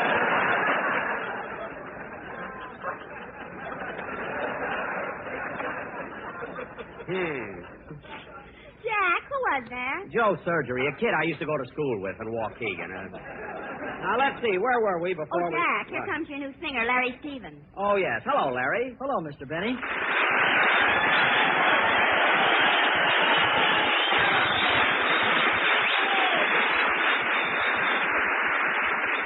Well, Larry, this is your third week on our program. How do you like it? Swell, Mr. Benny. And I'm even going to change my name like you told me to. Wait a minute. Larry Stevens is a nice name. It is, Mary, but it's too short to be impressive. It should be longer, like John Charles Thomas. Mr. Benny's right. That's why I'm taking his advice and changing my name to Larry Stevens Milton Frank Tibbet. Larry Stevens Milton Milton Frank Tibbet, but that's too long. Well, Mr. Benny said it would be all right if I just used my initials, LSMFT. Yes, sir. But, Larry, LSMFT stands for Lucky Strike means fine tobacco. What? Yes, Lucky Strike means fine tobacco. Gee, and Mr. Benny told me LSMFT stands for Larry Stevens Makes Fine Tunes. Why, Jack Benny, did you tell Larry that? Well... Oh, Miss Livingston, don't be angry at Mr. Benny. He's helped me a lot. He even told me how to breathe when I sing. He did? Yes, he told me to be free and easy on the draw. That's right. Now, Larry, how about doing a song for the boys right now? Okay, Mr. Benny. Oh, just a minute, kid. Look at you studied history in school, didn't you? Yes, sir. Now, I want to ask you a question. I just had an argument with Don Wilson, and you can settle it once and for all. Tell me, Larry, who was it that said, don't give up the ship? Was it Captain James Lawrence or John Paul Jones? Captain James Lawrence. What? John Paul Jones. There you are, Wilson. That ought to hold you. Go ahead and sing, kid.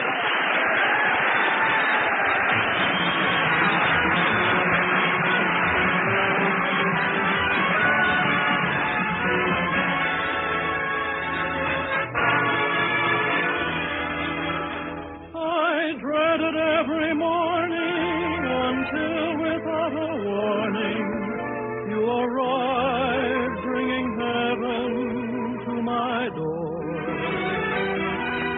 It's the dawning that I've waited for. What a difference a day makes, 24 little hours. The sun and the flowers where there used to be rain. My yesterday was blue, dear. Today I'm part of you, dear. My lonely nights are through, dear. Since you said you were mine. What a difference a day made. There's a rainbow before me. Skies above can't be stormy. Since that moment of bliss, that thrilling kiss, it's heaven when you find romance. What a difference a day makes, and the difference is you. Cuando vuelva a tu lado y estés sola contigo, las cosas que te digo no repitas jamás por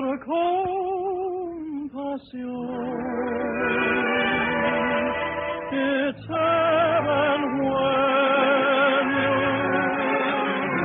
find romance on your menu. What a difference a day makes, and the difference is you.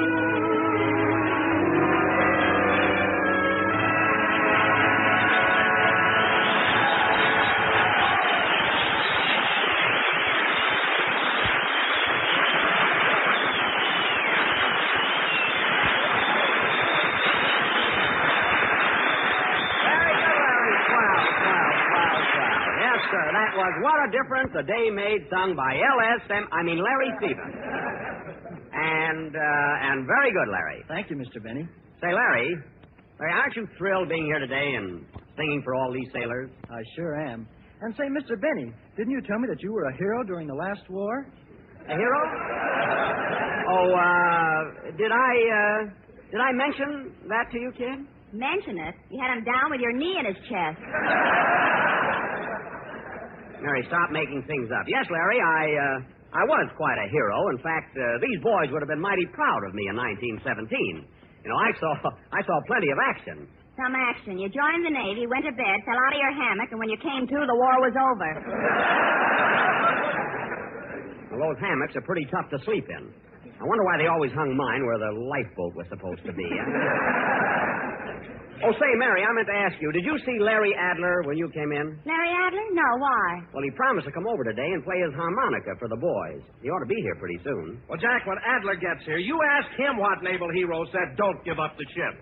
Don, look, I don't have to ask anybody.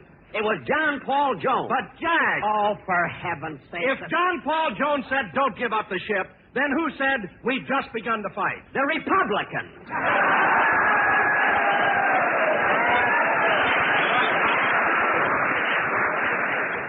That's who. Oh, Jack, you're just trying to get out of it. I am not, Mary. Now, I know every famous saying in history and who said it. All right, Jack, then tell me who said, give me liberty or give me death.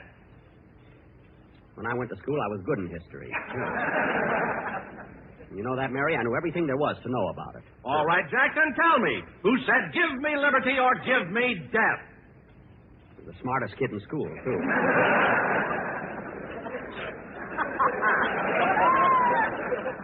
You know, Mary, I knew more about history than any kid in my class. There wasn't a thing... Then, for heaven's sakes, tell me who said, give me liberty or give me death. I don't know. He must have said it after I left school.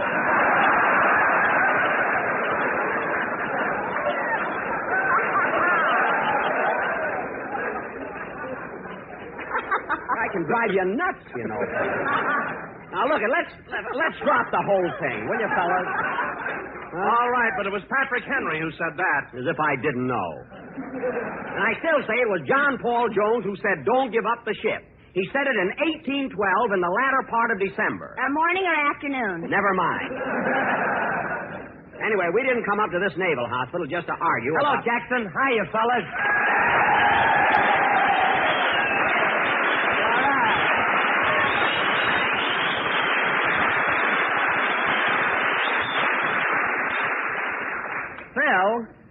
Phil, what happened to those big entrances you usually make? You know, where you come in and you say, okay, fellas, stand up and cheer. The show's going to start because Harris is here. Yahoo! How come you didn't make an entrance like that today? Listen, Jackson, I ain't doing that stuff anymore. It's too hammy. Well, I've been telling you that for 8 years. What finally convinced you? Well, it just ain't paying off anymore, that's all. The last time I made one of them entrances, I yelled, okay, kids, beat your skin and get ready to laugh because Harris came in a zoot. Zoot? And would you believe it, Jackson, when I made that entrance, the people just stared at me like I was a dope. Phil, when did this happen? This morning when I got on the Corona bus.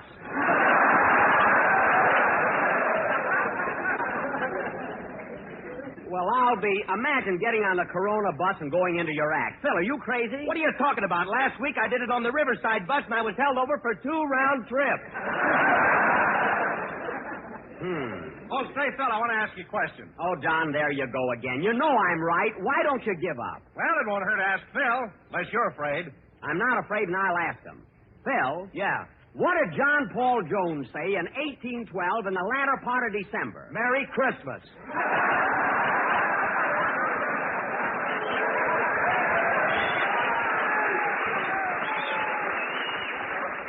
He didn't. Don't you know anything about history? Don't you know any famous sayings? Sure, I know one. What? You're not shot till they see the reds of your eyes.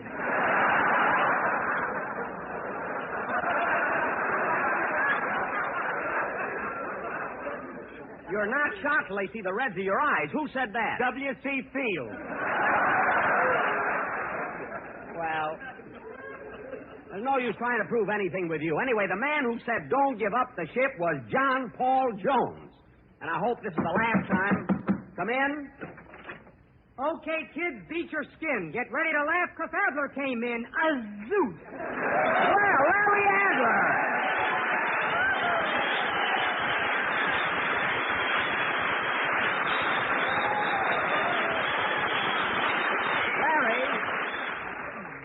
Larry, where did you ever pick up an entrance like that? Oh, I was riding on the Corona bus this morning, and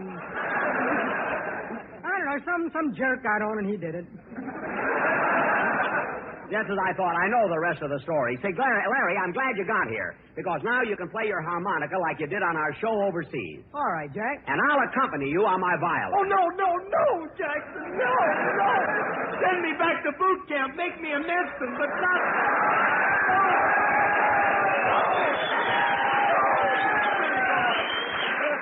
Phil, I was a big hit with my violin in the South Pacific, wasn't I, Larry? Well, I will say you were a curiosity to the natives. What do you mean? Well, all I know is a Ubangi came out and gave you the bird. What? And when you get a bird with them lips, they ain't kidding, Pop. All right, so one Ubangi didn't like me, happened to be a cousin of Fred Allen. I mean, anyway, Larry, you play something for the boys, and we'll play something together later. Huh? All right, Jack. I'll give him Holiday for Strings. Good. Hit it, boys. Come on. Let's go.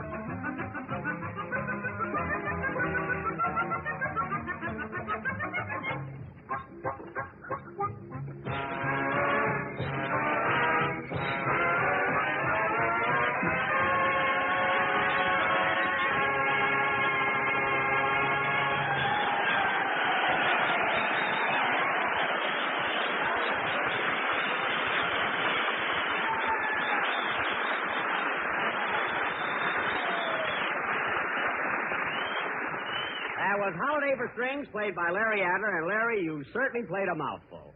You know, Larry, that's a fascinating instrument. Well, you're right, Jack. You know, this is an instrument that really gets you. What do you mean? Well, I know a fellow who loved the harmonica so much he married a girl with every other tooth missing.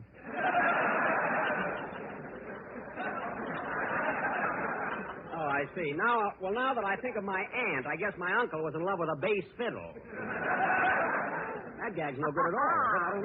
Anyway, Larry, that number you just played, Larry, that number you just played was terrific. Yes, it was, Larry. I enjoyed it very much. Why, thanks. And say, Mary, I meant to tell you, that's a very pretty outfit you're wearing. Well, thank you, Larry. But isn't that material awfully thin? Yes. In fact, when I bought it, my dressmaker said those famous historical words. What was that? Don't give up the slip. Yeah, I nearly missed my cue there, didn't I? I thought Larry was supposed to say what was that. Pardon me, Larry. I was all set to jump in. Listen, you didn't have... Anyway...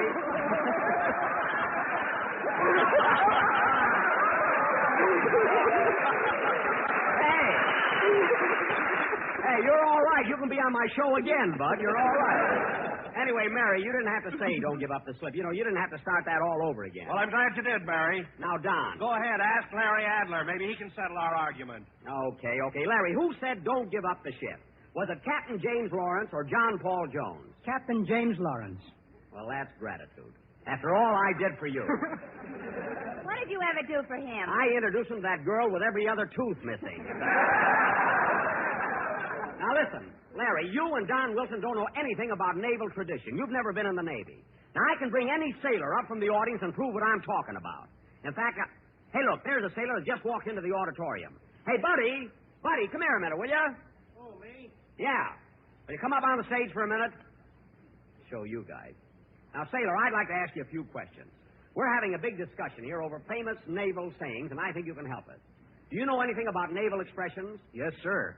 Well, tell me, what is the most famous saying in the Navy? Ask her if she's got a friend for me.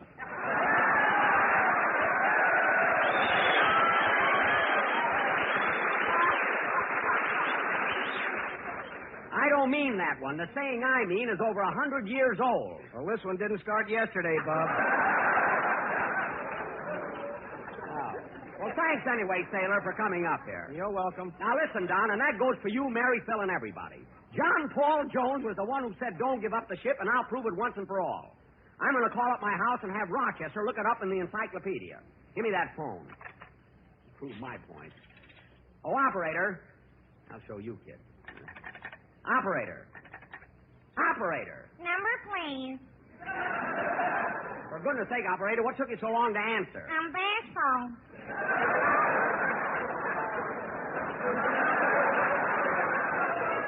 Well, stop blushing and get me my home in Beverly Hills. The number is Crestview 67071. Yes, sir. Bashful. Anyway, kid, when Rochester looked it up in the encyclopedia, you'll know I'm right. Believe me. Hello? Hello, Rochester.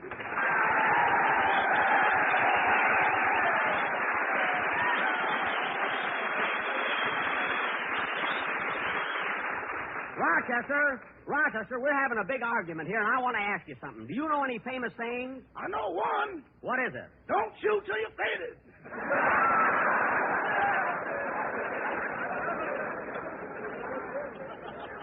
Rochester, I'm talking about expressions that were said during the heat of battle. Well, this one wasn't out of the taffy pool. I don't mean that. Now, Rochester, do you happen to know who said don't give up the ship? No, sir. And do you know who said give me liberty or give me death? No, sir. Well, do you know who said we have just begun the fight? Boss, I don't even know who said...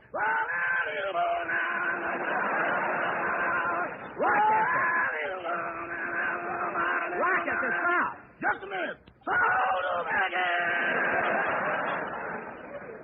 Now, Rochester, listen carefully. We're having an argument, and I want to prove something about John Paul Jones. So will you please look it up in the book? Yes, sir. Hold on, boss. He's looking it up now, kid. We'll get this settled once and for all. I'm anxious to find out, too. Operator, you keep out of it. And Don, you'll be sorry you ever started this whole thing. I got it, boss. I got it. You have? What does it say? John Paul Jones, Crestview 56859. I don't mean the telephone book. I want you to go in the library and look up John Paul Jones in my encyclopedia. But, boss, I can't do that. I'm over at my girl's house. You're over at your girl's house, and how did you happen to answer when I called my home? That long cord on your phone is longer than you think it is.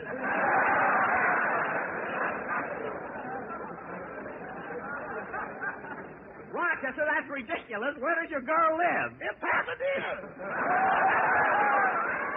Pasadena. How could the cord on my telephone reach from Beverly Hills to your girl's house in This sounds like Jerry Colonna. How could your cord on my telephone reach from Beverly Hills to your girl's house in Pasadena? Boss, did you ever hear that old expression, love will find a way? Yes. Well, it did it again. I don't care what it is. Now, you get back home at once and bring the phone with you. Okay, goodbye. Goodbye.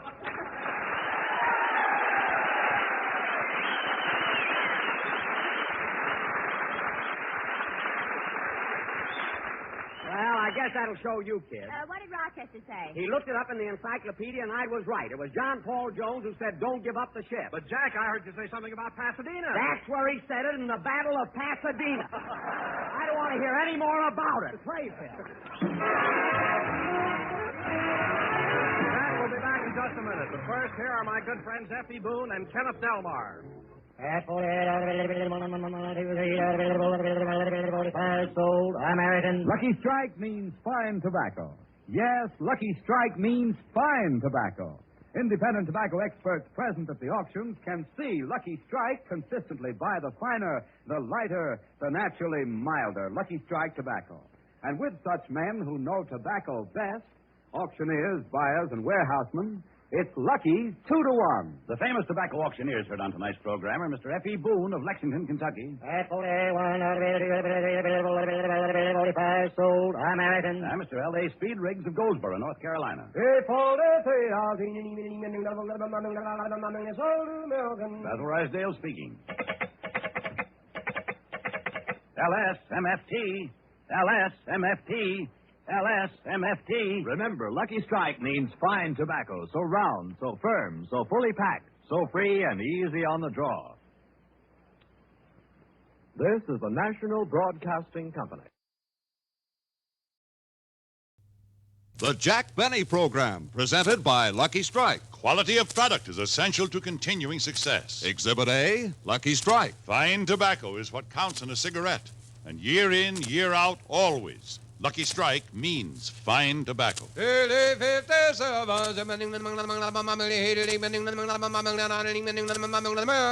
Lucky Strike presents The Man Who Knows. Colonel Hart Shoemaker, ace tobacco auctioneer of Lebanon, Kentucky, has sold over 300 million pounds of tobacco leaf.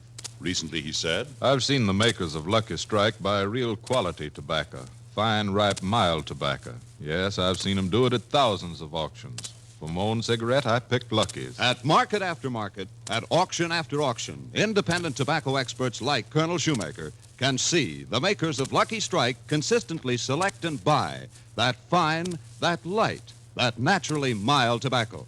Remember, LSMFT. LSMFT. Lucky Strike means fine tobacco. And fine tobacco means real, deep-down smoking enjoyment for you. So smoke that smoke of fine tobacco, Lucky Strike. Yes, next time you buy cigarettes, ask for Lucky Strike. So round, so firm, so fully packed, so free and easy on the draw.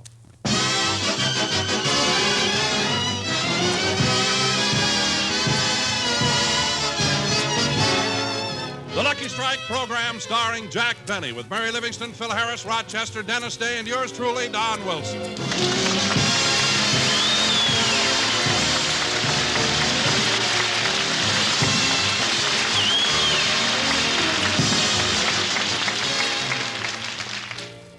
Ladies and gentlemen, for many years as an announcer, it has been my privilege to introduce a number of very important people. But never have I felt the pride that is glowing within me today as I introduce the gracious and beloved star of our show. Well. Yes, ladies and gentlemen, it gives me extreme pleasure to present to you a man whose very benevolence has earned for him the admiration, respect, and everlasting love of millions. And here he is, Jack Benny.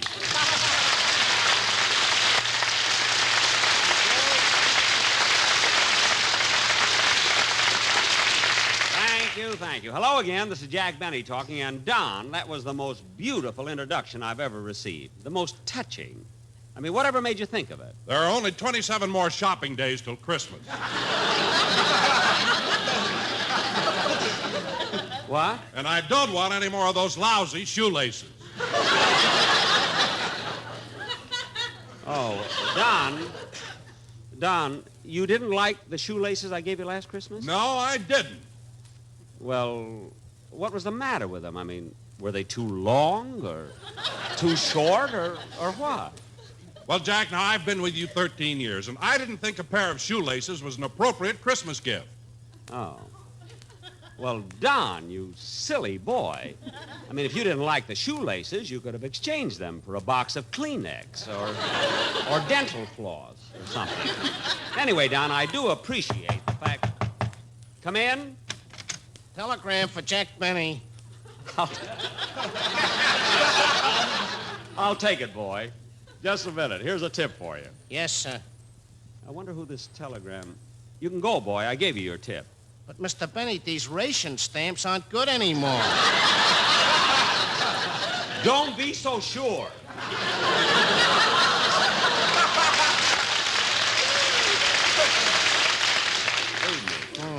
My bicycle was paid for. I'd punch him right in the nose.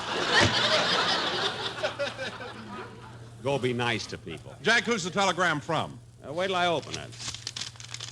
Well, dear Jack, please be at the studio tomorrow morning at 9 o'clock for further discussions. Signed, Jack Warner. Discussions about what? Didn't I tell you, Don, the Warner brothers have finally decided to make that picture. You know, the story of my life. It's going to be... Hello, Jack. Oh, hello, Mary. Mary, I've got wonderful news. Sorry I did that. I mean, I've known you so many years. Mary, I've got wonderful news. Warner Brothers is going to make the story of my life. Gee, that's swell. What gave them the idea? Well, after I made The Horn Blows at Midnight, they received thousands of letters demanding the life of Jack Benny. I wonder how they meant that. Anyway, they've done a lot of work on the story. You mean they finished the script already? Yes, Mary, and it's going to be great. You know, there's a lot of action in the opening scene. You see, in the opening scene, I've just been born, and as the doctor leaves the house, my father shoots him in the back. It's really very exciting. Say, Jack, when they made the Jolson story, they had Larry Parks play the part of Al Jolson. Now, in your picture, who's going to play you? Well, we don't know yet, but to portray the real me, they're considering Errol Flynn.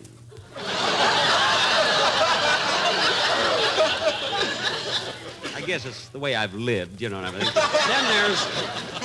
Then there's also the possibility that they might use Clark Gable.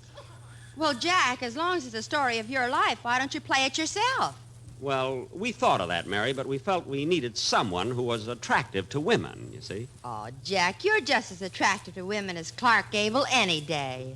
Well, I wouldn't say that, Mary. I mean, that's sweet of you, but you see, Clark is a pretty handsome guy, you know. Oh, you're just being modest. You don't hear women talk about you like I do. Now, Mary, stop, will you? I'll admit I'm not homely, but what did the women say about me? You asked for it, brother. Never mind. If you want to know something, Smarty, it wasn't so long ago I had dozens of girls all around me. That's when you were playing with Phil Spitalny. Phil Spitalny. He still owes me 2 weeks' salary. Anyway, Say, Mr. Benny, when I sing my song, do you mind if I... Oh, hello, Dennis. Hello. Mr. Benny, when I sing my song, do you mind if Did you just get in? Yeah. Mr. Benny, when I sing my song, do you mind if How do you feel, kid? Fine. Good. I broke my leg this morning, but I'm all right now.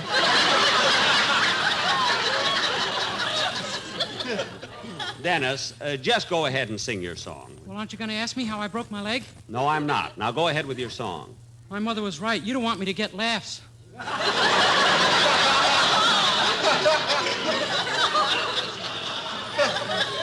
Not on silly things like that. Now go ahead and sing. Okay, but do you mind if I dedicate the song to my new girl? Oh, you have a new girl? What's her name? Thelma Gray, Hollywood 6265. Oh. Dennis, you didn't have to give Mr. Benny her phone number. I might as well. He'll force it out of me later.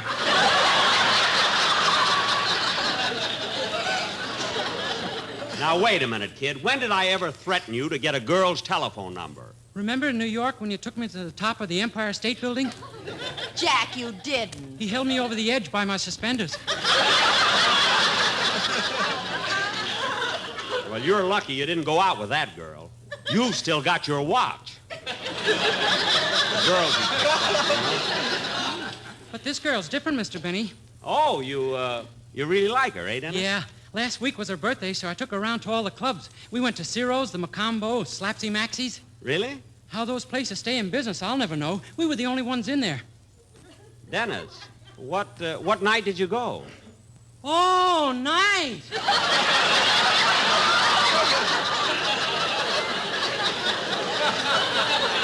Oh, for heaven's sake, go ahead and sing, kid. Okay. Hollywood, 6265. I must remember that. This time I'll leave my watch home.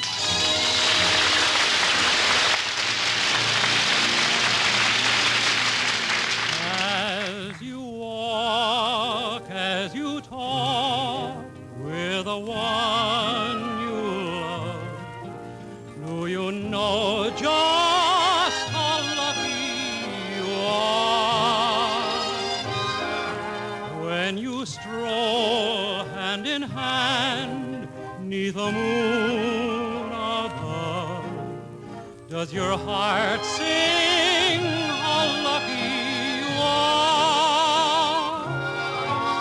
There's so many heartaches in this world of ours.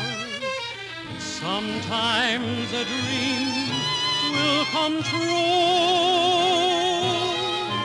when the one that you love is in love with you.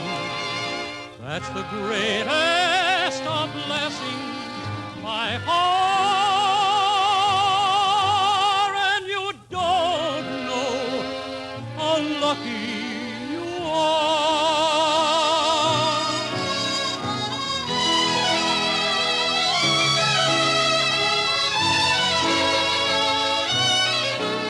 Does your heart sing how lucky you are when the one that you love is in love with you? That's the greatest of blessings by far. And you don't know how lucky you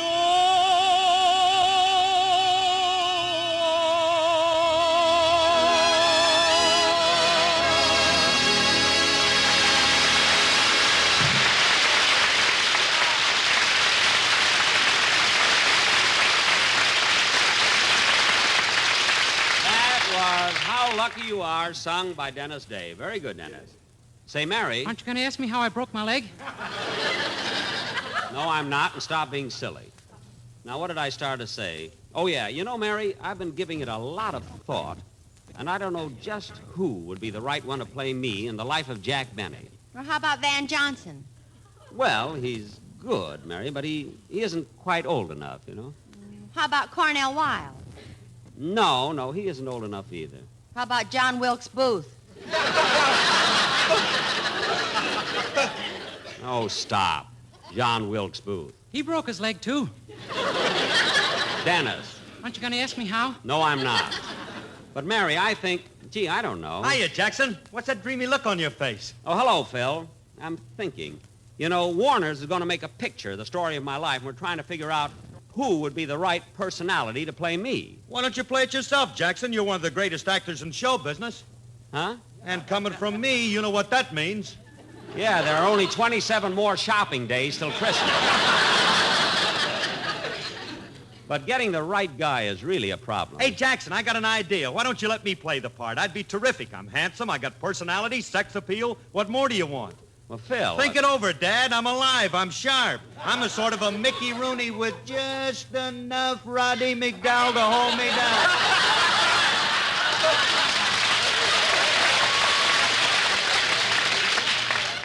Phil, Philsy boy, do you think for one moment that I'd let you play... Do you think for one moment I'd let you play the lead in a picture as important as this one? You'd be drinking all the time. What's wrong with that? What? You made the horn blows at midnight and you were sober. Not after the preview. Anyway, Phil. Hello, Livy. How you, Don? Hello, Phil. Hiya, Dennis. How you feel, kid? I broke my leg this morning, but I'm all right now. Dennis. Just call me John Wilkes Booth. Dennis, keep quiet, will you? Now, Phil, I hate to be the one to suggest it, you see, but it's time for a number from your corny band. Corny band? Apparently you haven't heard. Heard what? We were invited to go to England and play for the royal wedding. The royal wedding? Yes, sir, right in Birmingham Palace. Phil, that's Buckingham. If there's a buck in it, you'll know it.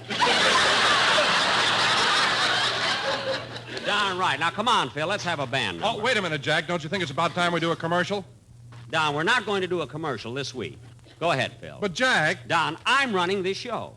Go ahead, Phil. But, Jack, the quartet worked on it all week. I don't care if they did. Go ahead, Phil. And there's a part in it where you play the violin. Hold it, Phil.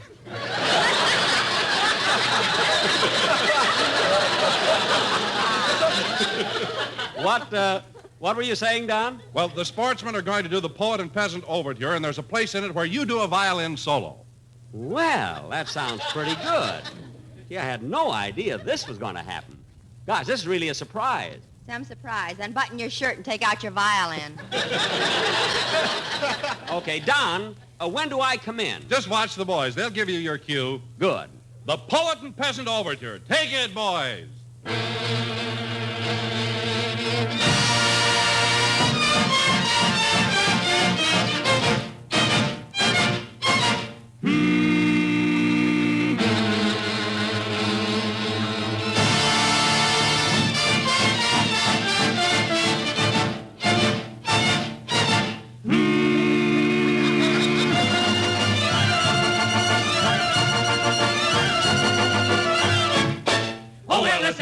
LSMFT.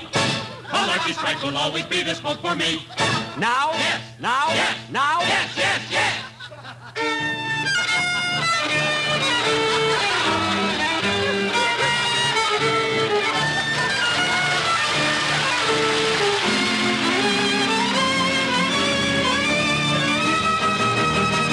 Good old LSMFT. That's a cigarette for me. My Lucky Strike, he's the one you will like.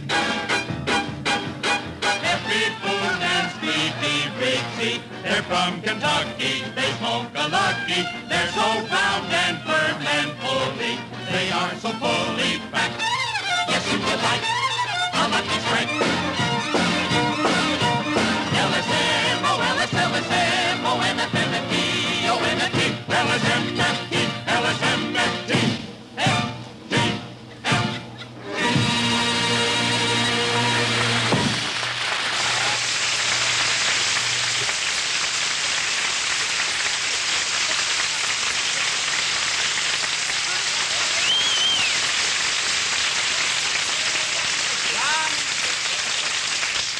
Don, that commercial was really wonderful. It really was. And thanks for putting a part in it for me.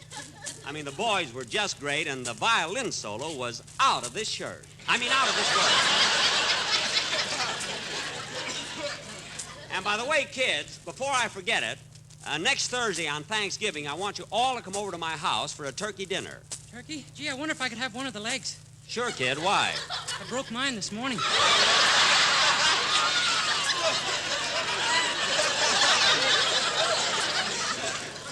Oh, for heaven's sake. Hey, Jackson, are you sure it's going to be a turkey? Of course I'm sure. Why? Well, last year you said you ran over a turkey, and when we bit into it, it turned out to be a buzzard. Well, it's a real turkey this time, isn't it, Mary? Yeah, I was with Jack when he bought it. That's right. In fact, yesterday I called him and suggested that he throw a Thanksgiving party for the whole gang. He must have been in a good mood because he went for the idea right away. Well, Mary, I'm glad you called, and it's a good suggestion. Huh? Fine. Hurry over and we'll go shopping. Goodbye. Oh, Rochester. Yes, sir. Where have you been? Out in the garage trying to fix up the car. When you hit that truck last week, you bent the axle. Did you fix it? Uh-huh, but I had a lot of trouble. Trouble? Yeah, when I loosened the nut that holds the axle, the lights fell off. Oh. So I took a nut off the rear door to fix the lights, and the steering wheel fell off. Gee. Then I took off the wire that holds the radiator and used it to tighten the steering wheel. And the radiator fell off? No, the fenders. All four of them? All 5 of them.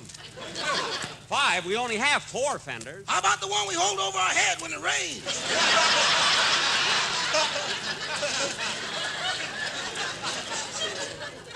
I thought we used the side door for that. No, we use the side door to close the trunk in the back. Oh, yes. Gee, I must have hit that truck harder than I thought. Say, boss, when are they going to come out with those new cars with the motors in the rear? In 1948. Well, congratulations. You're a year ahead of them. What? You mean the motor's in the back of my car? About 10 feet. Oh, stop making things up. Now, Rochester, I'm going to have the gang over Thursday for Thanksgiving dinner. What's in the refrigerator? The morning paper, a magazine, and your glasses. What? When that little light goes on, you ain't wasting it.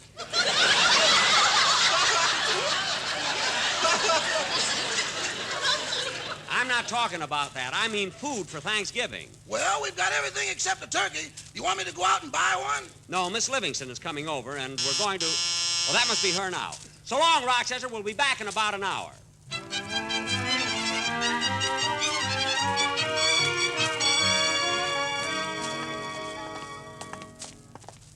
Gee, Mary, it's such a nice day. I'm glad we decided to walk to the market. Yeah.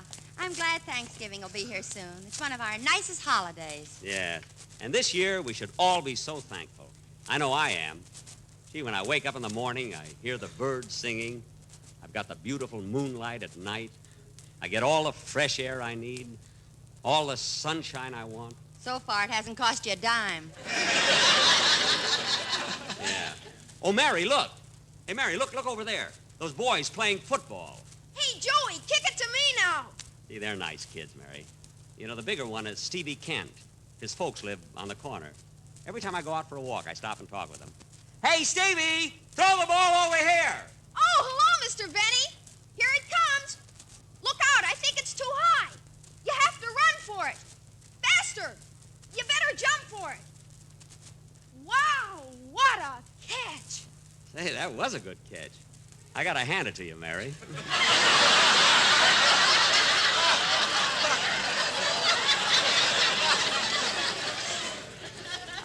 How did you do it?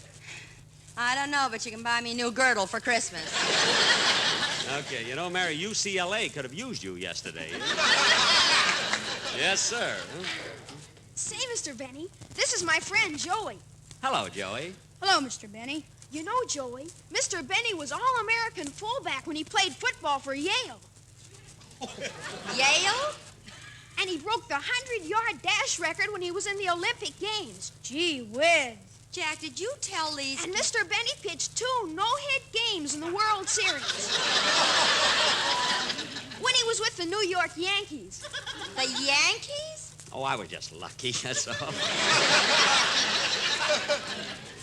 Say, Mr. Benny, tell Joey about the time you knocked out Jack Dempsey. Oh, it was nothing. You see, it happened in the first round. We were mixing it in the center of the ring when suddenly Dempsey caught me with a powerful right hook to my chin. It shook me a little. I realized he was dangerous, so I decided to end it quickly. I shot 2 lefts to his midsection, crossed a right to the jaw, and down he went. I didn't mean to hit him so hard. He was out for over an hour. Gosh. Well, so long, kids. We got to get going. You know, Mary, I was just... Oh, shut up.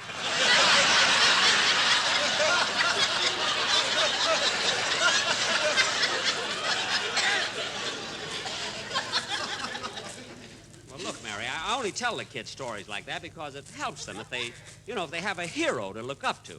Some hero. Anyway, I just tell the kids harmless little stories. I don't exaggerate too much. Oh, look, there's little Georgie Foster. Isn't he cute? He's only 4. Look at him. Hello, Georgie. Hello, Mr. President.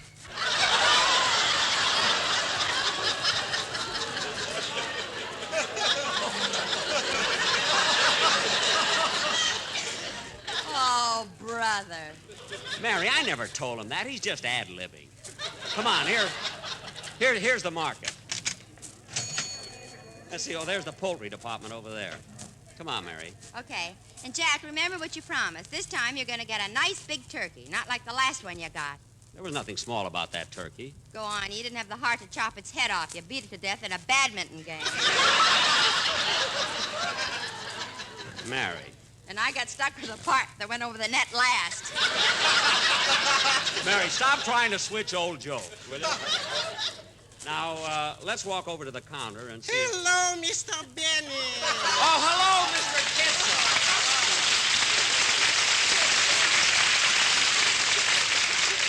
Oh, Mr. Kitzel, what are you doing behind the meat counter? Oh, I'm helping out here for the holidays. Oh, you're just working here temporarily. Huh? Yes, until my boss gets back from the wedding. The wedding? In London? They had one there, too? Yes, last Thursday. Oh. Well, look, Mr. Kitzel, I want to buy a turkey. Are they very expensive? Expensive? You mean they're that high? Come here a minute. Huh? Step closer. Do you know that turkeys are what turkeys are selling for today? No. Well, if you knew, you'd be nervous too. Come a little closer.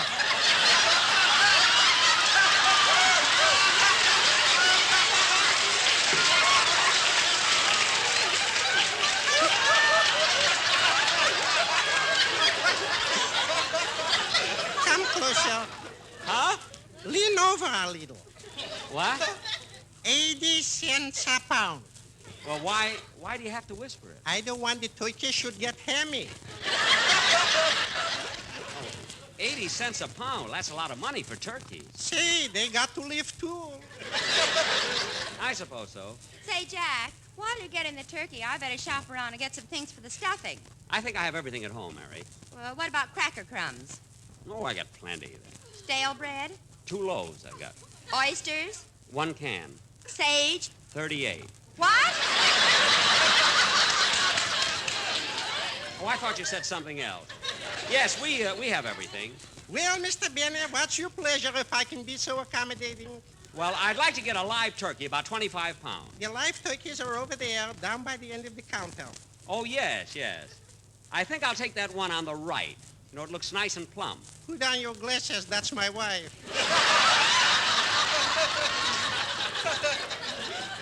Oh, yes. I wish I could get 80 cents a pound for her. What? Nothing, I'm daydreaming. Now, Mr. Kitzel, what would you suggest? Well, if you want a nice live turkey, what about this one over here? Say, Jack, this one's nice and plump. I've seen turkeys look plump, and they're all full of feathers. I'm going to feel this one myself. Hold still, turkey.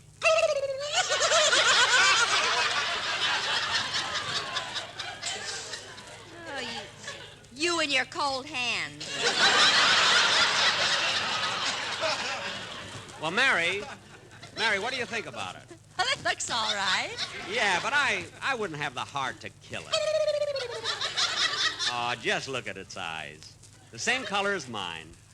Sultry summer blue. Oh, Jack, stop being so sentimental. You've already given up eating strawberries because they remind you of Phil Harris's eyes. Mary, Mr. Kittle, how much does this turkey weigh? About 36 pounds. My scale is broken. Oh, well, I'll weigh it on that scale over there by the door. Come here, turkey. Come here. That's a good girl. Come on, Mary, we'll go over the scale. Now, hold still, turkey. Mary, put in a penny. Okay. Oh, look, Jack, a card came out. Yeah, what does it say? You weigh 36 pounds and you ain't long for this world. There's a picture of Fred Allen on the other side there. Well, that's much too big. Oh, Mr. Kitzel. Your pleasure. This turkey's too big. How much does this one weigh? This one right here. I think 29 pounds. Aren't you sure? Wait a minute, I'll check. Oh, Hattie, how much does this turkey weigh? 29 pounds, but I'll check. Hey, Joe, how much does this turkey weigh? 29 pounds, but I'll check. Hey, Herman, how much does this turkey weigh? 29 pounds, but I'll check. Hey, Sam! All right, I believe you. Jack will be back in just a minute, but first... Quality of product is essential to continuing success. And Lucky Strike means fine tobacco. LSMFT. Yes, Lucky Strike means fine tobacco. And fine tobacco is what counts in a cigarette.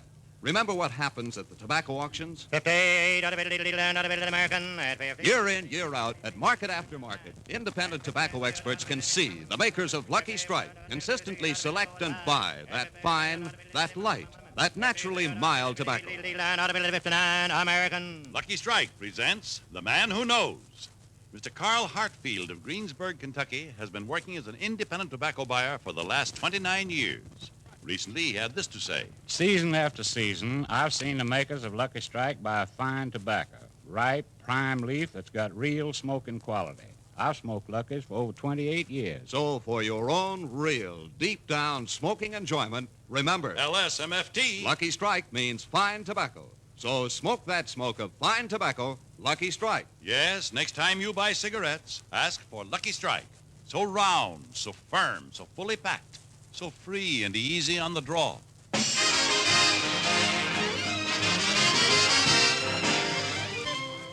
Good night, folks.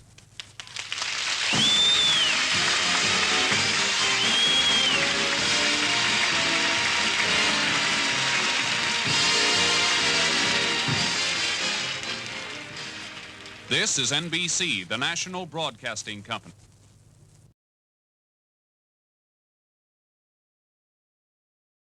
J-E-L-L-O. The Jell-O program brought to you by Jell-O and Jell-O Pudding, starring Jack Benny with Mary Livingston, Phil Harris, Dennis Day, and yours truly, Don Wilson. The orchestra opens the program with One on the House.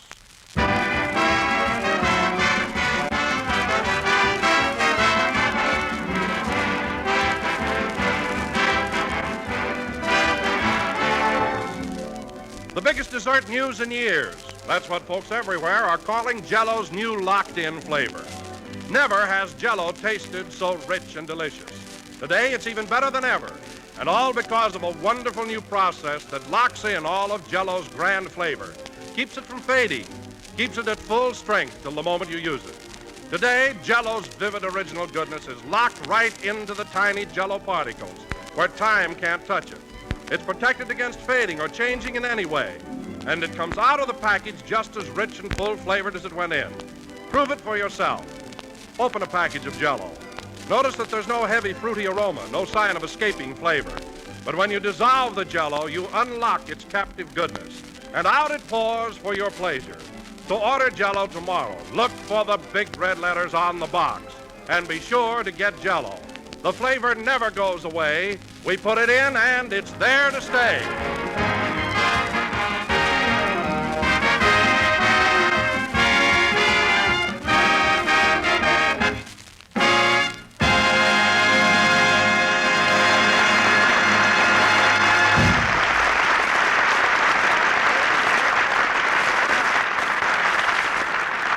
That was One on the House, played by the orchestra. Now, ladies and gentlemen, we would like to take you back 3 days and show you how Jack Benny entertained the gang on Thanksgiving. The time, 2 p.m. last Thursday. The scene, the kitchen of Jack's home in Beverly Hills, where we find Jack, Mary, and Rochester preparing the dinner.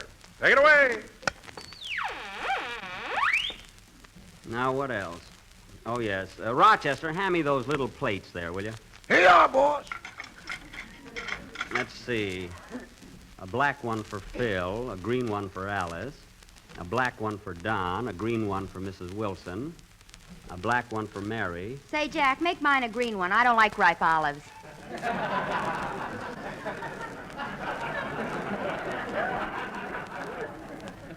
All right, I'll switch you and Don. There.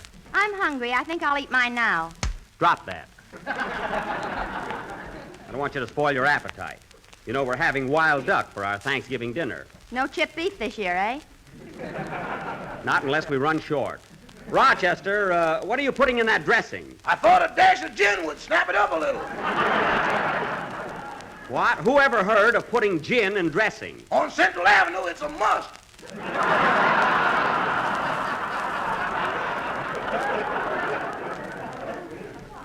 Well, I don't want it in this dressing. And put that gin back in the first aid kit. Oh, Mary, take a look in the oven and see how the ducks are coming along. Okay.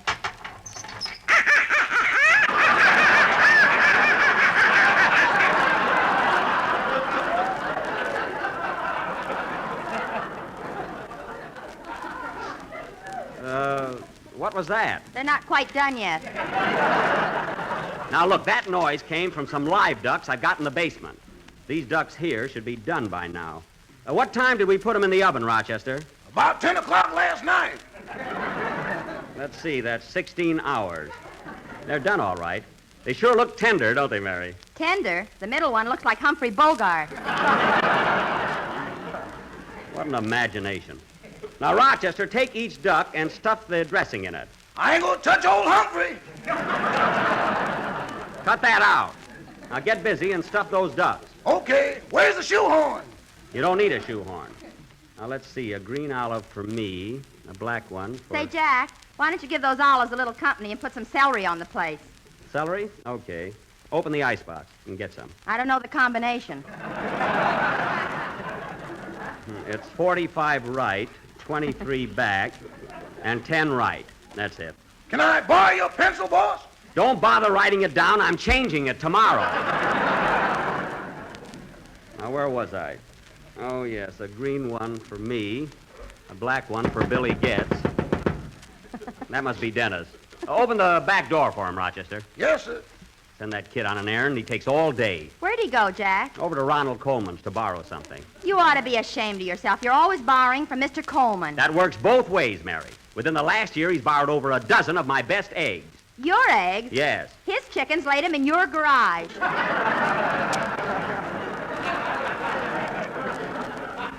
That doesn't make any difference. That's the same thing as the grapefruit near the fence. What hangs over is mine. Even Coleman's lawyer admits that.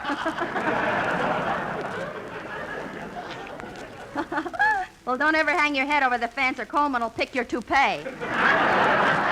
Ha, ha, ha, I'm screaming. Here's the punch bowl you wanted, Mr. Benny. What is that? Here's the punch bowl you wanted. Thanks, kid. And what have you got in that bag? Some corn. Mr. Coleman says, please feed it to his chickens. I've been feeding him plenty. Now, Dennis, the gang will be here pretty soon, so rub some of this burnt cork on your face. Okay. Burnt cork, what's that for? Dennis is going to help serve dinner tonight. It's an emergency. I hired Rochester's brother, and he didn't show up. What happened to him, Rochester? I was wrong, boss. He got 60 days instead of 30. Oh, well, I can use him New Year's Eve. Now, Dennis, Rochester will be busy here in the kitchen, so it'll be your job to... Whoop, there's the front door. Now, here's your chance of practice. See who's at the door, Sylvester. I's going, Mr. Benny. I's going. Say, that's all right. That boy does the worst blackface I ever heard. Not so easy. I'd like to hear you do Irish sometime.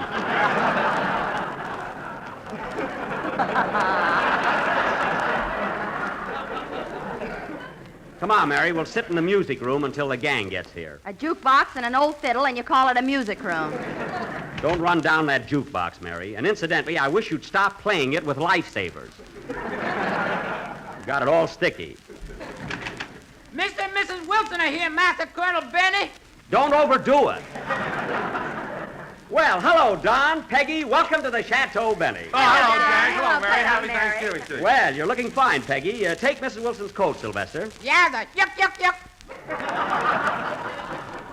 I wish he'd hold it down a little. Well, 2 servants tonight. You're kind of putting on the dog, eh, Jack? Well, it's a big party. Gee, Peggy, I'm sure glad you and Don were able to come to dinner today. Yes, I am, too. Don's been gaining weight again, and I'm so happy he's someplace where he can't overeat.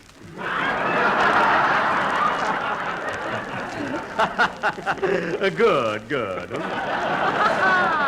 Well, I hate to disappoint you, Peggy, but there's going to be plenty of food on that table. Yes, and I love chipped beef. We're having wild duck. Now, let's have a little music while we're waiting. Mary, put a nickel in the jukebox. I've only got one. I'm saving it for the apple machine. All right, I'll put one in. That is if I've... Here's a nickel, Jack. Thanks. Say, here's one of Phil's records, Chattanooga Choo Choo. He sings the chorus on this one. Very cute, too. Wait till you hear it.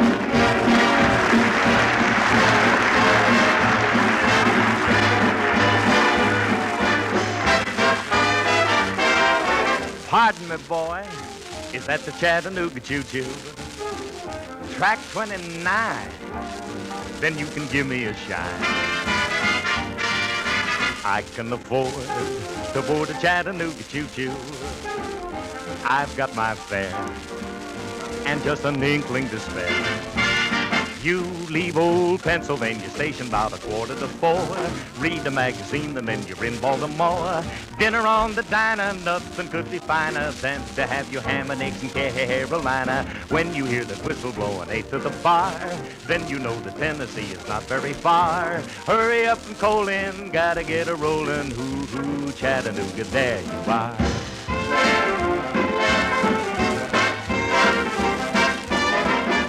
There's gonna be a certain party at the station, satin and lace, I used to call Funny Face. She's gonna cry until I tell her that'll never wrong. Oh, Chattanooga choo-choo, won't you choo-choo me home?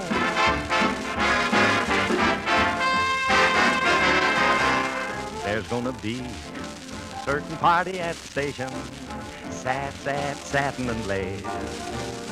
I used to call my bunny, honey, funny face. She's gonna cry until I tell her that'll never roam. So Chattanooga choo-choo, hoo-wee, hoo-wee. Chattanooga choo-choo, hoo-wee, hoo-wee. Chattanooga choo-choo, won't you choo-choo me home?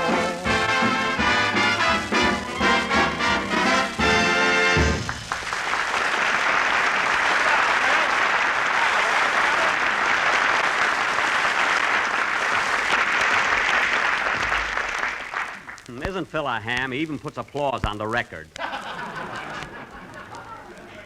That was a good number, though. Yes, indeed. By the way, Peggy, I don't believe you've been in my music room before, have you? No, I haven't, Jack. And you've got some lovely old pieces here. Who furnished it? Harry's Hawk Shop. I only got the melodeon there. You know, Peggy, if you look around, you can get some of the... Uh-oh. Here comes your boarder. Yeah. I wonder what happened to him. His arm's in a sling. Oh, good afternoon, Mr. Billingsley. Hello, Mr. Benny. Having company for dinner, I see. Yes, yes. The others will be here pretty soon. Won't you have a seat? Oh, thanks. I never touch 'em.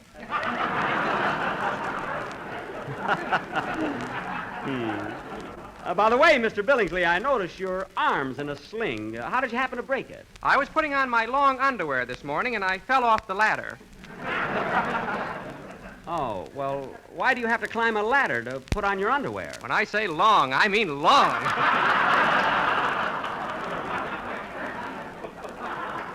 Oh, I see. Won't you join us for dinner, Mr. Billingsley? We're having wild duck. No, I'll have a glass of dressing later. Good night. It's getting more eccentric every day. But who else would pay me $800 a week for room and board?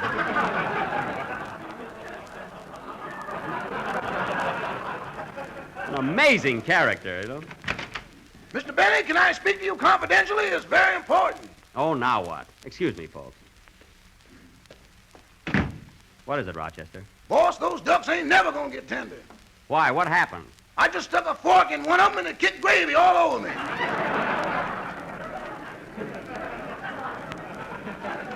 Now, that's ridiculous. It probably slid in the pan. That's all. You may be right, boss, but I don't think it would hurt to shoot them just once more.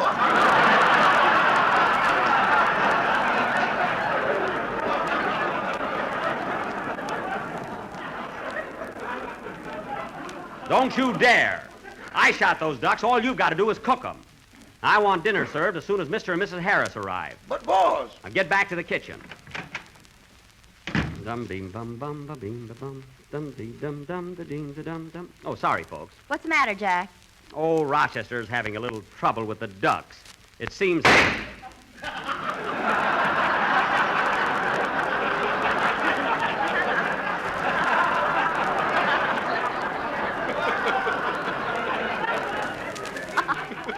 Well, everything will be all right now. Yes, sir. Jack, what was that noise? It sounded like a gunshot. How do I know? Well, folks, just as soon as There's someone at the door, Sylvester. Sylvester, answer the door. That's dough, boss. All right, answer the door. And don't shuffle, just walk. Say, Don, would you like a cocktail before dinner? Eh, Don? Definitely no. Well, I can see who wears the pants in that family. With Don's, there's room for both of them. You said it. announcing Mr. and Mrs. Phil Harris. Phil! Hiya, Jackson. And Alice.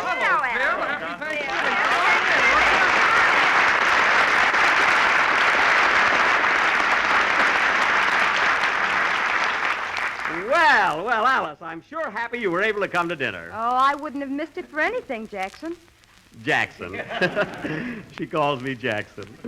You know everybody here, don't you, Alice? Hello, Alice. Oh, why, Peggy, I haven't seen you since our trip to New York. And Alice, you know Mary Livingston, huh? Oh, why, of course I do. Hello, Mary. So nice seeing you again. Hello. Hello. That's a fine greeting. Who cares how many fan clubs she's got? Mary. Don't pay any attention to her, Alice. You see, Mary is always jealous of any girl that shines up to me. Well, who's shining up to you? Well, I mean that you... Explain that, Jackson. Don't get excited, Phil. Now, look, fellas, let's not have a brawl. I don't want duck stains all over the furniture. Well, this is the first time you've ever been to my house, isn't it, Alice? Yes, and I think it's furnished in very good taste. What did you mean, Phil? I should wear my old clothes. Why, Phil, you little rascal. Say, Mary, call up Luella Parsons and tell her Alice Faye is visiting me. She'll never believe it. She will, too. And call Harrison Carroll. Say, Phil, I want to congratulate you on your performance last night in The Courtship of Miles Standish. Yeah, it's the best play our night school ever put on, Don. Oh, yes, Phil, you were excellent as Priscilla. But as long as you were playing the part of a girl, why didn't you shave before you went out on the stage? I didn't want people to think I was on the level. Well, it spoiled it a little for me. By the way, Phil, use the ashtray, Peggy. These rugs are expensive.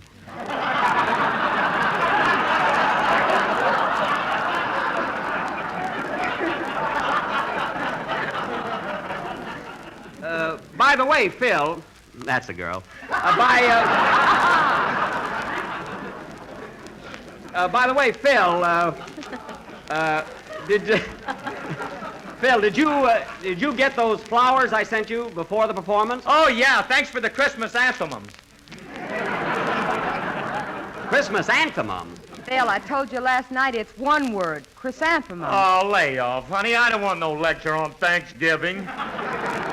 Behave yourself, Phil, or I won't read that book to you anymore. What book are you reading to him, Alice? Oh, you know, Jack. A is for apple, so round and red. B is for butter. You spread it on bread. What? Are you kidding? C is for crackers. You eat them in bed. I know them all.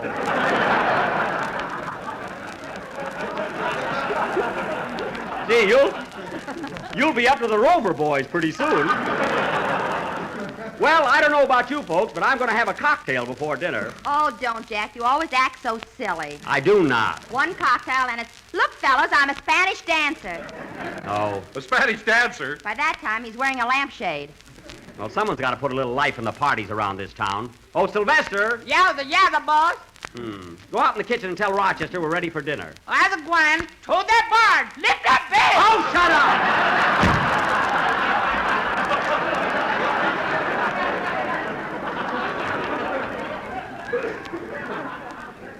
Well, Alice, I hope you're good and hungry.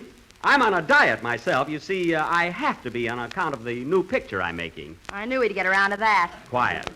You see, I'm working opposite Carol Lombard, and I must look my best. Well, Jack, I've seen you in pictures before, and as I recall, you always look very nice. Yes, I imagine I do, but of course I look much younger on the screen. Oh, much. Mary. You know, Alice, now that we're both at 20th Century Fox, maybe you and I will be working together soon. Who knows? I think we'd make a swell team. Yes, you with your youth and beauty, and me with my suave, debonair charm. You're right, Phil. He is hammy.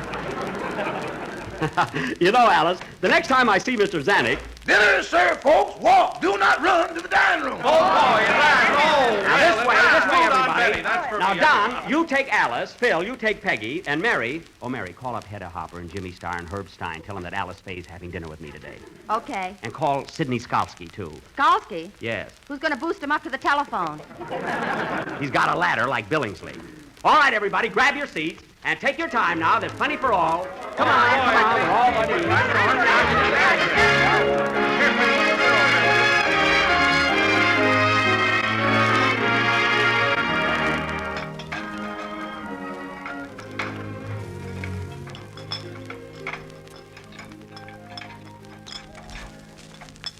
Boy, what a dinner. Say, this dressing is delicious, Jack. I'm glad you like it. Oh, Rochester, serve Mrs. Harris some more duck. Will you have another piece of duck, Alice? No, thanks. I'm still chewing on my first piece. Well, you've got beautiful teeth. Use them. I think the duck is very tasty, don't you, Mary? Yeah, but the next time you go out shooting, be more careful. Mine's full of buckshot. Mary, that's what that bowl is for. Dump the buckshot in the bowl. Oh. That's it. Personally, I think this is the finest meal that... Pass me that bowl, will you, Mary? Here you are, Phil. Thanks.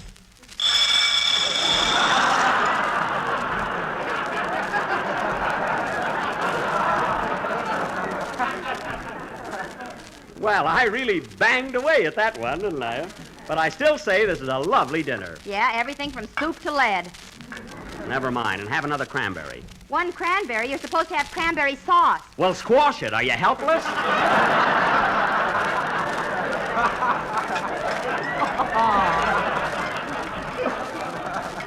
What's the matter with you, anyway? Oh, Rochester. Yes, boss? Bring me a sharper knife. I got Humphrey.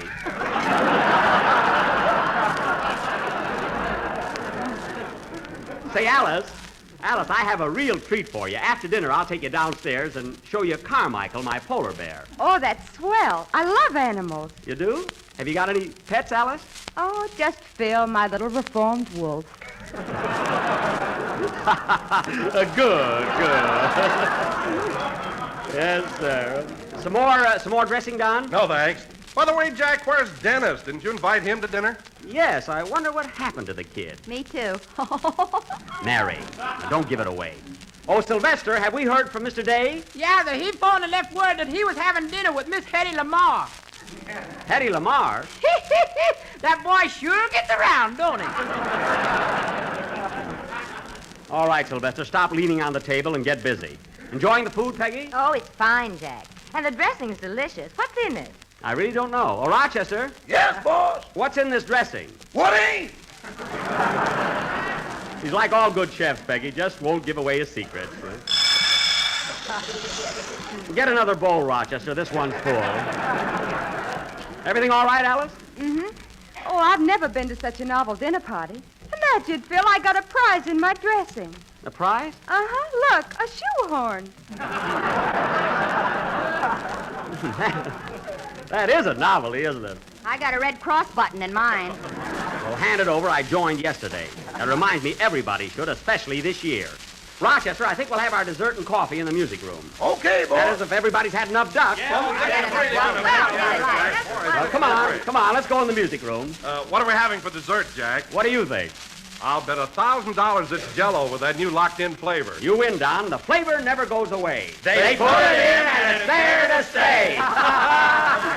Say, let's have some entertainment while we're waiting for the coffee. Yeah, what do we do? Well, we can... Oh, I know. Hey, look at me, fellas. Jack, take that bowl of fruit off your head. You don't look anything like Carmen Miranda. Well, somebody's got to entertain. Well, what about Alice singing a song for us? Yeah, what about it, Alice? Come on, Alice. Won't you sing a song? Come on. Come on, will you? You hear that, Alice? Will you sing for us? Wait till I finish chewing this duck, huh? All right. Now, I'll tell you what. If you sing, I'll accompany you on the violin. No, Jackson. No, not that.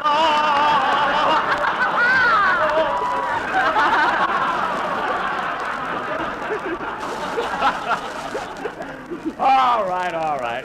Come on, Alice. What's that song? Alice, what's that song you did in your new picture, Weekend in Havana? You mean Tropical Magic? Yeah, that's it. You sing Tropical Magic, and I'll pull rabbits out of a hat. Quiet, everybody. Alice is going to sing.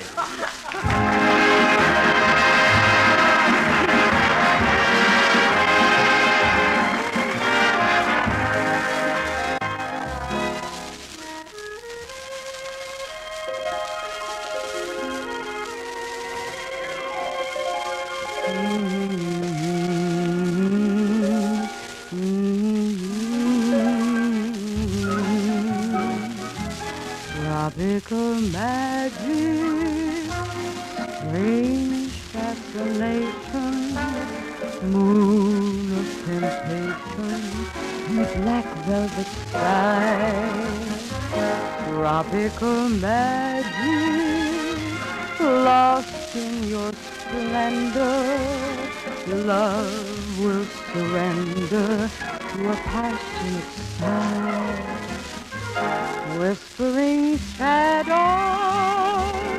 out of a midnight, whisper manana, but never goodbye.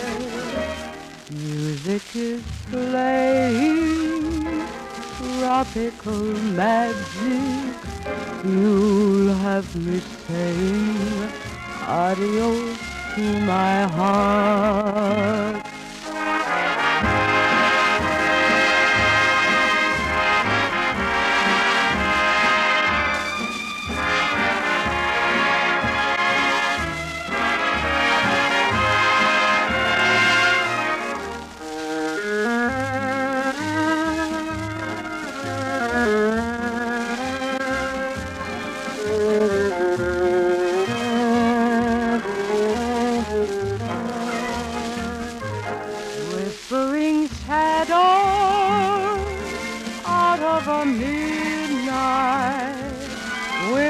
Manana, but never goodbye. Music is playing, tropical magic. You'll have me saying adios to my heart, adios to my heart.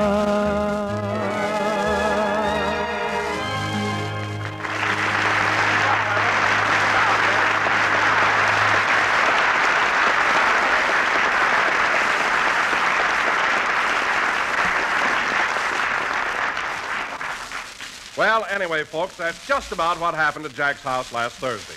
Alice sang her song, and then we all played games and had a swell time. And just as we were leaving, we could hear Rochester calling Jack. Mr. Benny!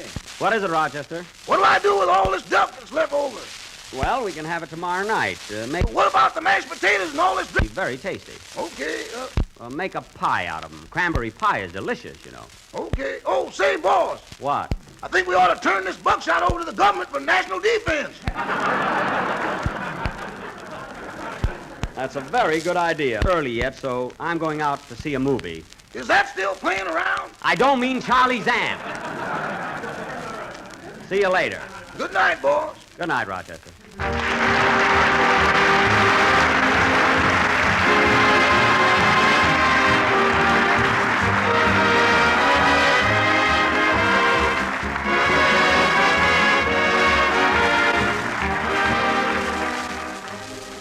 One of Mary Livingston's favorite Jell-O desserts is a swell treat called peach and banana mold. Because I think you like it too, I'm going to pass it right along. It's an easy recipe to remember. Its main ingredients are canned sliced peaches, sliced bananas, and lime Jell-O. And you combine them like this. Make up one package of lime Jell-O as you usually do. Next, arrange 1/2 cup of canned sliced peaches on the bottom of the mold and pour the Jell-O over them. Then slice one banana into the Jell-O and chill until firm. When you unmold it, you'll have a beautiful 3-layer dessert. Golden peach slices on top, sliced bananas embedded on the bottom, and in between them and surrounding them, clear, glistening emerald lime Jell-O. Many grocers are featuring canned sliced peaches and lime Jell-O all next week. Get both and make up this grand treat. Just be sure when you buy to ask for Jell-O, because Jell-O's new locked-in flavor gives you all the flavor, always.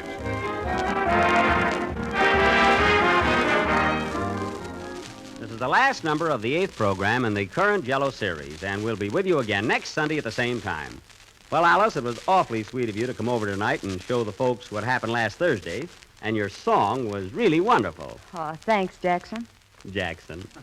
She called me Jackson. Good night, folks.